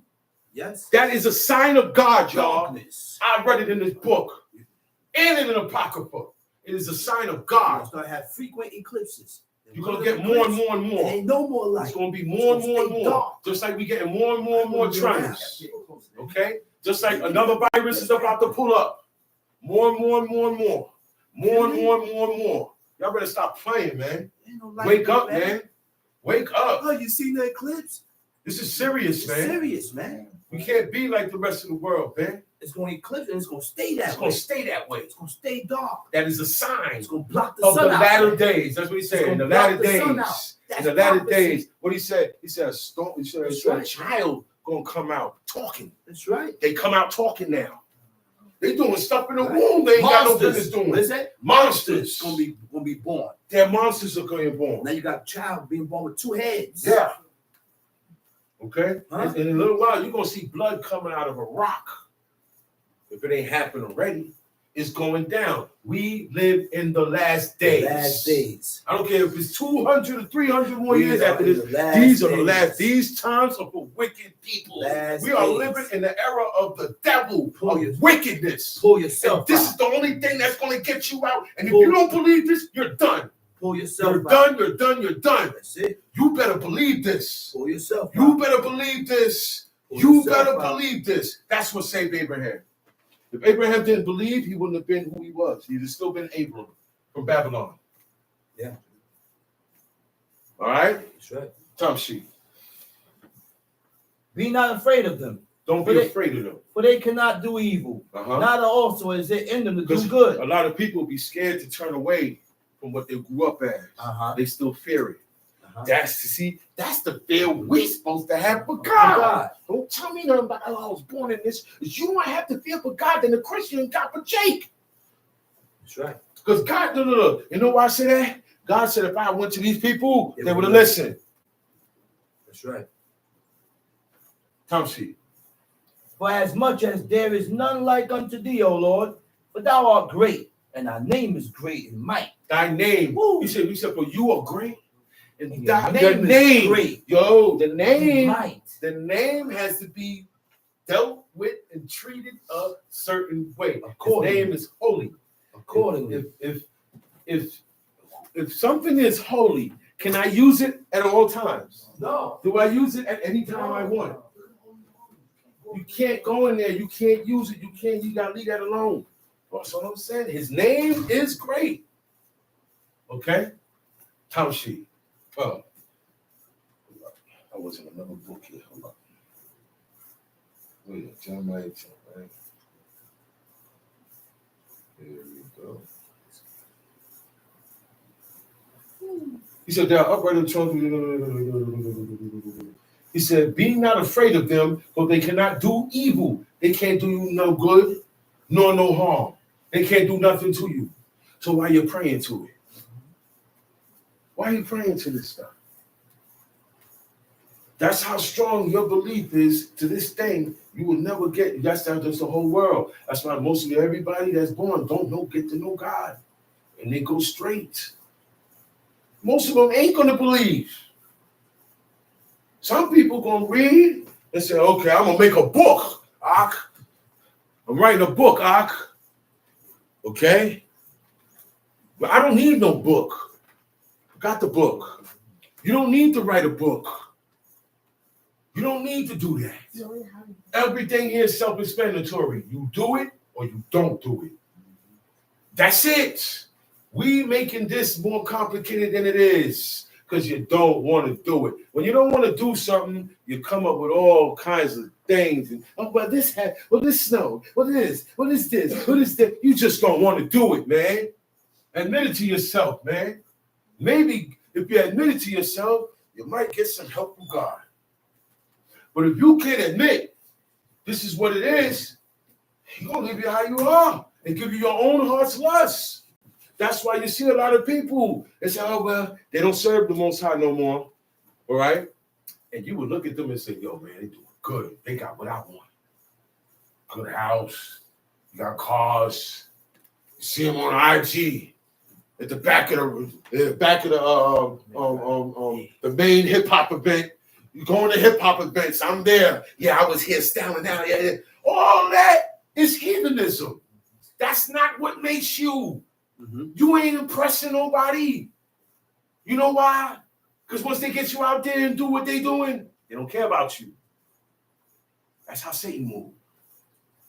You think he in the church messing with them? No, he gonna be in here messing with us. He gonna be in DCB messing with them. He gonna be over there to keep somehow get in and find a weak point and stop this. He don't like what my pop set up here. That's right. Okay? We cannot allow this to stop. We will not allow this to stop. Mine is made up. When my mind is made up, my life cannot change it. You understand that? That's right. When my mind is made up about this or this or this, threatening my life will not change my mind. That's why God wants a made up mind. Y'all understand that now? That's right. If that guy has a made-up mind to serve that idol, I don't care what you say to him or her. What you show them, they are stuck on it. Let them be. Fret not thyself over evildoers. That's a big thing there because we got a problem with doing that. Yo, after a while, you got to say, yo, man, I'm going to just leave that alone. Because I'm not getting nothing good out of this. Right. I'm only getting evil out of this. Right. And it's going to come to a climax when something really happened. Y'all know that, right? Mm-hmm. Occurrences keep happening until something really happened. Don't she? For as much as there It's none like is unto none thee. like unto thee, O Lord, Yeah. thou art great, and Uh-huh. thy name is great and mighty. Who Who would not fear thee, O King of nations? Okay, go back to Leviticus. Leviticus 3 Yeah. at the end. Yeah. Okay, Leviticus, so we got that out the way, man. The next eclipse, I don't want to hear nobody asking about no eclipse. We don't do nothing on no eclipse. All right? Nothing happens. We don't pray on no eclipse. Okay? We don't do nothing. Son of Oh, look at what God's doing. Leave that alone. God didn't say to do that. He said, do not be dismayed at the signs of heaven. Stop looking up there and being all ways amazed and wonder. You know who created it. That's why God say that. You ain't supposed to be like them. Because they don't know. They don't want to know. It said, man, don't even consider and look at these things and say, well, somebody made this stuff. Man, don't do that. Because if he does, he will find God. Man, don't do that. Man, don't say, well, man, say, I'm going to get a rocket ship and go up there and find out what making this thing tick. They call them scientists. All scientists do is take things and poke and test and prod and see what reaction they get out of it. Yep. Okay? That's all they do.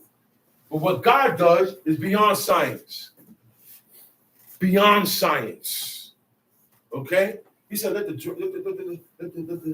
grass and the trees, green herb bring forth. Let it come forth. Right? And when God said that, and all the green herbs was coming up and grass and trees, the sun wasn't made, the sun wasn't shining, the sun wasn't there yet. There was no photosynthesis. There was no photosynthesis. There was no greenhouse effect. When God said, let it. When God said, let something happen, it just happened. Right. Y'all got to leave. Oh, well, the protons went this way. No, don't do that. Because that's what people who don't want to give the credit to God do. Y'all understand that? Yeah.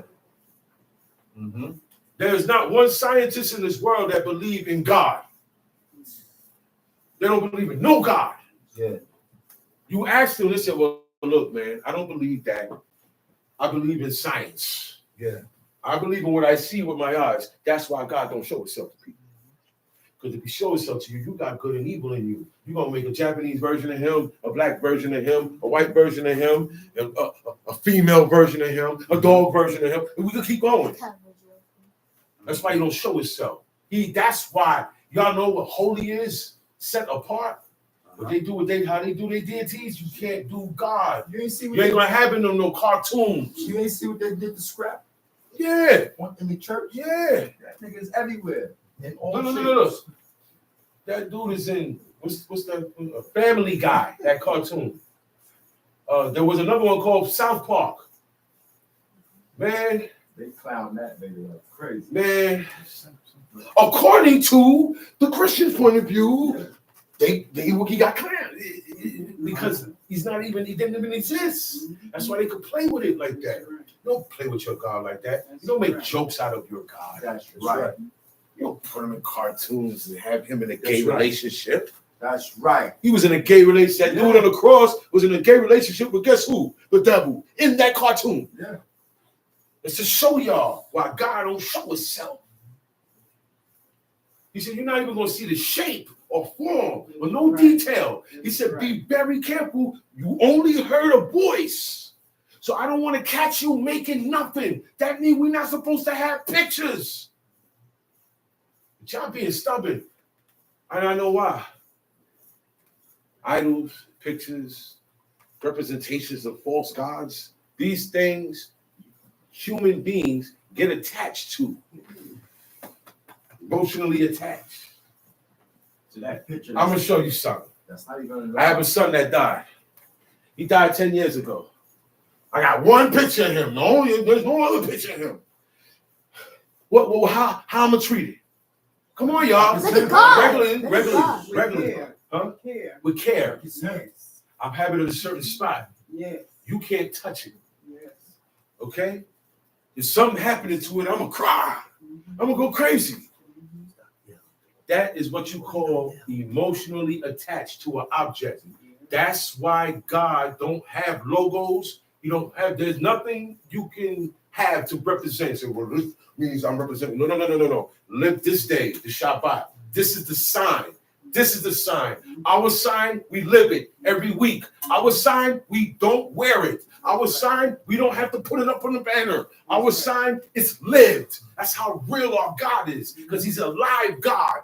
Those deities need representation because they are not live. Do you understand that now? You understand the God you serve? God don't need no representation. You say, you know what? The day, the Shabbat, the day that I stopped creating, that I ceased from work. I hollowed and sacrificed and made this day sacred. And it's going to be a sign between me and who? Israel. Thee, right? He said me and thee. Who was he talking to? Israel. Was he talking to the world? No. Was he talking? I'm sorry, it may sound selfish, but that's what it is. My God is a selfish God. He chose Israel. He's a selfish God. Now, What's here is here. Everything else is separated. Certain things is only for you because you are my people. Yeah. That's how everybody else is. That's right. If you Spanish, you trying to get in a certain joint, and the Spanish people that run the joint, they're going to look and say, oh, yeah, mira.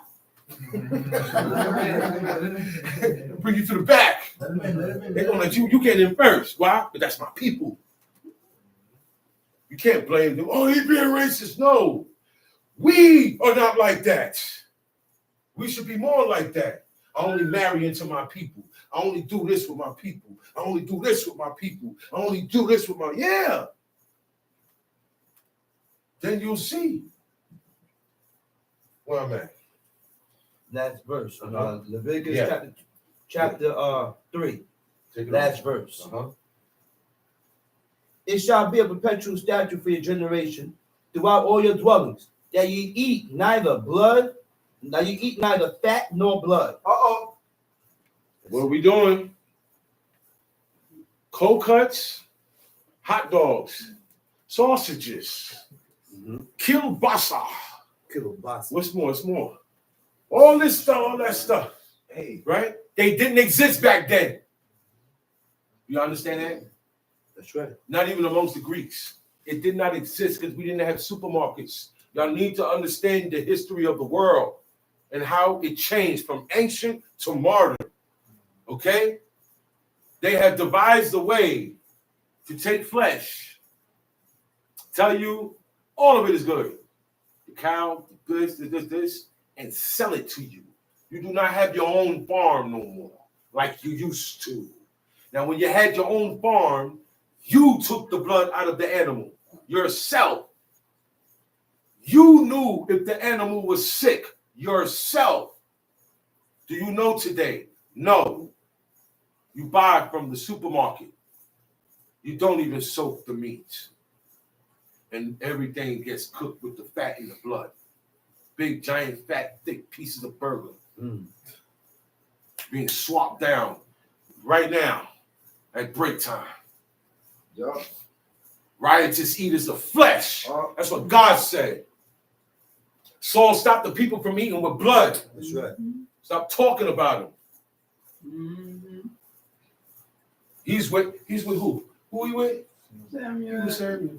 Yeah. You know my Abba dance, right? He was Samuel. So I get my Abba, so I dance like that. He was Samuel. So what he did wrong? What did he do wrong? Stop criticizing the godly. Stop criticizing that blood.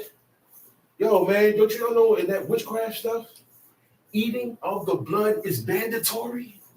Do y'all know that? And it connects you more with demons and wickedness, it opens you up for more iniquity. That is how you devote yourself. That's why God said, don't eat with it. You ain't got to bow down to it. You serve the devil when you eat with blood. Yeah, because that was the whole purpose of eating and drinking blood.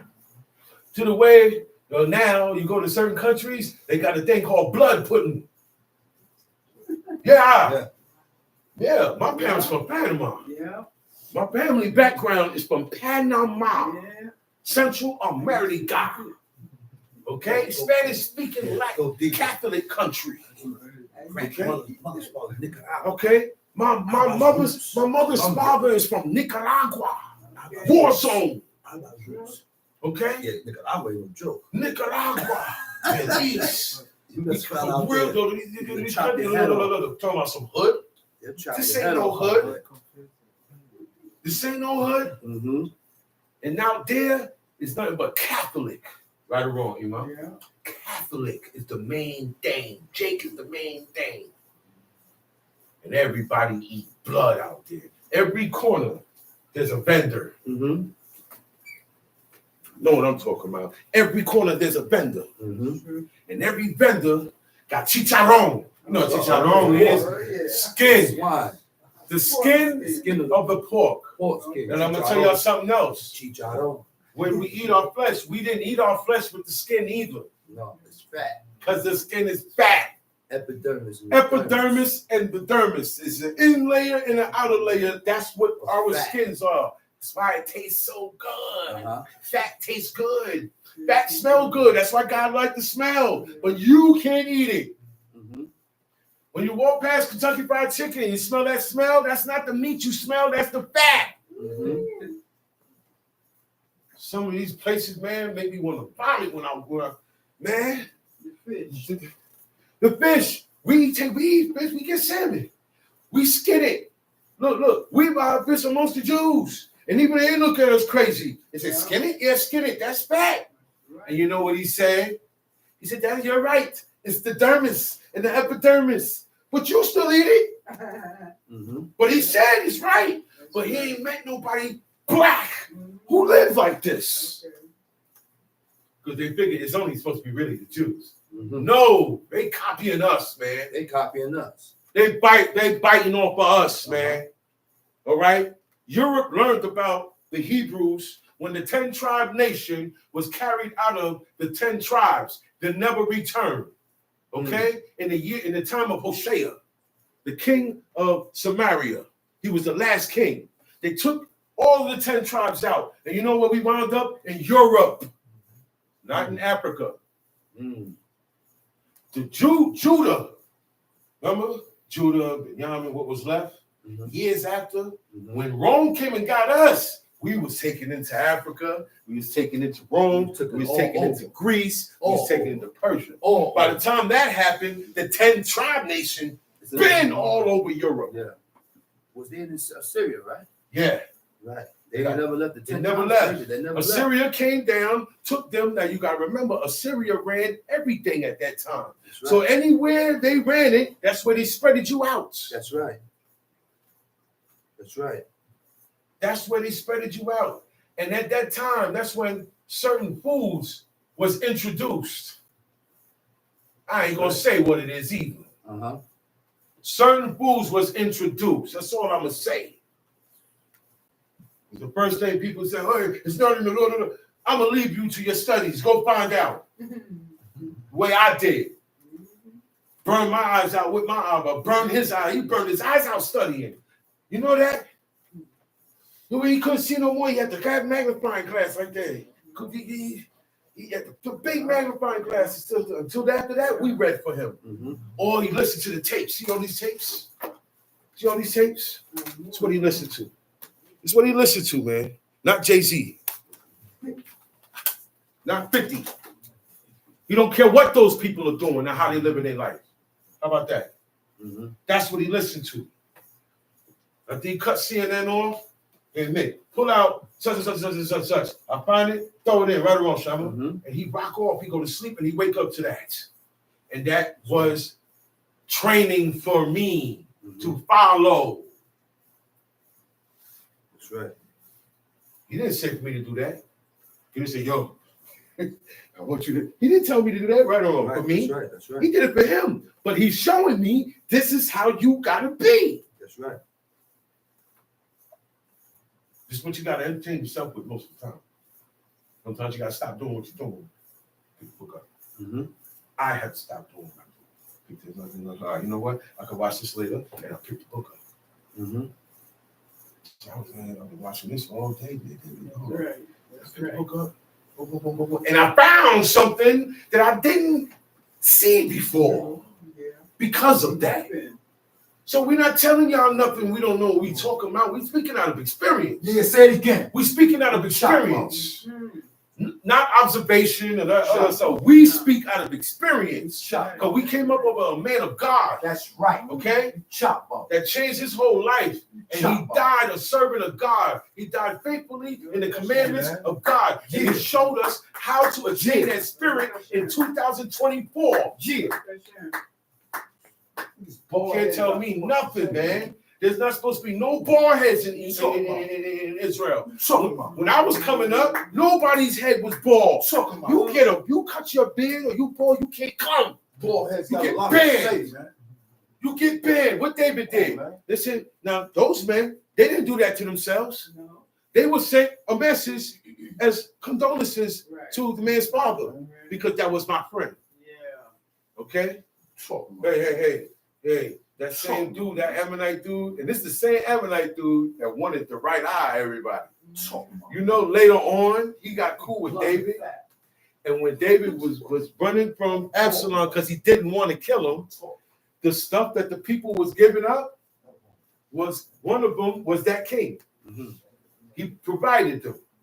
Okay? So he was cool with that king. Now that king died. So he sent condolences as messengers to the son. The son listening to people who don't like peace. Yeah, people who don't like peace are always seeking an occasion. They said, man, he's not here to spy out the land. So he said, you're spies. You know what he did? He grabbed them. He took their robes. They had robes like this, and he cut it right here to a dashiki, what we wear today. A short garment. They didn't wear short garments. They were robes. And they cut it. When they did that, it was to humiliate them, make fun of it. Like, now your robe ain't long. It was a pride in having the long robes. Then he cut it short, up hard by their buttocks. And that's where most of us wear t-shirts. And everything else we wear comes there. I'm gonna get a garment go there. We are kind of embarrassed to wear a robe going all down here. Yeah, I know. Because it does not link in with the fashion of today. I bet you if Gucci put out a robe like this, everybody gonna wear it. If Louis Vuitton start making turbans, you gonna want, I want to learn how to wrap a turban. Everybody gonna be wrapping turbans without mirrors.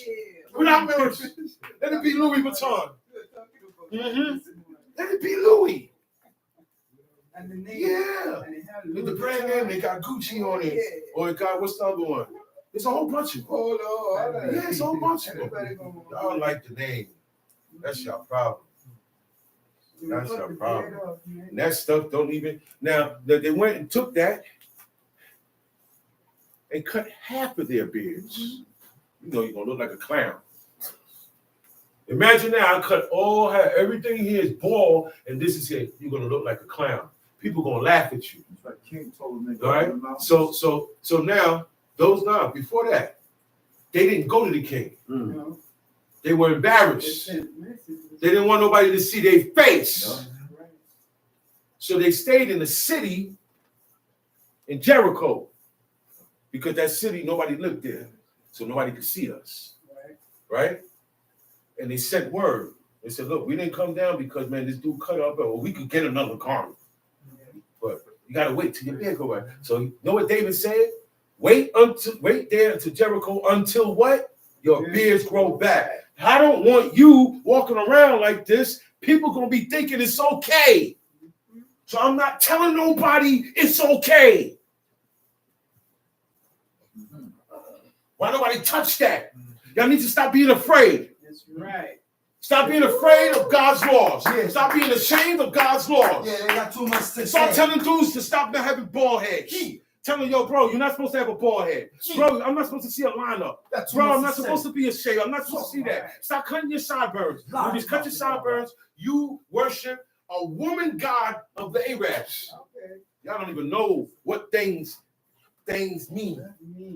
Yeah, talk about it, mate. And then all the people who got a lot of mouth Got a bald-headed bald head and eat blood and and fat. eat blood all That's day. why I be to you, man. Carry things on the Shabbats. That's why I be, man. Y'all do what y'all want. That's why I be, man.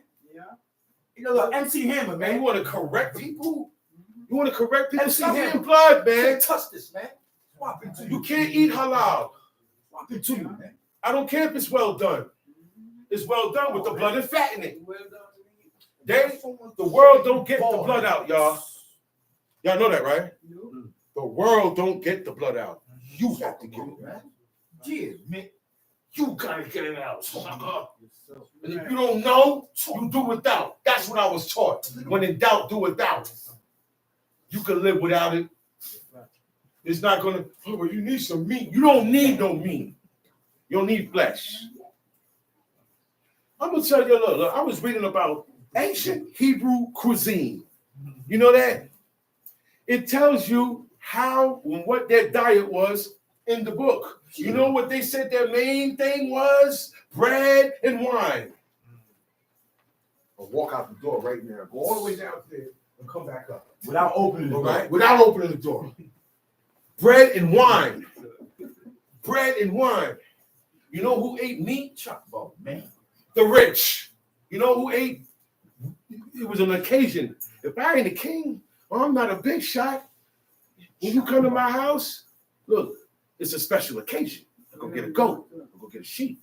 But if I ain't got no visitors or nothing like that, they not going nowhere. I'm not eating. I'm gonna eat meat every day. I ain't gonna have no sheep left. How I'm gonna get my milk? I can't go to the store. Ain't no store. There's no people manufacturing these things. You have to get your own water, your own milk, your own food. So you need God. That's right. And this is why people so far away. Because things have been manufactured for you, and all you gotta do is pay for it. Yeah. You don't need God for that no more. So you stray further away. We needed God for water, for rain. Yeah. They prayed for that rain Yeah. in due season. Because it only rained in the time it's supposed to rain. I know. You see, like, all right, late last night, I heard, look at my window, it's raining hard, right? So I said, okay, I gotta be prepared for the morning when I leave to come here. It's gonna be raining. When I got up, the sun was out. One on across the street it's raining, over here it's not. It didn't happen with them Happened there. in the land. Everything was perfect. Okay? How then would they be able to, in the third year, leave it? Or in the fourth year, leave it? What was it, third, fourth, fifth year? One of those years. You leave it. The fourth year is left alone. You leave it the fourth year. You leave your crops alone. You tell a farmer to do that now. The third, first, second, and third is not touched, and the fourth year. The fourth year you leave it. Gotta go to God. To the fifth year. Right. The fifth year you So, touch it. so that's 5 harvests. Right. They said, people, what we gonna eat? God got old. He made Old sure store. you got old store. Right. You That's got mad food already. That's right. So you can afford to, you don't have to sow. Right. Reap and leave it. Mm-hmm. Reap, leave it. For 5 years, you know how strong and fertile that ground gets? Okay? You can't tell a farmer to do that today. What? God's law. What? That's crazy. I'm gonna lose. There's a show about a man and his sons that live on a farm. They got in Texas, they got a big farm. They're losing money because no rain.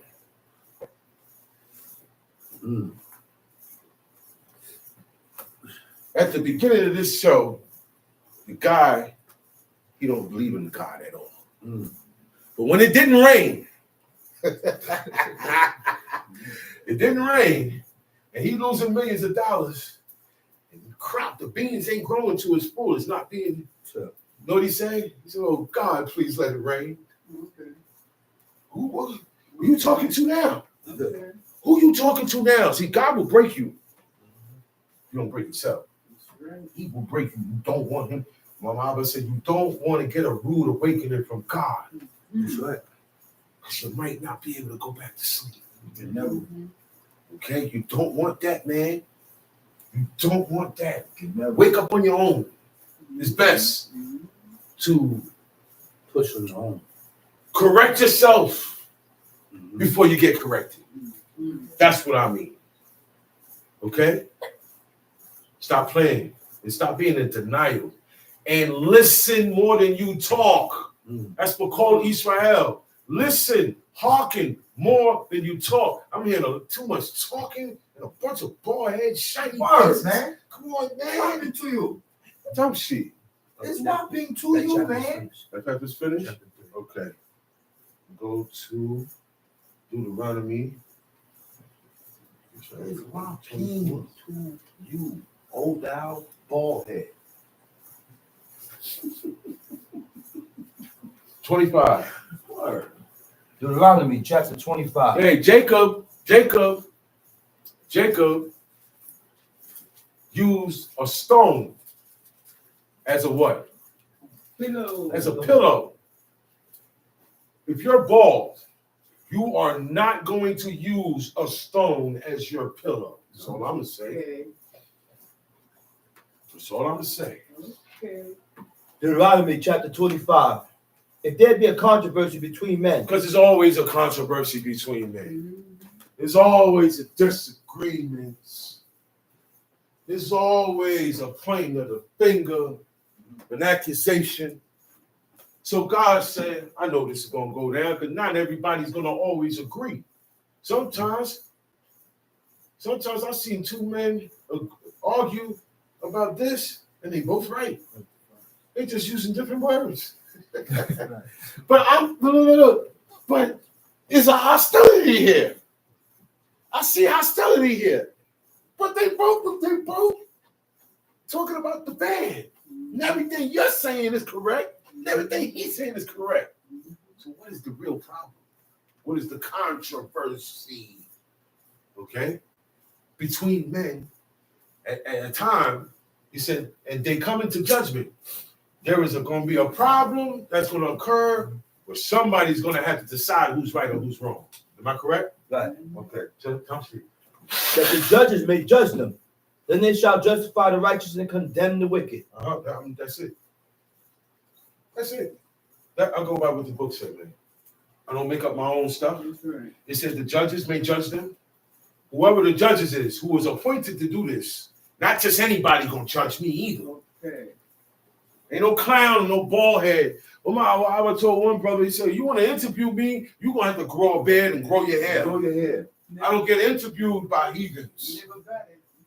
And you never got that interview. He's still bald head.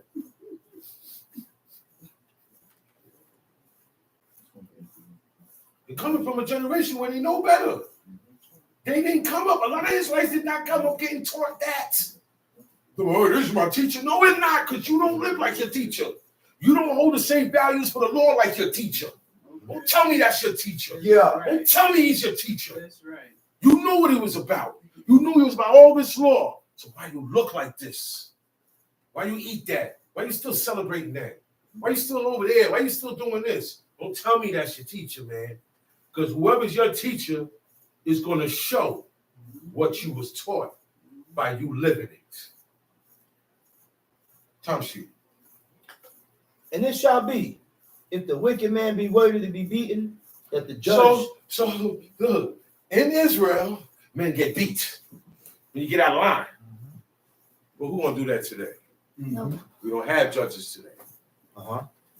We have not all got together and agreed on a panel of judges to do this sort of thing. So my advice to the men: seek peace and pursue it. Uh-huh. Nothing wrong with that, right or wrong? Ain't nothing wrong with that. Ain't nothing wrong. If I'm seeking peace and you seeking peace, we don't have a controversy no more. We will be able to iron it out Right. with a godly men. Right. Godly men are not irrational. Godly men are not. Godly men are reasonable men. Okay. We can. If you can't. All right. What's that brother? Nabal. Yeah, Nabal. Nabal wore his robes. Yeah. Nabal did the law, Yeah. but he still said he was evil. Because he was churlish in his way. Because he was churlish You got in it. his way. You got it, brother. You He got was it. churlish in his That's way. what made him evil. Because he was churlish in his Because way. you can't say nothing to him. You know what Mhm. churlish is? Nobody could correct this guy. That's a good point. You are wrong. Nobody could. And That's look, a I good used to. point. Look. You are finally the first person that actually see what I seen in there. That's a hell of a point. I always said it. I said, look, man. I It could said be he was doing- evil. I could be doing everything I know. He was doing it. But if my ways is filthy before You're God, evil. God looked at you and said, God said "You're that man evil." was evil. Oh my God. And he was a true Hebrew. Oh my God. See where we going? Oh my God. See where we going? That's now a I hell got of your a attention, huh? That's you Yeah. got my attention. Yeah. I said you got mine. You know Got what? me ready to get. Sometimes we say things and nobody hear you. The 'cause seat it ain't just lit time. I gotta get out the seat to calm the heat down. My seat burning right now. That's how I be feeling when I be Huh? sitting there. That's a hell of a point. Yeah, read that again. He said he was evil, churlish. That's why he didn't Shoot, feel man. he had to give David anything. Shoot. If he wasn't like that, he would have been gave David. Mhm. See, certain things you ain't got to tell a godly person or a person that got good in them. Mhm. You even got to be godly. You got some good in you. Certain things you ain't got to be told. You are Facts. going to do it. That's right. You are going to be mindful That's right. of that person's space. That's right. Even a person's space, you have to be mindful of. God said, don't move no landmarks because now you're messing with my space. Facts. Facts. Remember, he said he was churlish. And that's what made him evil. Okay? That's right. Think about that. Time sheet. That the judge shall judge, that the judge shall cause him to lie down Uh-huh. and to be beaten before his face, according to his fault. Yo, we got a by lot of certain tough guys. number. We got a lot of tough guys in Israel. Nobody's wrong in Israel. Everybody say that we backbite each other. We do all types of stuff. Blah, blah, blah, blah, blah. Nobody is able. Nobody ready to do that though. I don't do this shit, man. I don't go to that camp no more. They want to beat people up. What did you do over there? Why is only you they wanted to beat up? That means you was over there being a problem, brother. That's what I told certain brothers. I said, that's why they wanted to beat you up over there. I said, so what you doing over here? what you think you're gonna do over here? What you gonna think? Look, we got two types of circles here. We got the inside circle and you get the outside circle. Okay? So don't come over here thinking you're gonna get away with what you couldn't get away with from the other camp. If they not having it and this congregation having it, don't mean you could come here and do it. And if you feel you can't do it, and you don't feel you can go over there and do it. Respect the places where people calling on the place of God, where they're respecting the day of the Shabbat. Can we do that? Can we put that first? Can I control myself to put that first? All of this is about controlling myself. That's what I've learned. I've learned over the years. Everything I do is about controlling myself. Things only go as far as I let it. God gave me the power. He said, you are gods, but you fall and die like princes, right? Right. So it starts and it ends with me. If I'm that dude, I could put an end to it and make it right. I could put water on it instead of keep putting fire and dry twigs on it because it's gonna grow. Or is it that's maybe I like that. Some people like action. Mm-hmm. Some people don't. Come on. What the man said, we all we got. That's what he said. We all we got. I can't look to trust nobody else but him. I can't confide in no one else. So if I don't have y'all, oh, I got God, yeah, right? And that's it. That's a lonely world. That's how the prophets lived, in caves. That's right. Most of you reading them prophets, they were sitting out in the wilderness somewhere just chilling. They ain't had no house, no worries, Nowhere to go. no responsibility, because God totally got them. Chauncey. 40 stripes he may give him and not exceed. Now see, God said, if this guy is worthy to be beaten, so certain things you will be worthy to be beaten on. Okay? Now, if this guy don't like me, he ain't beating on me. You gotta use your head. Yeah. I know that this guy never see eye to eye, but this guy's wrong. You're not gonna get your chance to put your hands on him. That's right. Because you're gonna go over. That's You're right. gonna hit him with a cruel intent. Oh, yeah, I got him now. Because whoever you hate, you like to see it get done to him. Stop lying and playing. Because that's how we are. If I got a problem with you, Naturally. I naturally want to see things happen. Or maybe I don't want to see it, but when it do happen, I'm happy. And I'm satisfied and content. And see what I mean? Y'all gotta stop that. Stop that. I've seen people acting like that with each other, and then the person died, and they don't mean that stuff no more. They wish they never said that stuff, man.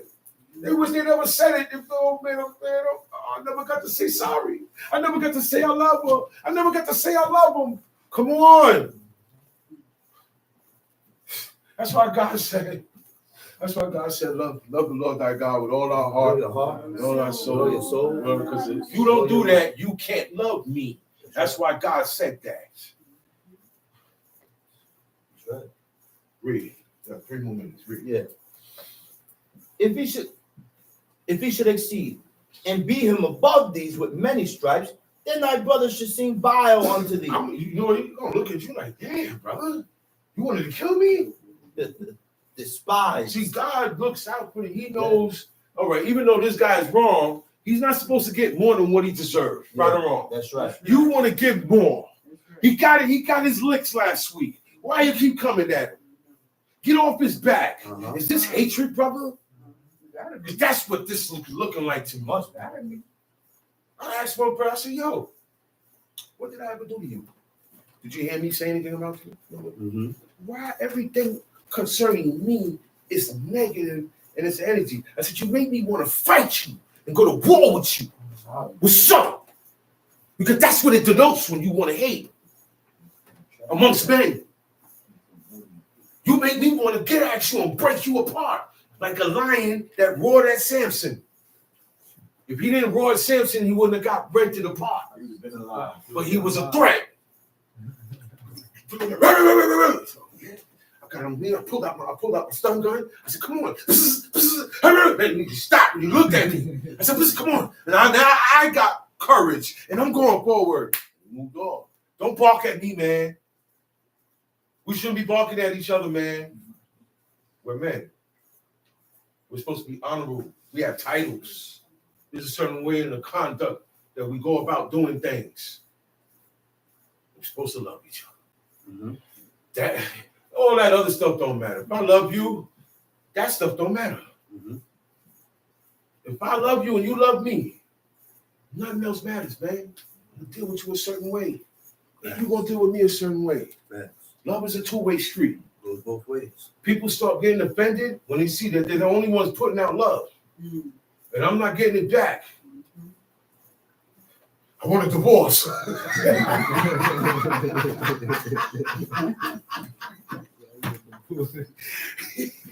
read the last verse, please. We'll be out. No, don't worry about it. It said, thou shalt not muzzle the ox when he treaded out the corn. Mm-hmm. This is the last one I'm going to do. You don't muzzle the ox when he treads the corn because that's how he eats. Right. While he works, he eats. And why don't you put something over your mouth and work and see how hard it is for you to breathe? That's right. It's a consideration for the animal. That's right. And with that, I hope you got something out of what was brought today and what is to be brought later on.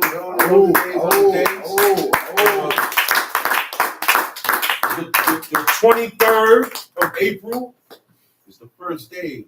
22nd of sundown. Okay? It comes in the 22nd at sundown, the night That's right. before. First day, All right. Feast of Unleavened Bread. Feast of Unleavened Bread. It's party time. Oh yeah. Oh yeah. It's celebration time. Oh yeah. And on those days, each and every day, you can confess. If you want to recognize God and you want to send up prayers, this is when you do it. Not at an eclipse. This is when you do it. Only, I know. Okay? And on Yom Kippur. They also confessed on these days also. Mhm. Shalom Aleichem. Damn eclipse. Praise. I never heard no Israelites ever in my life doing that, man. I got tight when